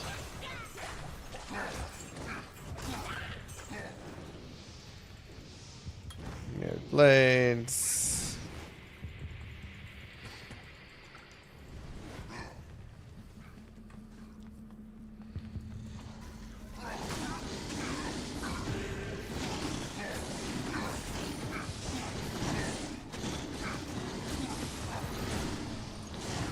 Cool. Okay, so now we have pit spawn, so he's going to curse everybody. And that's just going to really boost our damage up even more. If I got 257, but only 3 crit on my insight, should I re-roll? Nah, just, like, whatever you roll, just keep it, honestly, unless it's, like, no, you know, like 200 ED, 1 crit or something. Like, okay, maybe I'd consider re-rolling that. But... I mean, you should be fine enough. If you feel like you're playing it and it's feeling really weak, then you can, you know, boost it up some. But it should be fine.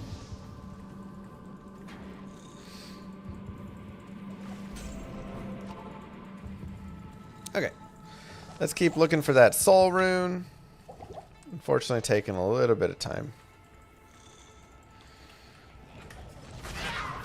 Finding dolls and like literally every rune around it. Doll, Hell, Soul, Shale, Am. I have found all of those. Thol.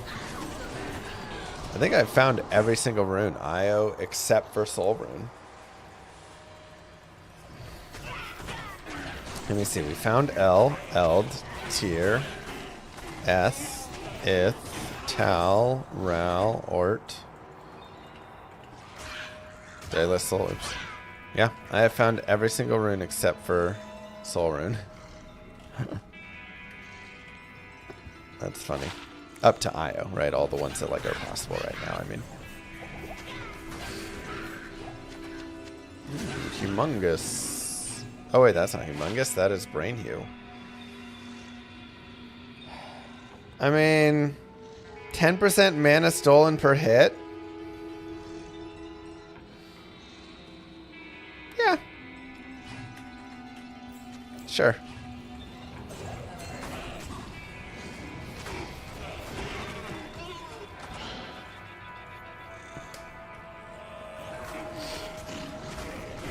A little bit less damage, but all the mana steal. Love it right now. Next declone spawn. I don't know if it's set yet.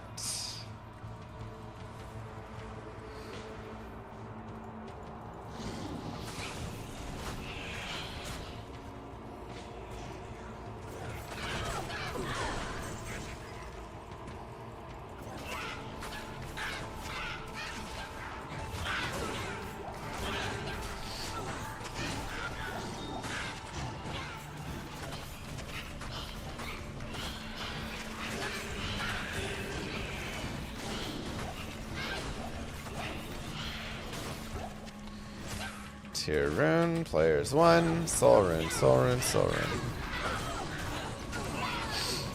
The 2.6 runers are still ladder only.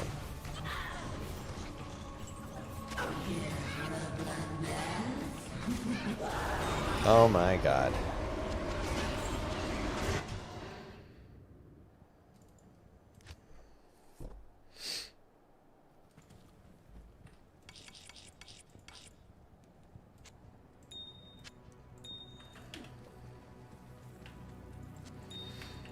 Dole Ort.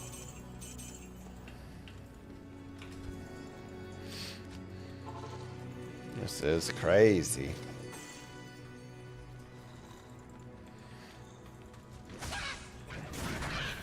The thing is, I've only found one am.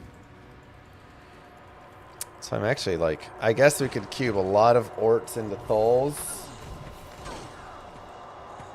Tholes into ams. Then go from there and get the soul. Like, I mean, it's a...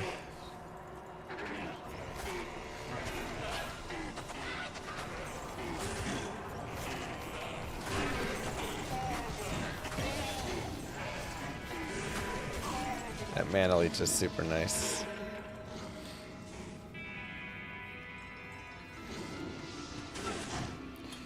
More mirrored blades. Level 47. We're definitely getting to that point where the experience is starting to not get worth it down here. The X is sick looking. I know, it's cool. It's cool.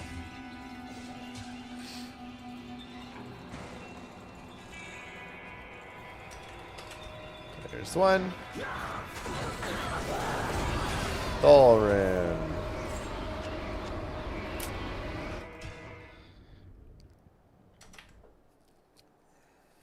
For the sake of the run, I may just grab a soul from my shared stash. Pretty decent damage for early there. Okay. Well, we would just keep doing that over and over indefinitely until, oh my god, we got a soul rune. That's great. I mean, at this point, I'm not even gonna be killing anything. I would literally just be running to it constantly over and over again.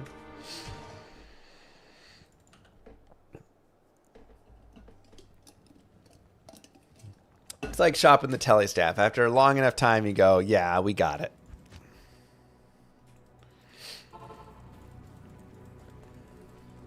Good day. So now I want to get a 3-socket armor. You don't have to do this, especially if you did not find a hell rune. And stealth is still good enough, but like we talked about before, I think it's kind of fun to use these pieces, right? Like go and use something that you don't normally use. So we're gonna go ahead and just grab a 3-open socket breastplate right here. It may take a couple of minutes to shop. This is just normal Act 2. Just reset the town back and forth.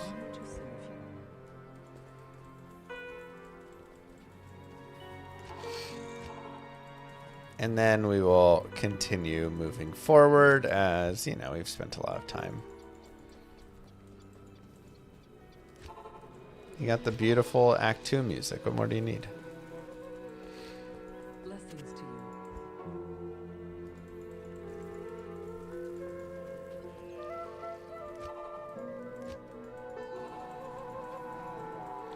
You're level 80. Where do you level up? Honor to serve you. Bale runs, Chaos runs, Terror zones. Good day. Now, breastplate is the best 3-socket of these ones here because it can be, It's an honor to serve you. it's a light plate, whereas the other ones can be like medium and heavy armors, which means they slow you a little bit. So I would prefer a breastplate, but, you know, again, for the sake of going forward and stuff, we'll take whatever. How may I help you? Plus, it also has a cool look. Yeah, it's true. Good day. One socket there.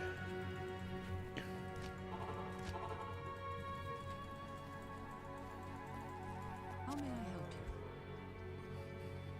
you? Sheesh.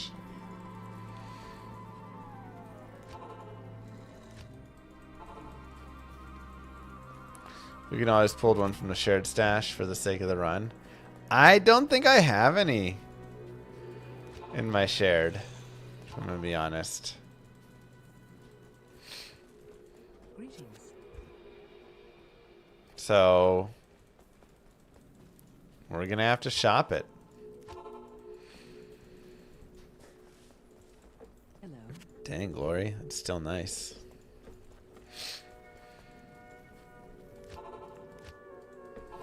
How may I help you?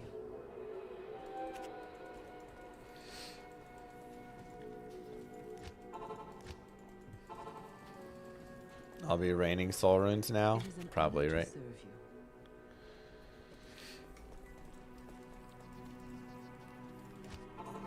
So, again, this isn't fully necessary. Thank you, Zwali. But, can be something fun.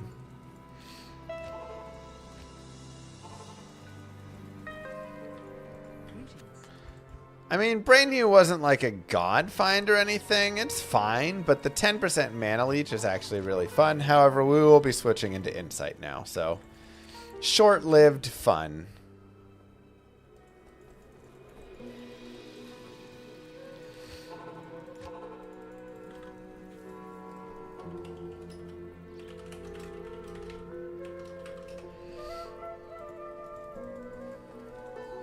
How may I help you?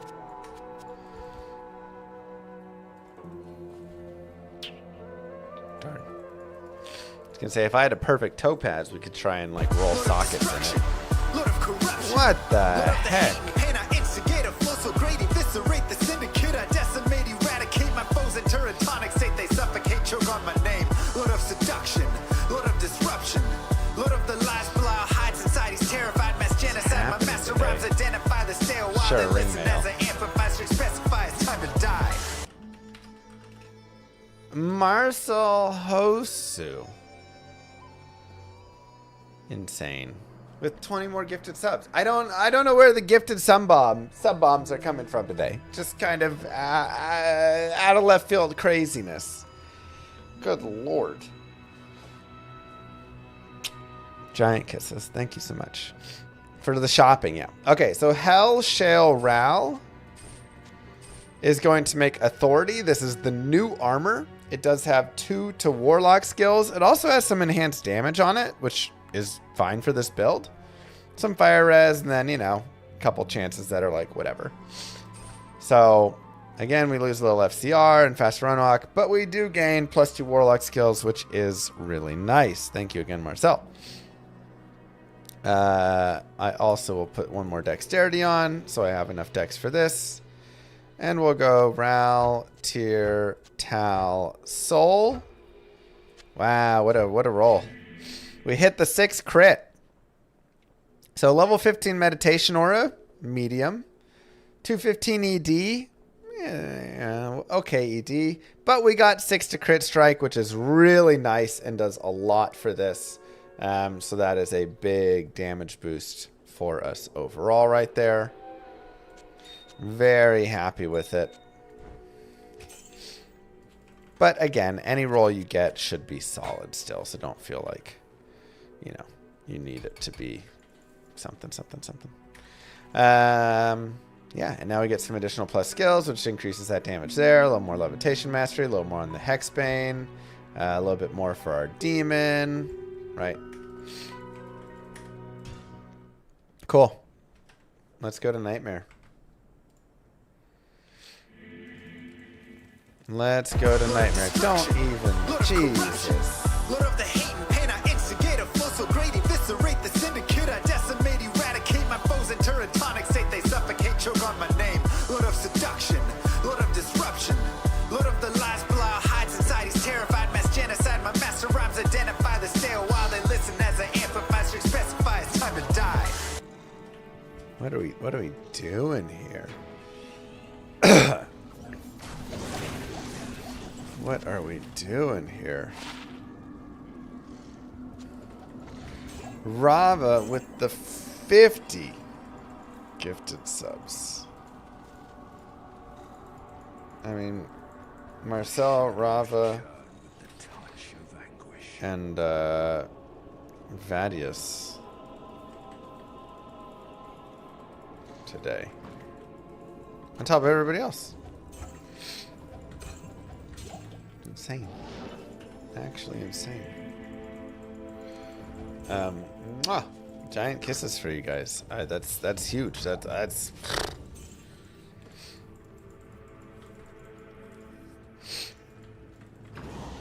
Thank you for the generosity.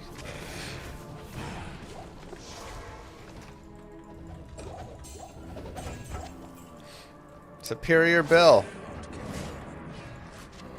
Ah, 2 sockets. Yeah, that's insane. We don't even have a sub goal. What sub goal do you guys want?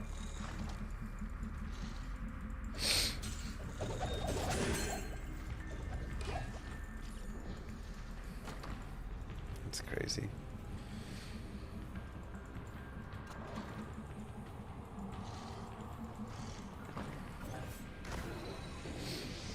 I mean, I think you just have to bring down the craziness of the bound demons to make consume more sexy.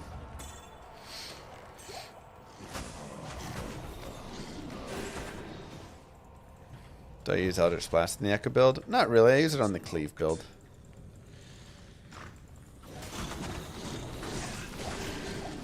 Punch luck. Jesus. You've been having fun with a max sigil death build?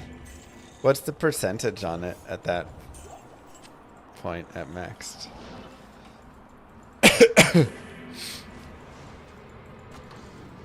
So the problem with the bound demon only build is it doesn't start till level 30.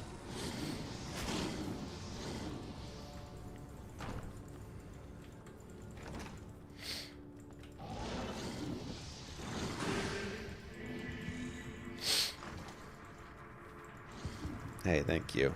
Really appreciate that, Marcel and Rava. Oh, Bill.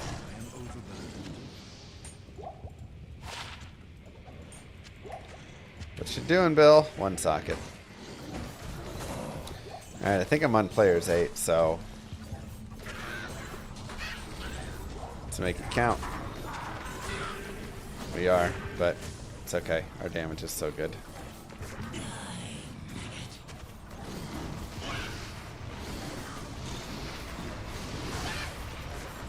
Level 30 bind demon slaps. Oh yeah.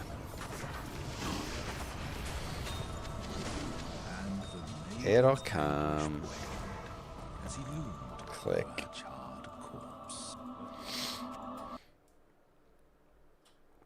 Warcry barbarian named Jungle George that can only farm in Act 3 without repeating zones.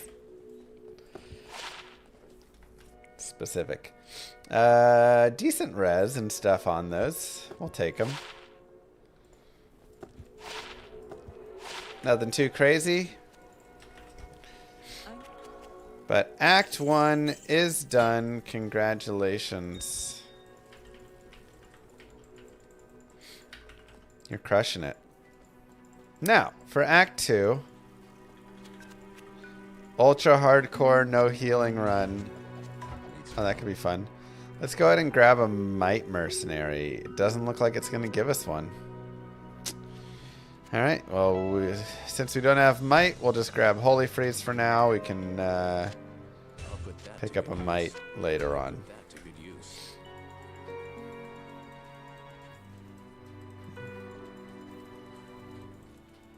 That's fun, Brian.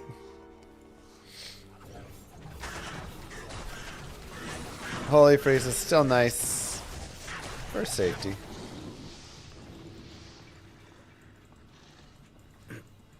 Hardcore, do you think it's better to max Blood Oath or Hex Purge? I mean, Blood Oath is going to be safer, right?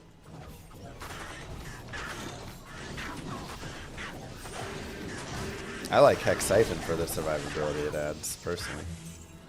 The minus damage. When are we getting naked? Tomorrow.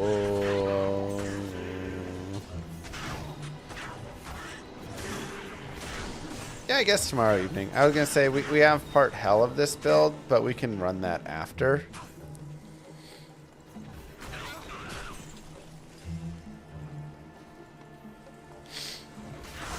Moo. Whoop whoop whoop whoop whoop whoop whoop whoop whoop to 31 months of Admiral Mask greatness.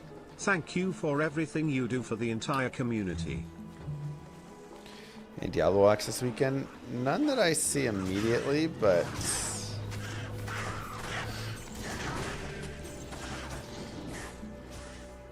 let me see if there's a...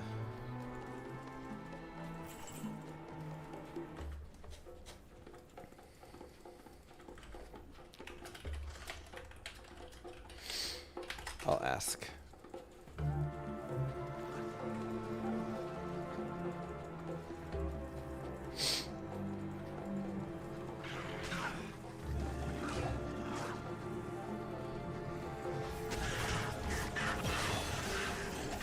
We went over to Asia for one this morning. You know you can just swap servers. You don't have to like fly all the way to Asia, right? Make sure you're aware.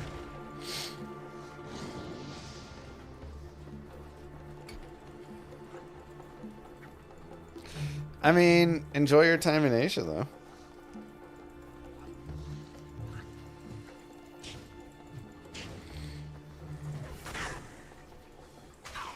It'd be fun.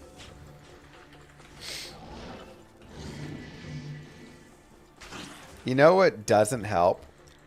Moo Girl wants to travel. She loves traveling.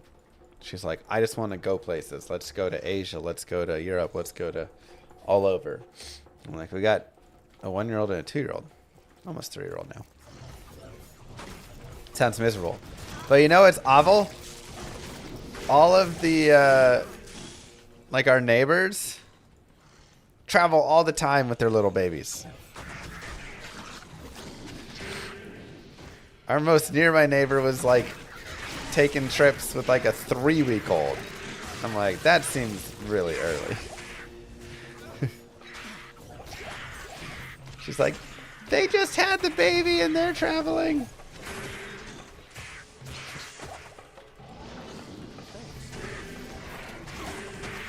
Come on, people. Yeah, I'm like, that doesn't seem good.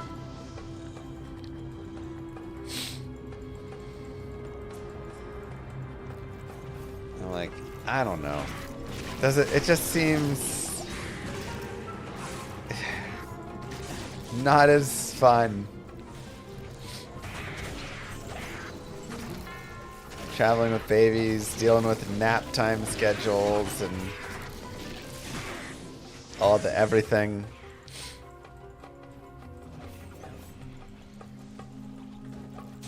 Like, how much of a vacation is this really? Or are we just spending thousands of dollars to be scrambling around in another place trying to get everything set?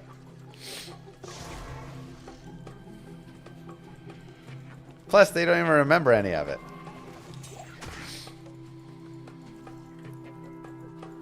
You get that from your wife with people on TikTok? Well, yeah, that's the other thing. She's like, this influencer travels with her baby. Like, that's her job, is to travel with her baby. It's like somebody being like, Mr. Llama plays video games all day. Yeah, it's his job. Okay, so we get 35 FCR from this, which means the FCR from this is not as valuable anymore. So, this sweet amulet that we just found with 10 all res and 29 to energy is super sick. Because this FCR is not getting us to another breakpoint. And so we get 10 all res. And then we also get 29 energy, which is like 6 levels worth.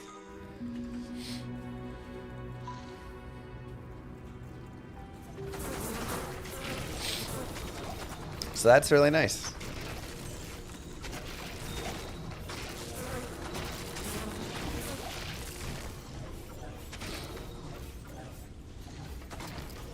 Like, at what age do you think trips actually start becoming worth it? And if you think it is a low age, I'd love to hear. Like, I'm not trying to say So you're what's right the or dental wrong. insurance update? Did you decide to just take out all their teeth and cancel? 4 to 5 plus.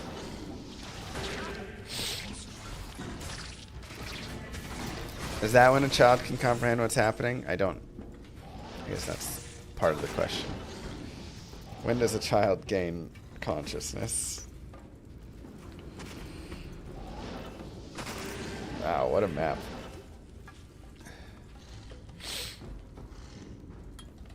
First grade. 5 to Moo. 6. Hello.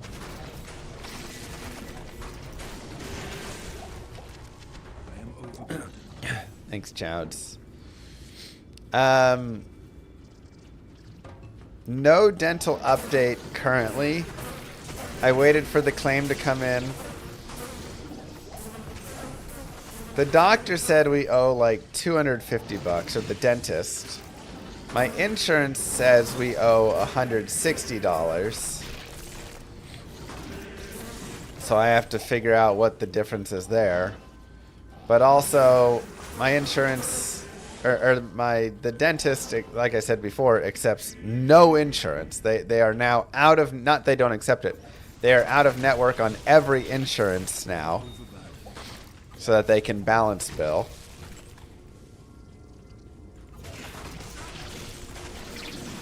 So I don't know if I can even ask them to make a claim to go, my insurance to go in network for the whatever, because they don't do any. I don't know.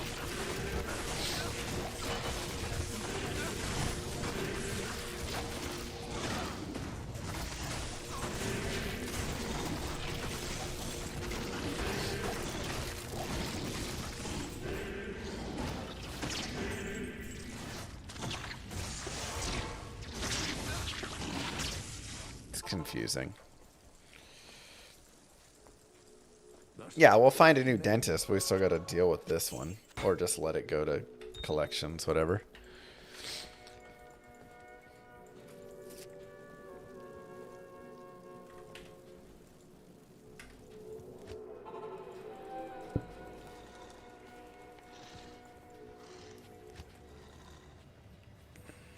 It'll be reimbursement after you pay the dentist. But I have to get it approved first, though, right?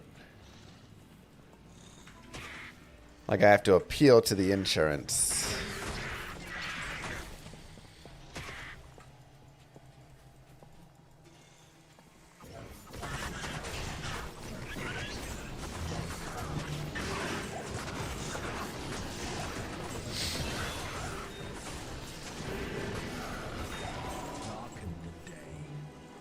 Ooh, there's a white partisan. But see, like, this partisan, 5 sockets. If we Larzik it. It's going to be too high of a level.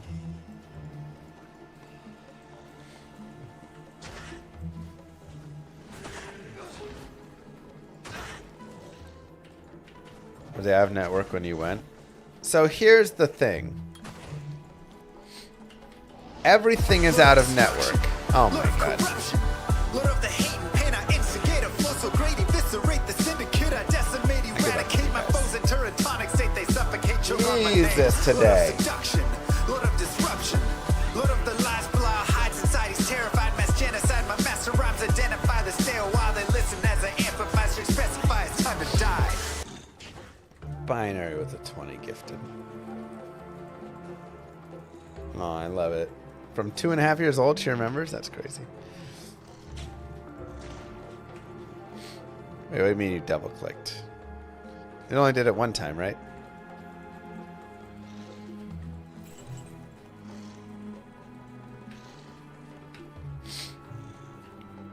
I only see the one. Thank you so much, Binary. Okay, good. For the 20 gifted. Insane. You remember Disneyland at 4 years old? Wow.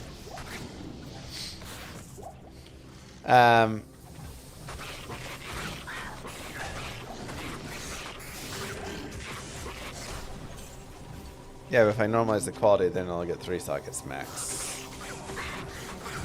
Oh.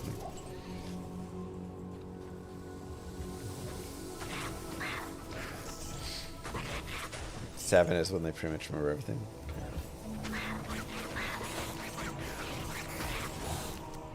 So,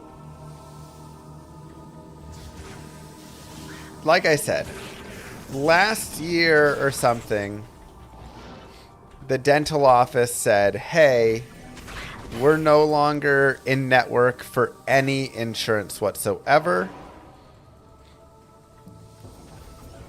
So we're just going to be out of network for everything. But we'll accept your insurance and we'll just deal with them on a insurance by insurance basis. Right? How disappointing. So, when we went and got the girl's teeth cleaned last year on the other insurance, it was fine. This year we went to go do it, and we told them about our new insurance, and they're like, okay. And then after the insurance, after the they got their teeth cleaned and stuff, they were like, hey, you owe us like a few $100s. Well, not immediately after, right? Then we went home, and then they like billed the insurance, and our insurance was like, hey, we're only going to give you $250 for the cleanings or whatever. And they were like, well, we're charging, $600. So then they're like, okay, well, we're going to come to you now. Your insurance didn't give us the $600. They only gave us $250. So you owe us the rest. And we're like, I thought you can't just do surprise billing. And they're like, well, that's only if we're in network. But we're not in network with anybody, so we can balance bill and surprise bill legally because it's fine. So they were like, gotcha, sucker.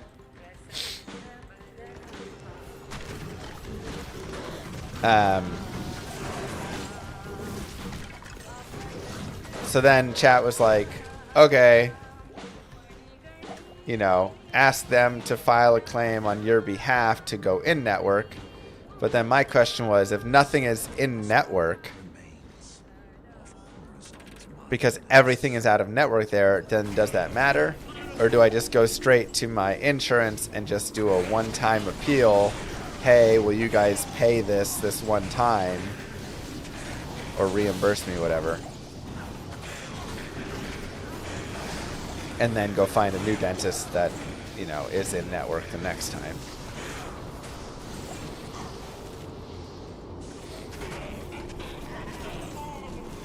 Which is probably what I'm just going to try and do. And if they're like, no, we're not going to give you that appeal, then I'm just probably going to find a new dentist and say, sorry, this dentist, maybe you guys shouldn't be out of network and surprise bill everybody. Like, legally you got us. But I'll just let it go to collections.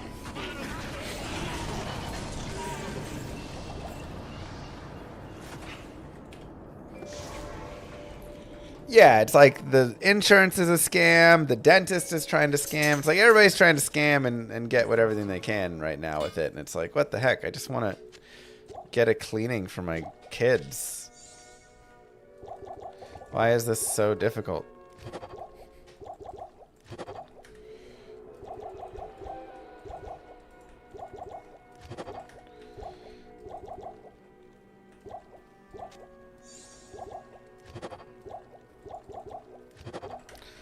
Keep up some juvies for later. Oopsies. I've got put them over there instead. Put them right here.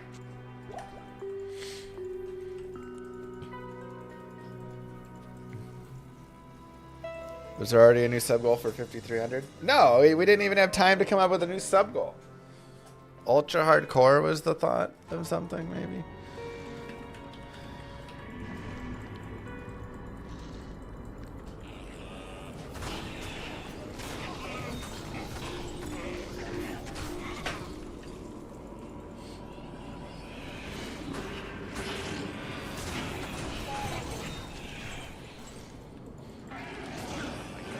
Still pitching George to the jungle. What do I do for all the other times, though? Second way.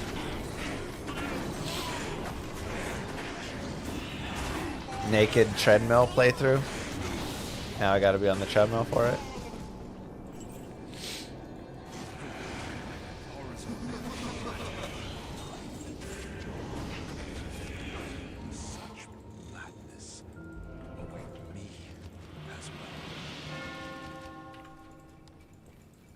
Yeah, it just seems silly.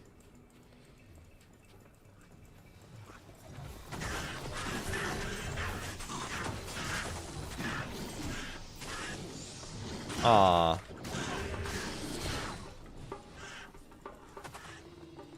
Just all seems silly.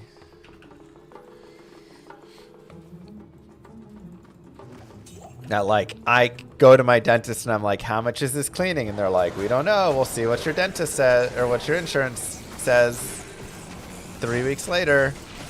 And then 3 weeks later, our insurance is like, we're not paying that. And they're like, well, you owe us now. Like, what?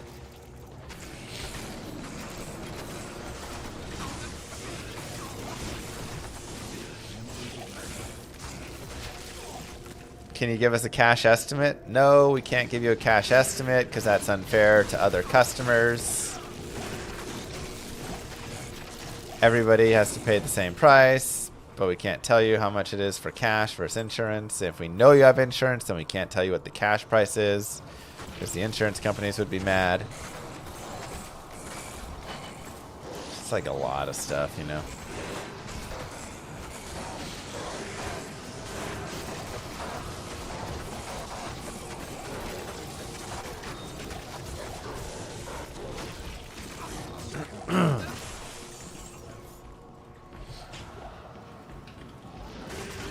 Just a lot of things.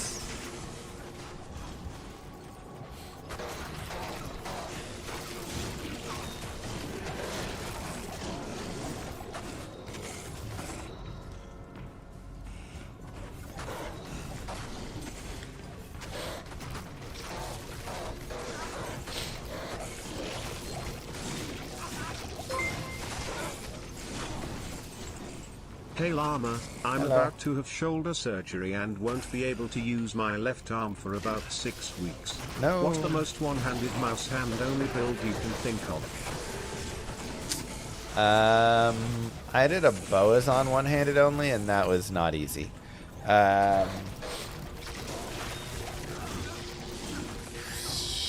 Probably just like Fissure Druid is pretty one-handed.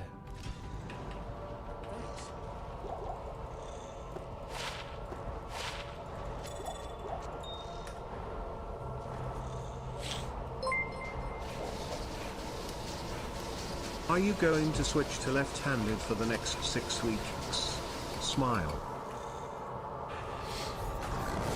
I didn't have left-handed plans, but... Yo, no way! No way, it's ethereal! Oh my god, and Steel Driver. Are you kidding?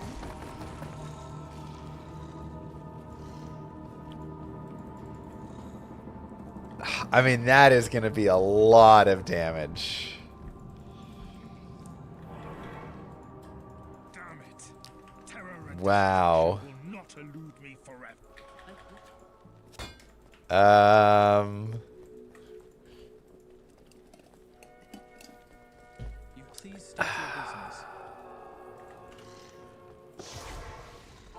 Huh.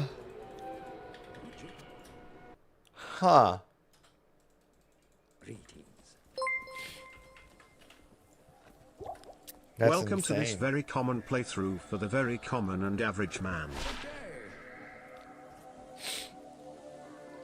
So obviously the IAS doesn't matter. The requirements are nothing.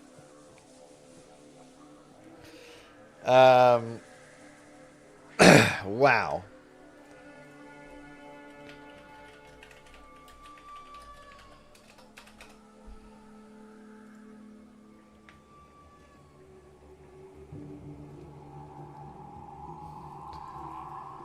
I need a soul rune. I need to upgrade this.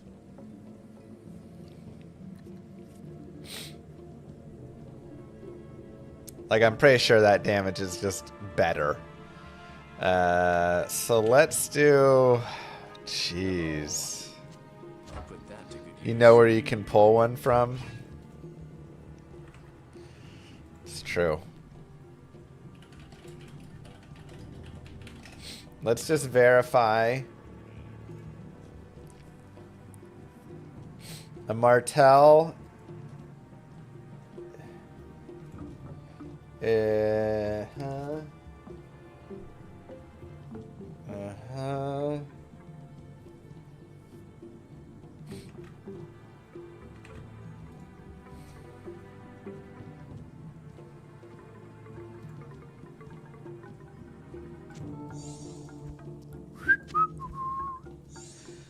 Soul Ral, perfect emerald. Greetings. Jesus.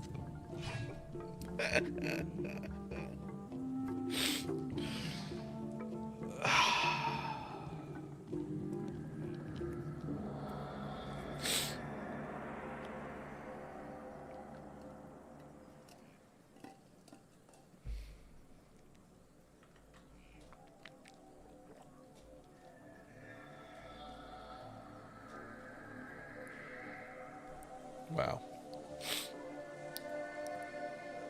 Yeah. I mean, okay. So Mercenary is going to get the insight. I think I'm going to swap off the Authority and go back here so I can get the FCR.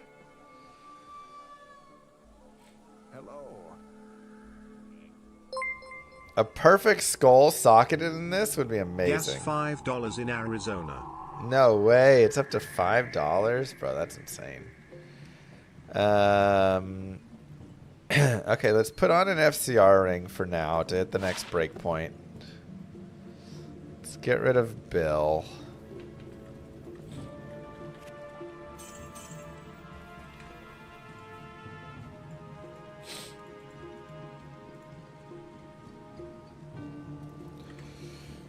Yeah, I mean, I would need a pole rune for the next upgrade and also like level 60 something, so.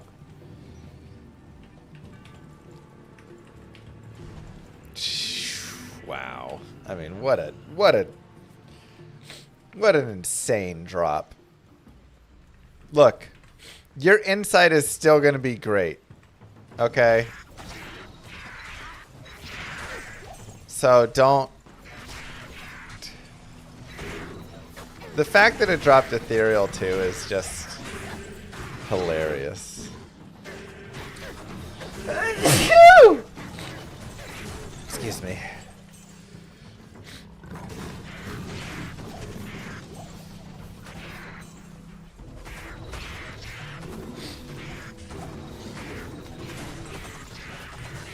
But like, what do you want me to do? I mean, how can I not use the Ethereal Steel Driver? How am I not, you know, what? I've seen fools fawn over less. I didn't actually get a good look at the torch. I don't think it was the right one though. No. The damage is insane now.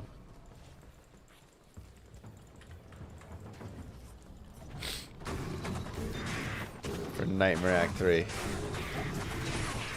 Streamer getting gifted gear by the game.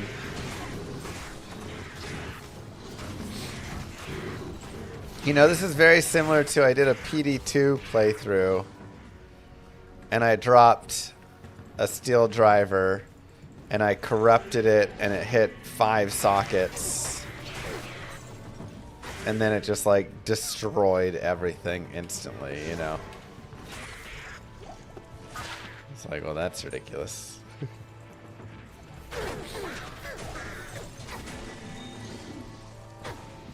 Jaw from Act 1 TC, let's go.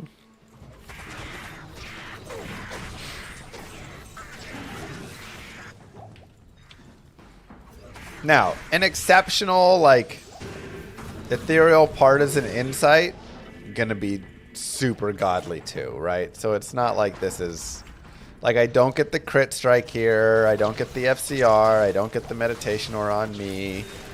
Like, there's definitely some downsides, you know, to this, but it's just a big old bonker weapon, and one of the nice things as well is the requirements are super low on it. So, it's still good.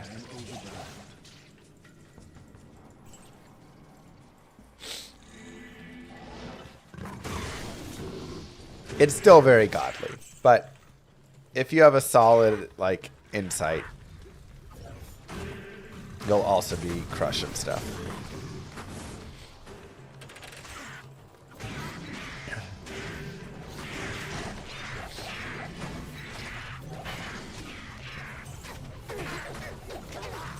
Yeah, Perfect Skull would be perfect for this. Honestly, I'm hoping the Forge will drop me something. I only dropped a regular skull before.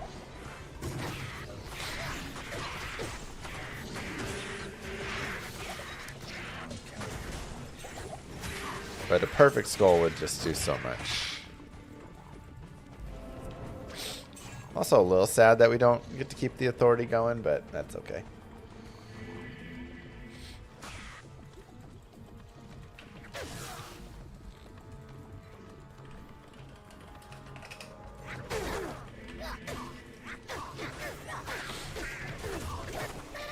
Bone Hue good too. Yeah, Bone Hue's great. Plus you get the 2 sockets in it. Super nice.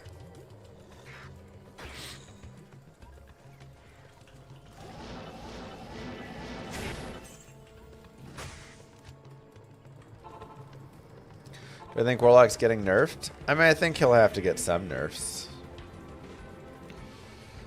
Why not a 40 ED Jewel? Because this is just a random guided playthrough, so... What should you put in it with the 2 sockets? I mean... Yeah, that's what I'm saying, like... Double Perfect Skull. Perfect Skull Amarin if you want more life leech. You could put ED from, you know... Random jewels or things in there. Kinda some decent options.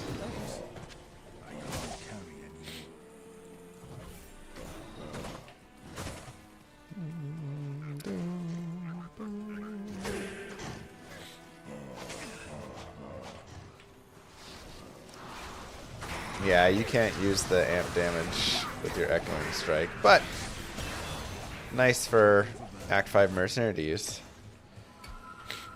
Keep going Vitality, get our Mirrored Blades maxed.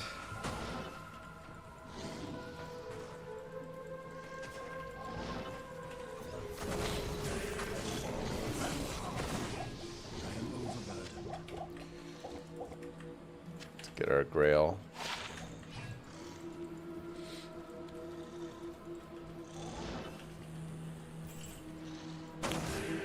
True, we can Death Mark.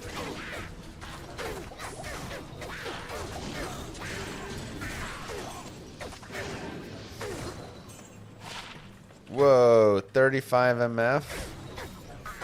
I'd have to lose some res and all that energy, though. That's a lot of magic point.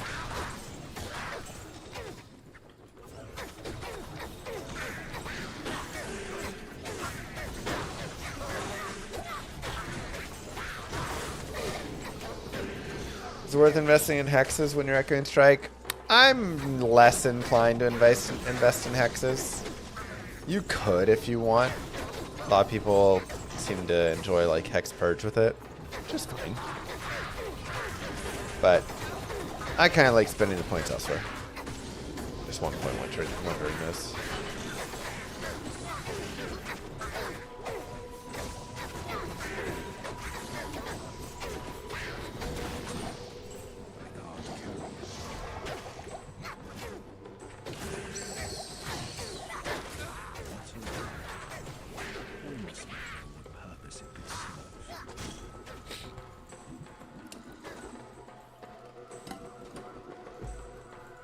Paranoid offline chronicles per character?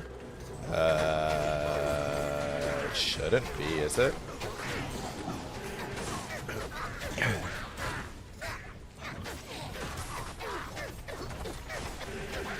I don't think that's true. Hey, a 4-socket bill. Well, not really necessary now, but, you know, there is to show again. Why not?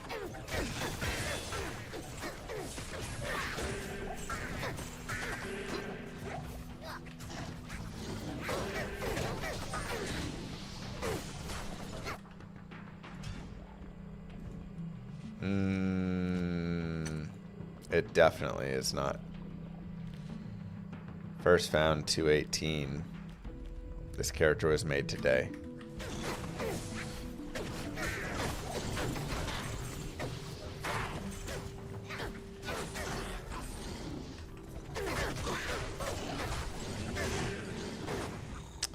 Okay, now I'll start putting points into Blade Warp. Why not fanaticism? Well, conviction doesn't really matter because I'm dealing physical damage.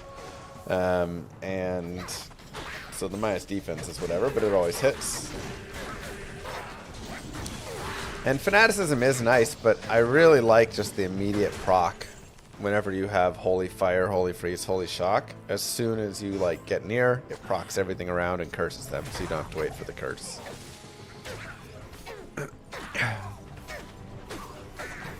Hex Sigil only run. Wait, but how do I kill anything? There's no damage there.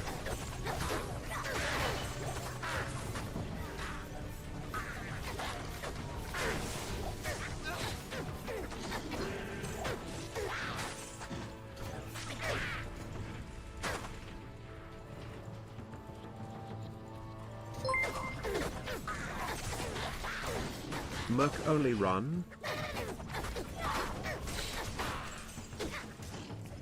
We've done a Merc only run before, I think, right?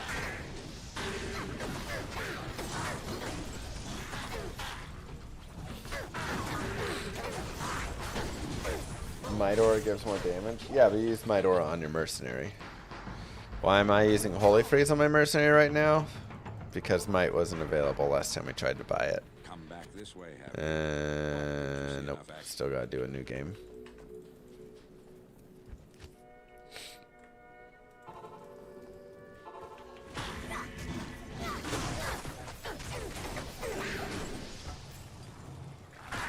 Team Wahid.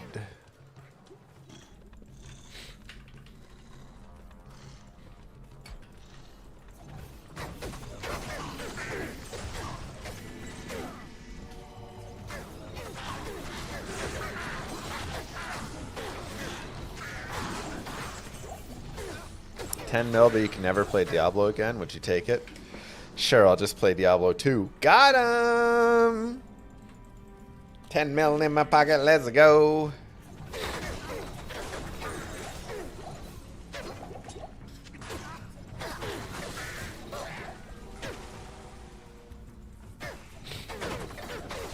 Llama, people can't play like you even on guided playthroughs. Yeah, well the thing with the guided playthrough is like, I'm just gonna play through the game at my speed. I know I play through faster than most people play through. Continue putting points into Blade Warp and Vitality. The thing is to just play at your own pace and just pause me. You know, if you're on YouTube and you're playing along, just like pause, catch your character up, do your leveling, do your stuff, and then, you know, come back in.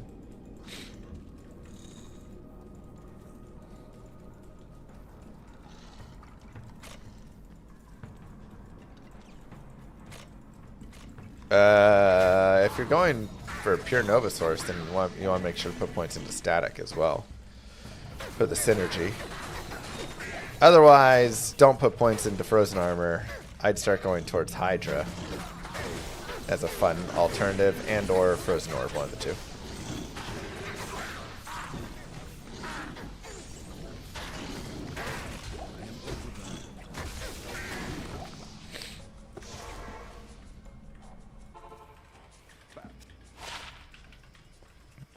Hephaestus with Might is better than with Fanat. Yeah, but again, you're just going to get the Mercenary for it. Okay, I mean, there's Lifesteal. It's a little less, but it does have, you know, 1 max, 4 mana, poison, 8 res. I mean, it's actually very similar. We'll do it. Sure, why not? Whatever on those.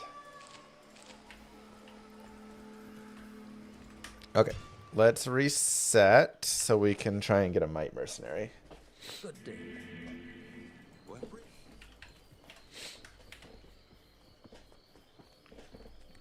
What's a good improvement over Insight? The thing is, Insight just takes you through to the end game. Like, it's literally a top tier end game item as well. So, you just get a better Insight. Make an Insight in an Elite base or, you know, whatever later on. Okay, there's a Heed. Now, if you want to, you know, really get better then you can go into, like, a Fortitude, right? Put that to good use. Fortitude weapon is really nice. Oh, it's Miserable Maxter. Level 4 and 5 is pretty much the only places that you'll expect to potentially get it.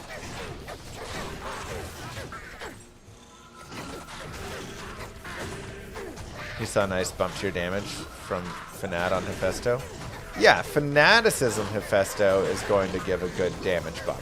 But it takes longer for the curse to get applied because you have to wait for him to like swing and hit. And so I found that even though Fanaticism was nice there, it was better to just run around with a big ol', you know, quick swing, right? Just like a quick proc everywhere, and then stuff just died. I didn't feel like the Fanat was as necessary, especially when I'm fighting like ghosts and stuff. It's really annoying to have to wait for wait for him to hit.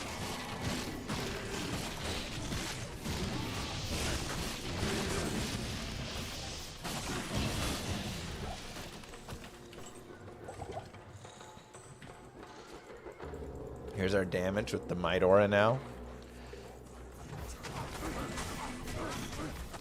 4.3 to 7k. Crazy.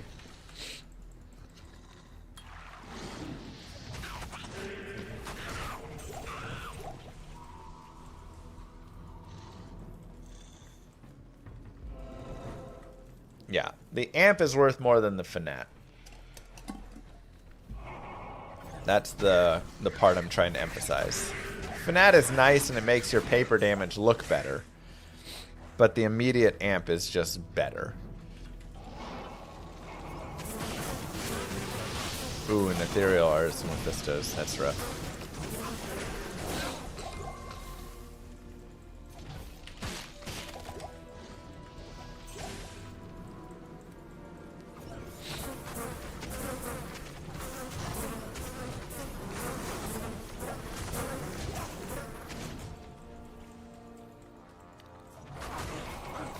Obedience is also a solid upgrade of just like big damage.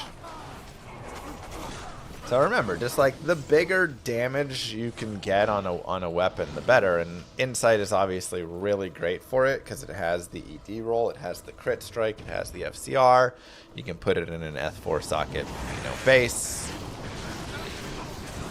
But it's not the only thing.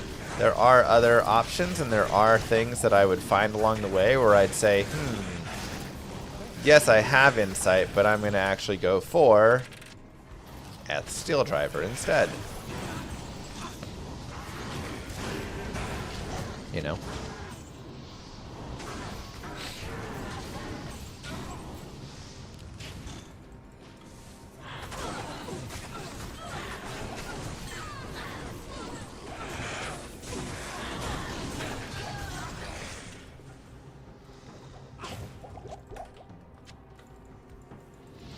Do I always play only single player?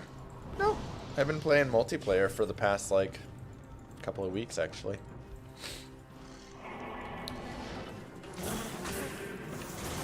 I mean, I literally got Move. the first ring, you know, level 99 this past season as well, so. Thanks, Crackfox.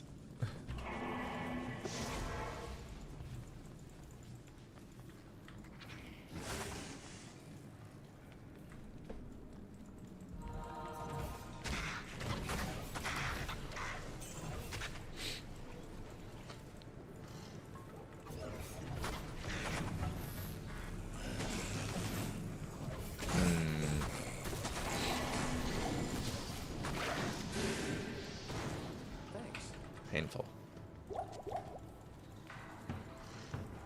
Remember to bind Ishmael, it'll be better than this tainted. True. True, true, true. Have I got the sniffles? I do.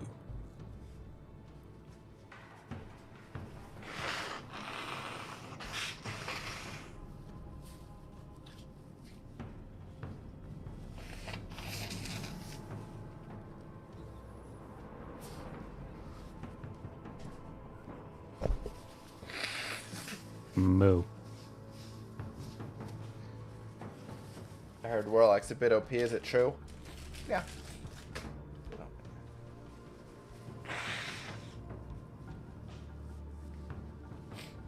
That's true.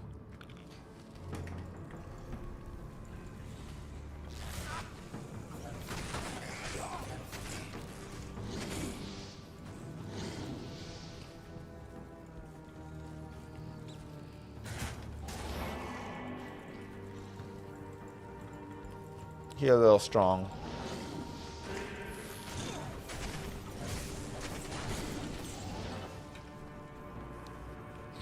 Grief is not good for this build. It doesn't apply that flat damage.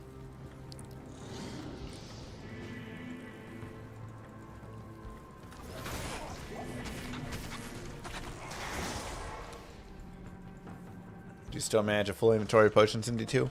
Yep.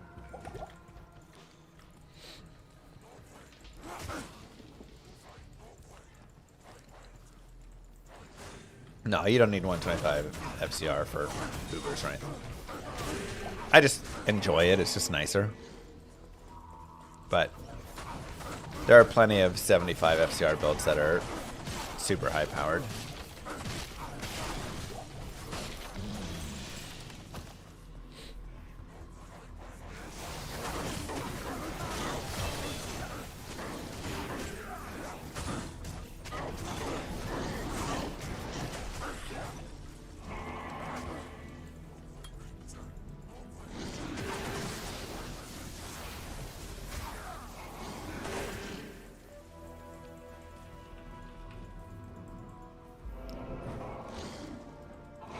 Nice, Raka. Okay, let's turn these in.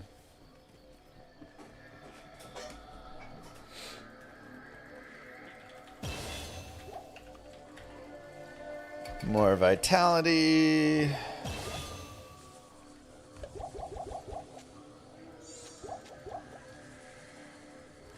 Let's do sewers. Colossus Vulture is just very easy for the insight. Just guaranteed 4 sockets from Larzik.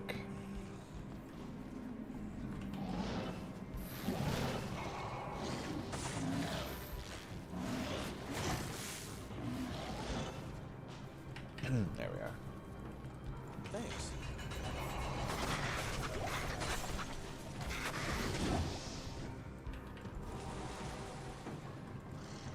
It's locked.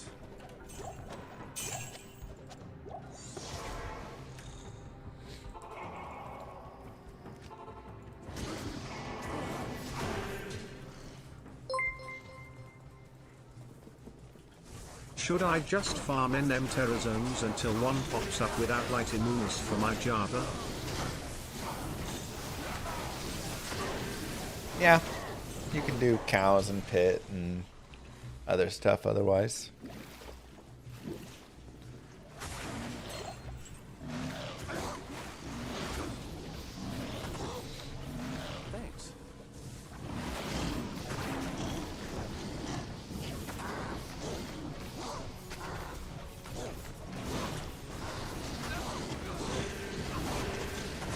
gonna lose our Merce. No, Ishmael! I didn't think he was gonna be right there.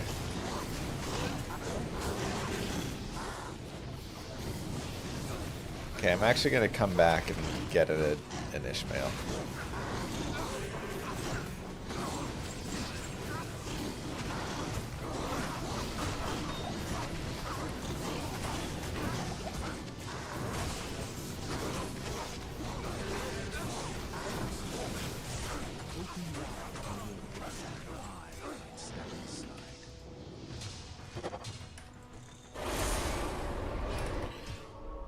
Reset.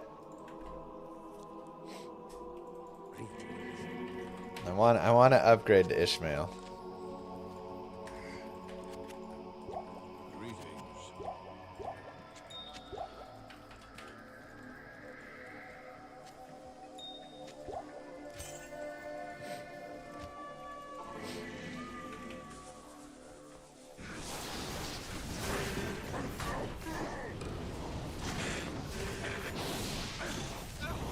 When you accidentally kill him too quickly.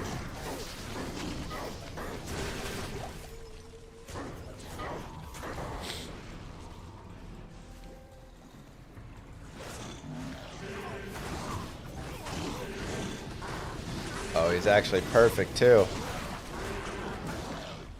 He's got Aura Enchanted Holy Fire. So now he'll proc everything. Even better.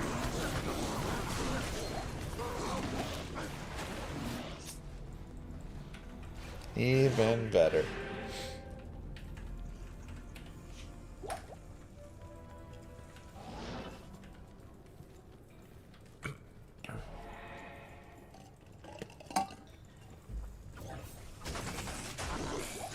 Your streamer client, where the client plays for you and gives you whatever you need. Wife's finally taking down the Christmas tree. Wow. March. I think my favorite thing is that both of you walked past it continuously for all those months. Like, hey, you gonna get it? No, are you gonna get it? Alright, we'll go to players 1.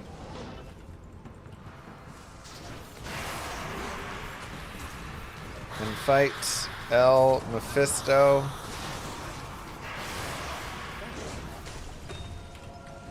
Nice and easy. Just like that. Give yourselves the clap. Nightmare. Mephisto. Act 3 is complete. On to Warlock skills. Yeah, sure, we'll put that on the offhand. Why not? Not that good.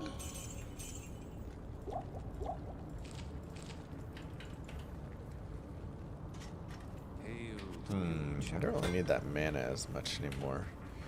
I could use a good helm. Also, I could use better gloves, too. So, when you could use a good helm and decent gloves, we can also go players 8 here. We are strong enough, for sure. One of the best things to do is go shopping in Act 2.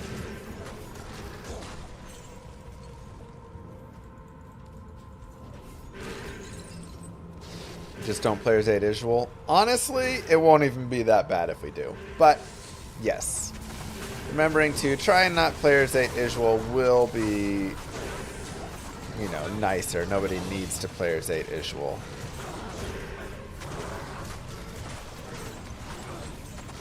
But we'll kill him still in a decent amount of time, even on P8. We're very strong right now.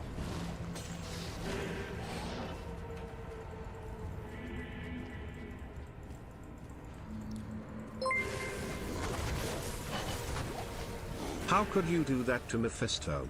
He's a single father T_T. Does Mephisto have kids? Oh, I do feel a little bad.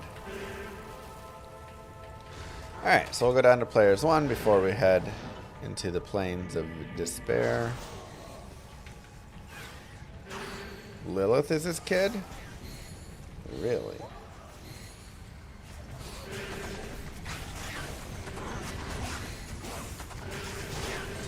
So who did Mephisto... Who's Lilith's mom?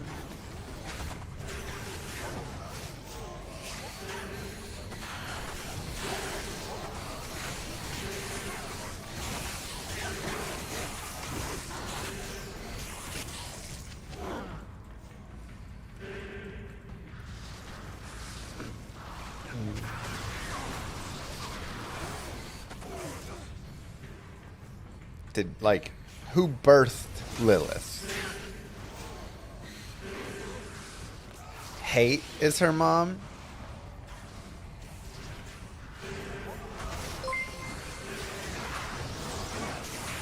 Pretty sure it's Chassis. Okay, that makes more sense.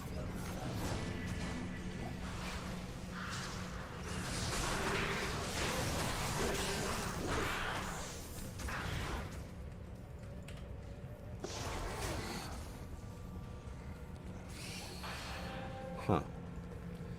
I'm just wondering how Mephisto is her dad. You know? How did that work?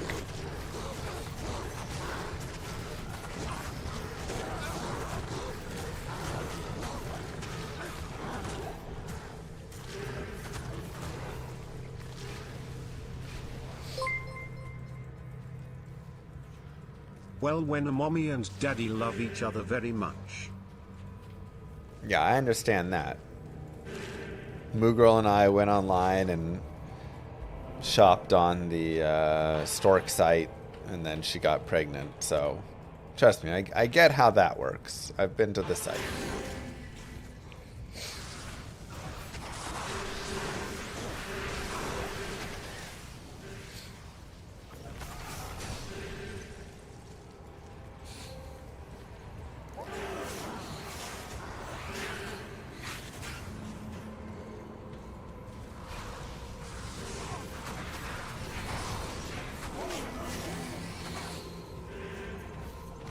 Stork Hub.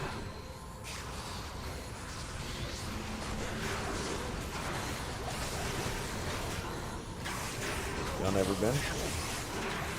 That's great.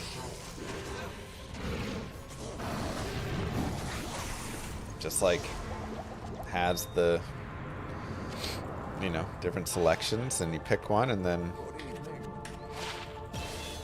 Moogirl goes off to the Stork site for a day and comes back and she's pregnant. What do you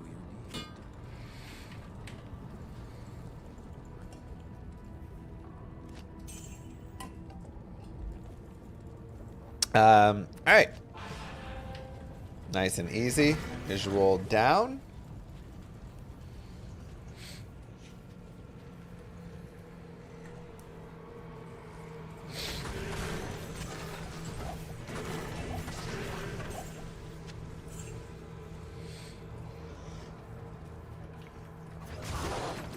Let's see what we can get from the forge. Pole runes, so we can up this. I guess we need Lum too, huh?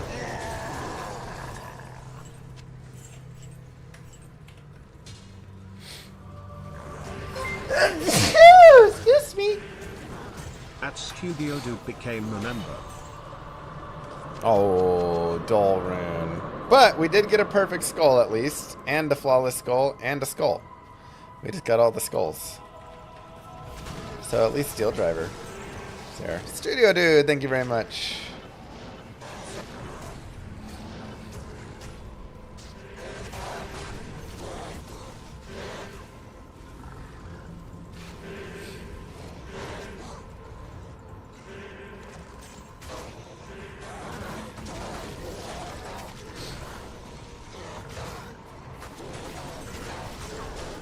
That one was better. Iodol, Iodol. We do have Iodol. So.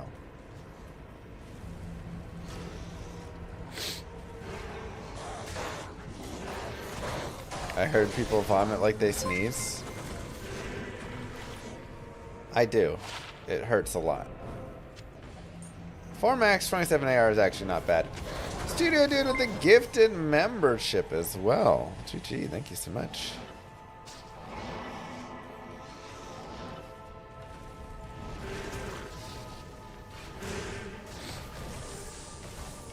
GG. Hey, let's go back up to players 8. Why not? We're cruising. We're doing good damage. We can run high.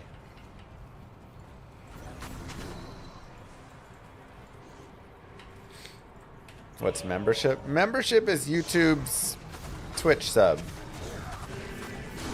Because subbing on YouTube is following on Twitch. And being a member on YouTube is being a sub on Twitch. So you're just supporting, you know, monthly. A couple bucks a month, $5 a month, whatever you want. There's a few different like levels of it you could do. New players 8 Diablo. Honestly, it wouldn't be that bad even right now. That's how crazy this character is at the moment. Our damage is so high. We have such a nice weapon.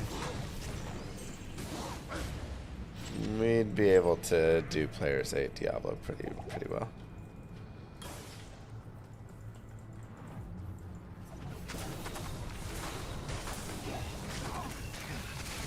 That's Steel Driver. What a find.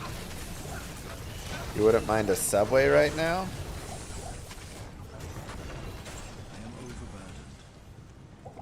I mind for you.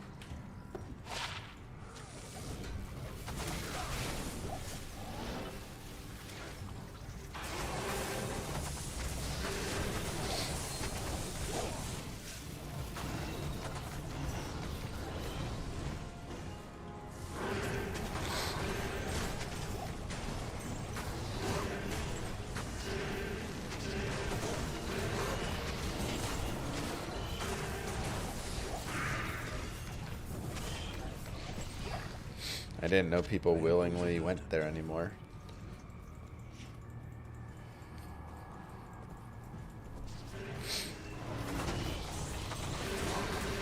Yeah, it's a very strange to say spawn.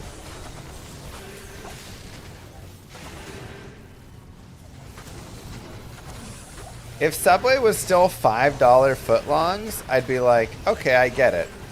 Because if you go to Jersey Mike's, you know, it might be like 10, 11 bucks for your sub or something. But Subway is like $10, $11 for your sub now too. For just like 10 times worse quality. I don't get it.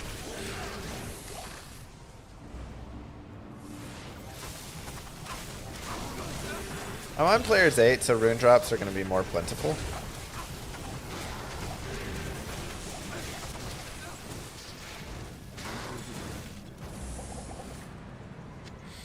Alright, we'll go down to players 1.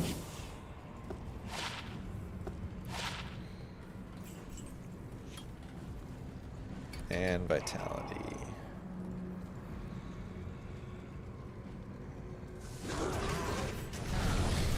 Now, one tip, if you send your demon on like the opposite side of Diablo, then Diablo will go fight him. Nice. I actually really wanted a new helm like Peasant Crown for this. This is just working out perfectly, man. This is just amazing. Wow.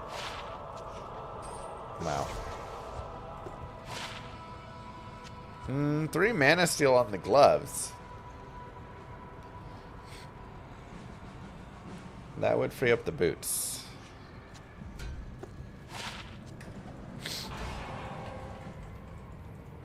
Oh, wait, I'm going to socket this, though, so we're fine, actually.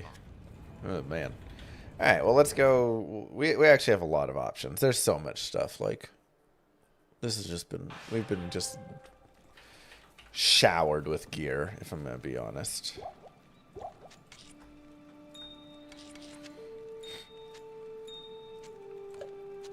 Absolutely showered.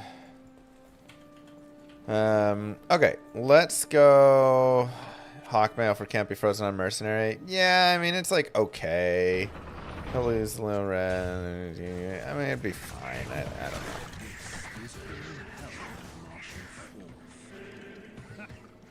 Let us begin. Yeah, like, is Indario gonna drop his Shaco next? Kind of feels like it. But yeah, getting +1 skill, faster run walk, vitality, and energy is so nice. I literally was thinking about this at like the start of Nightmare. I was like, man, Peasant Crown would be so nice.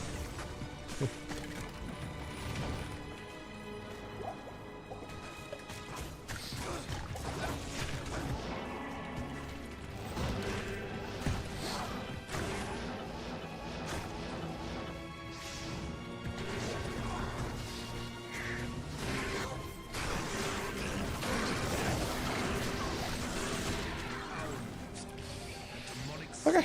Master herding demonic slaves. So let's go do this. Again, finding Leech is really helpful.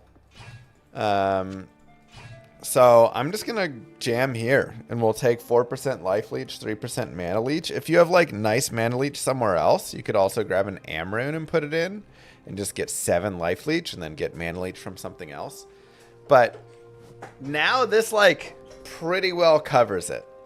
Like that is most of the leech that I need. So now if I want, I can start shifting out, you know, different rings and stuff for other rings that could be a little nicer in other ways.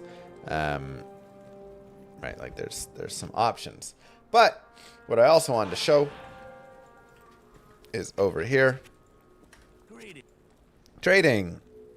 You can just buy boots and gloves that just have like high resistances on them. So I actually want to get Welcome to the desert rain. some like I mean, maybe it's a little greedy to try and get faster run walk with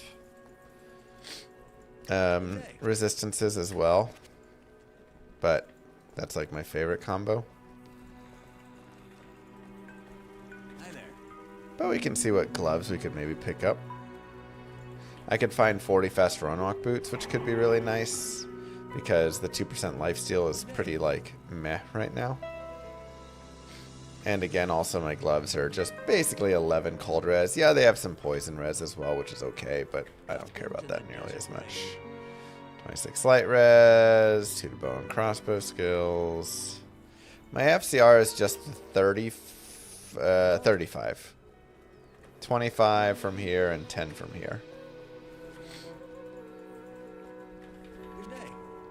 So, yes, some of my jewelry has actually been really nice, or some of my gear has actually been really nice, but there's also been some trash. Like, my gloves are trash, my rings aren't very good. My boots are, like, fine, I guess, here, but could be a lot better. You're using a 90 life, 35 res belt you shopped. Yeah, I mean, you can shop a lot of, like, really nice gear. And this is just the fastest place and easiest place to do it. It's just Loot Galen Nightmare there. It's like, there's a 74 life belt.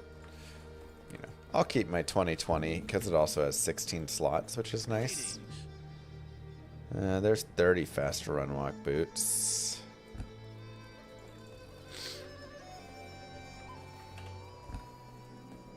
Good day. Really wanted 40s. 3 to martial arts. Dang. Hello. 27 light res. There we go. That's what I really was just looking for. I just wanted to get like 27 light res or something. You know, I'm actually going to keep the 20 fast run walks. They're fine enough, and they do have a little extra mana leech, which is really nice. Just make it so I barely have to do anything for that. Alright, now, as per usual, like we've discussed before, this is a great leveling spot. You can level here over and over and over again.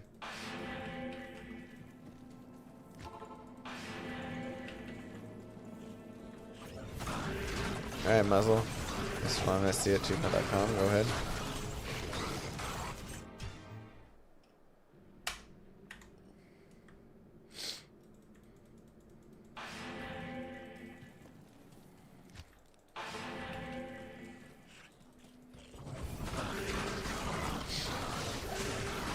So, if you want to level up right here, you know, again, go as high as you want. Essentially, you can take this up into like 70s if you would like. You know, I'm happy enough. 61 is high enough for me, so I really don't mind. I'm just doing it as like the showcase. But you can also find some like nice runes and things, decent items doing that. So it is something that can be fun and useful. But not super important. Just depends how much leveling you want. And also a little bit of, like we talked about before, which was where you're leveling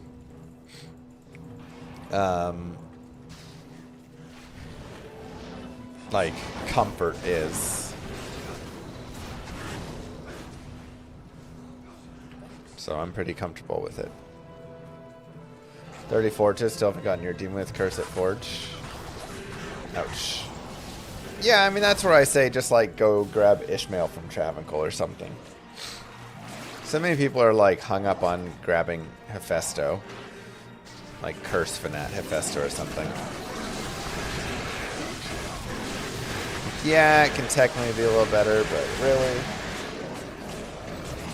all that matters is that you have Curse, and you can get Curse from Ishmael or from Pit Spawn.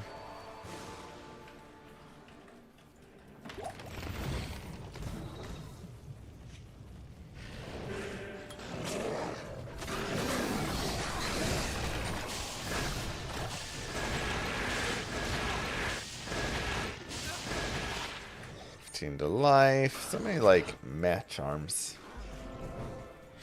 Pretty disappointed in the charms today. But not disappointed in some other pieces of gear, so what you gonna do?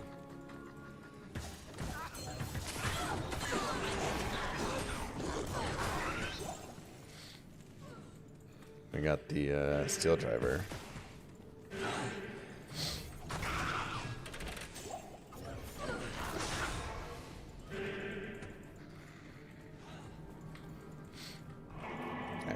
Find a waypoint. Perfect.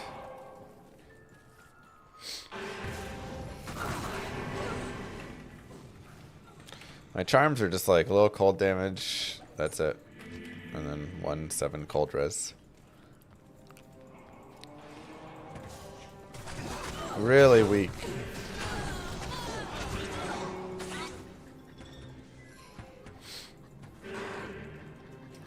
We'll go down to players 1 in here in case we run into Ghost or whatever.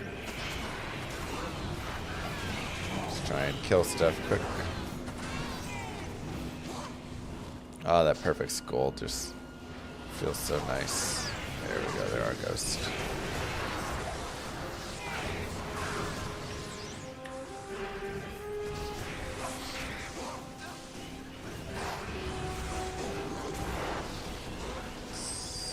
Good old souls. Super looted late game. I still have 2 life leech, 5 decay. Should I toss Vex into Arax for mana leech? I mean, you should probably swap off one of those rings to a mana leech ring and then not waste the Vex there, but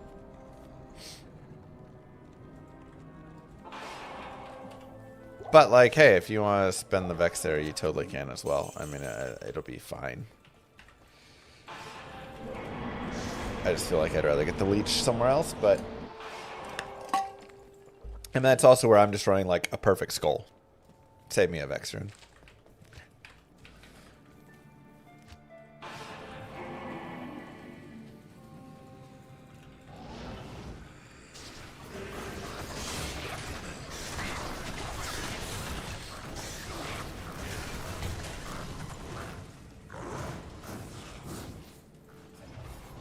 Yeah, Trav Council can spawn Fanat.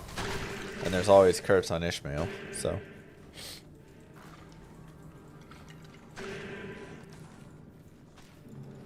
Echoing Strike is pretty good on it, Ubers. Your Bind Demon can tank and then you just like crush from behind.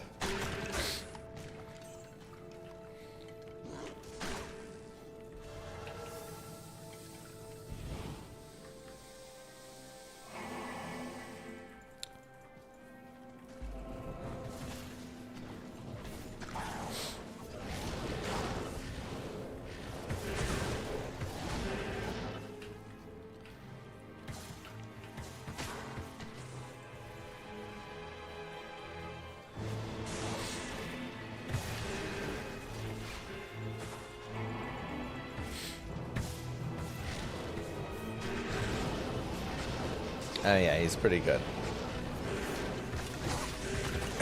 He's pretty good.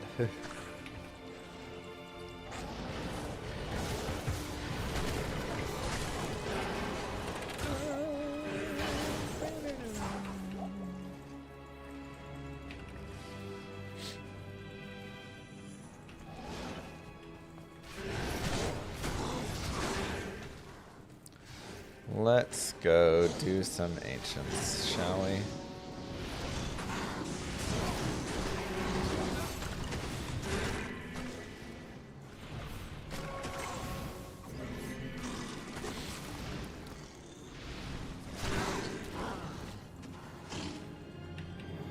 So, especially in Nightmare, again, make sure you're on P1, but like, Ancients should be a complete breeze here. Yeah. Just make sure you're getting them cursed. But we are a high enough level and our damage is disgusting right now, this Steel Driver. So we will just keep rolling forward. More points to Blade Warp, more points to Vitality. Working towards a 10k. Echoing Strike.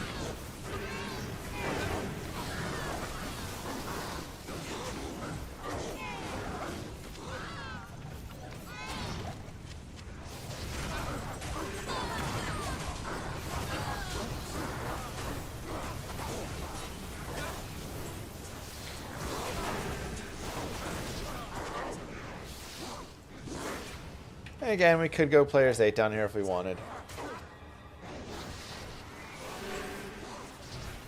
But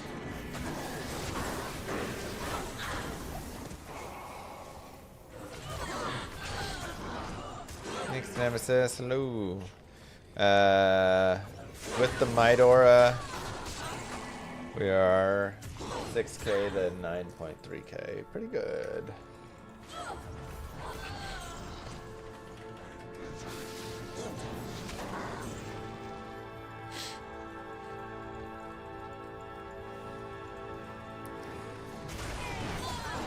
Pretty good.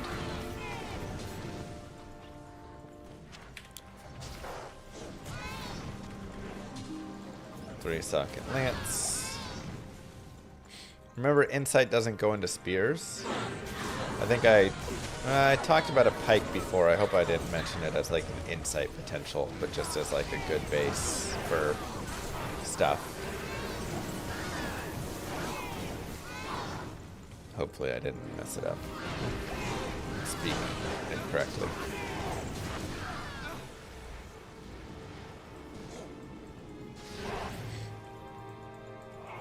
World Stone Keep level 2.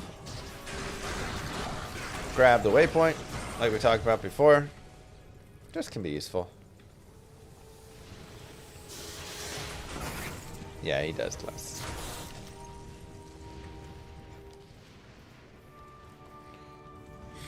Do you think the devs will ever show eye level on items? It doesn't seem like something that they're interested in. They like there kind of being mystery in the game still with that stuff.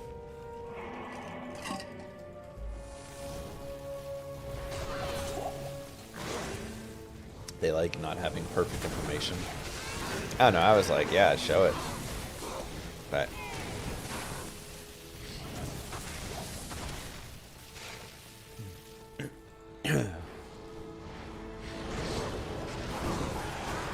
I mean, I can still appreciate them not.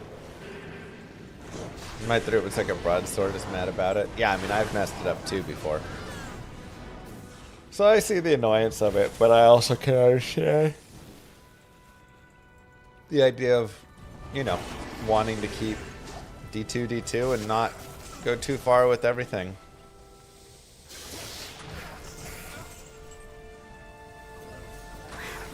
Not making a mod, but I think that's one that would be good. I'll be sad if they nerf him to the ground. Yeah, I mean, I don't think they should nerf him to the ground, but I think they should give him some nerfs.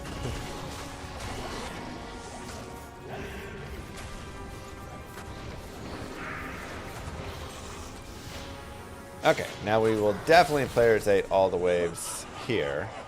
Nightmare.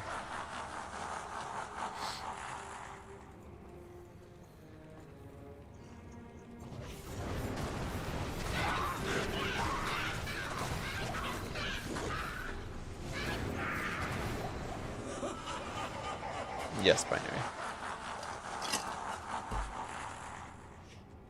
Gold enchanted cursed.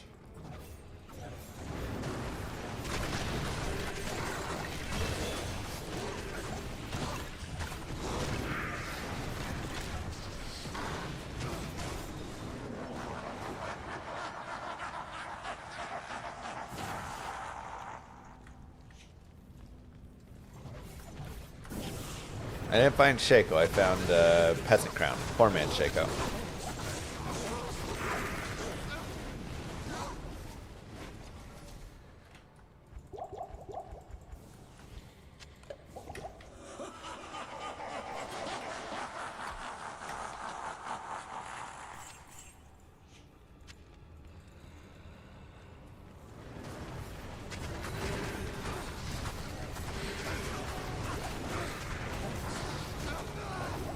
Oh, mercenary.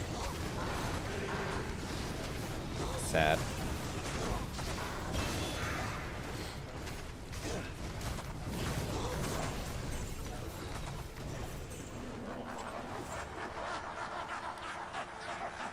Dang, let's go surf. Have Moo draw a llama on your forehead for 5,300 subs.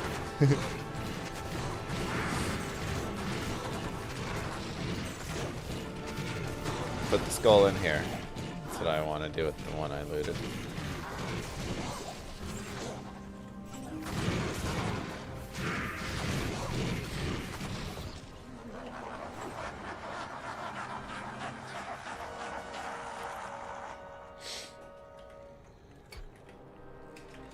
Okay, players 1 for Bale himself. I feel like we gotta get our mercenary just because, you know, he journeyed with us through all of Nightmare. It'd be mean to leave him out.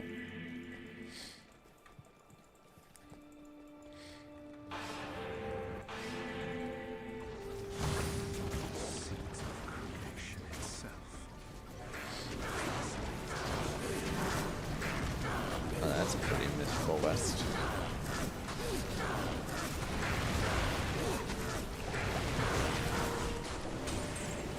And voila! Is my burden to bear. Torbalos. Nightmare.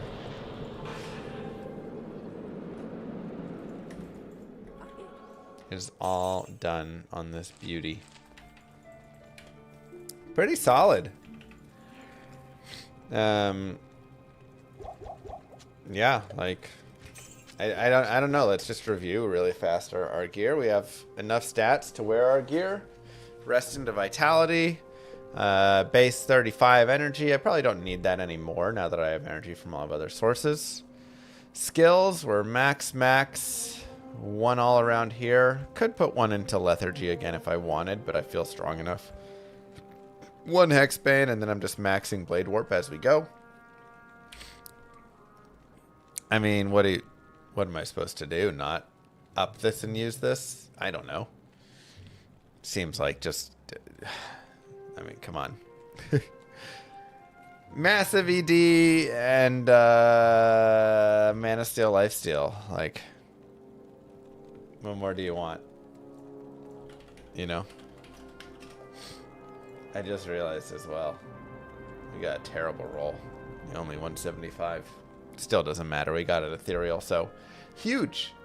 If not, though, of course, just running Insight would be plenty enough. We'd still be doing great damage. And then we could run this like on our mercenary, you know, so I'd run another one on our mercenary, run something else, use the bill we had there, whatever. Peasant Crown, really solid. We could also socket this and put like a Rao rune or an Ort rune or something before going to Hell, just to get a little bit more res. 10 all res, 29 energy, actually really nice. The energy is super helpful because this is costing 17 mana at cast, so just nice to have. Though we do have the perfect skull here for the mana leech now, and the mana leech from these, so that is helping a lot. Ancient's Pledge for survivability, stealth for the FCR, FRW. We do have an authority as well, but because we're not using the FCR from Insight, this is where I'm going to grab it instead. So, womp womp. Lightning res that we shopped there, 10 FCR just to get to that 30 breakpoint. We found Saigon's Belt. Not bad.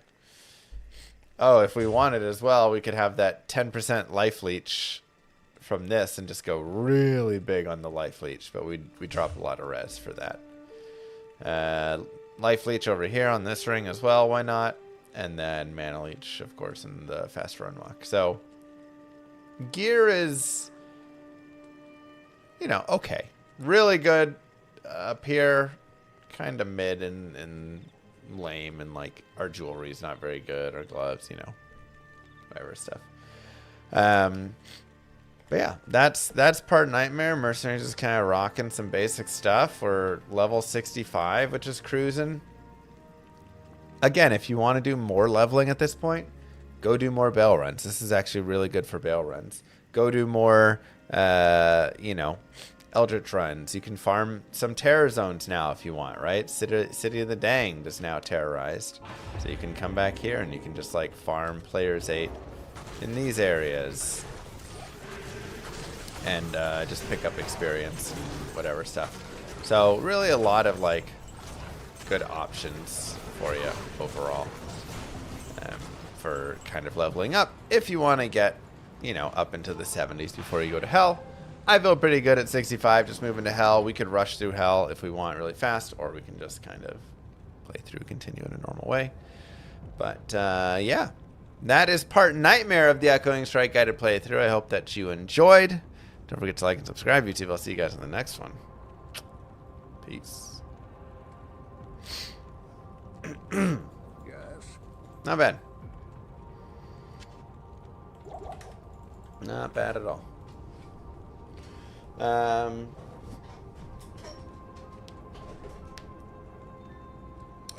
like that you hold it a little too long. It's just for cutting. Makes it easier.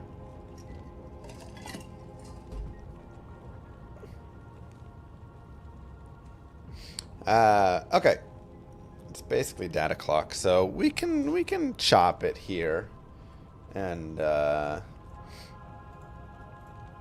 then be back tomorrow evening. We'll do naked. Yeah, I guess tomorrow night we'll do Llama After Dark, Naked Warlock. And we could maybe push this through Hell if we wanted, but maybe we just do that. And then we'll do Hell like the next day or something. Chi-Chi.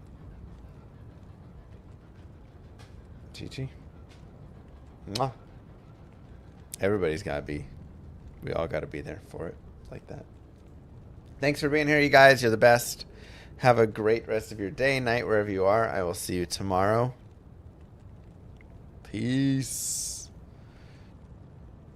Don't forget to hang out in the VOD channel. It's a super easy, great way to support the stream, and you can earn yourself a free sub if you hang out there. Free sub for this channel.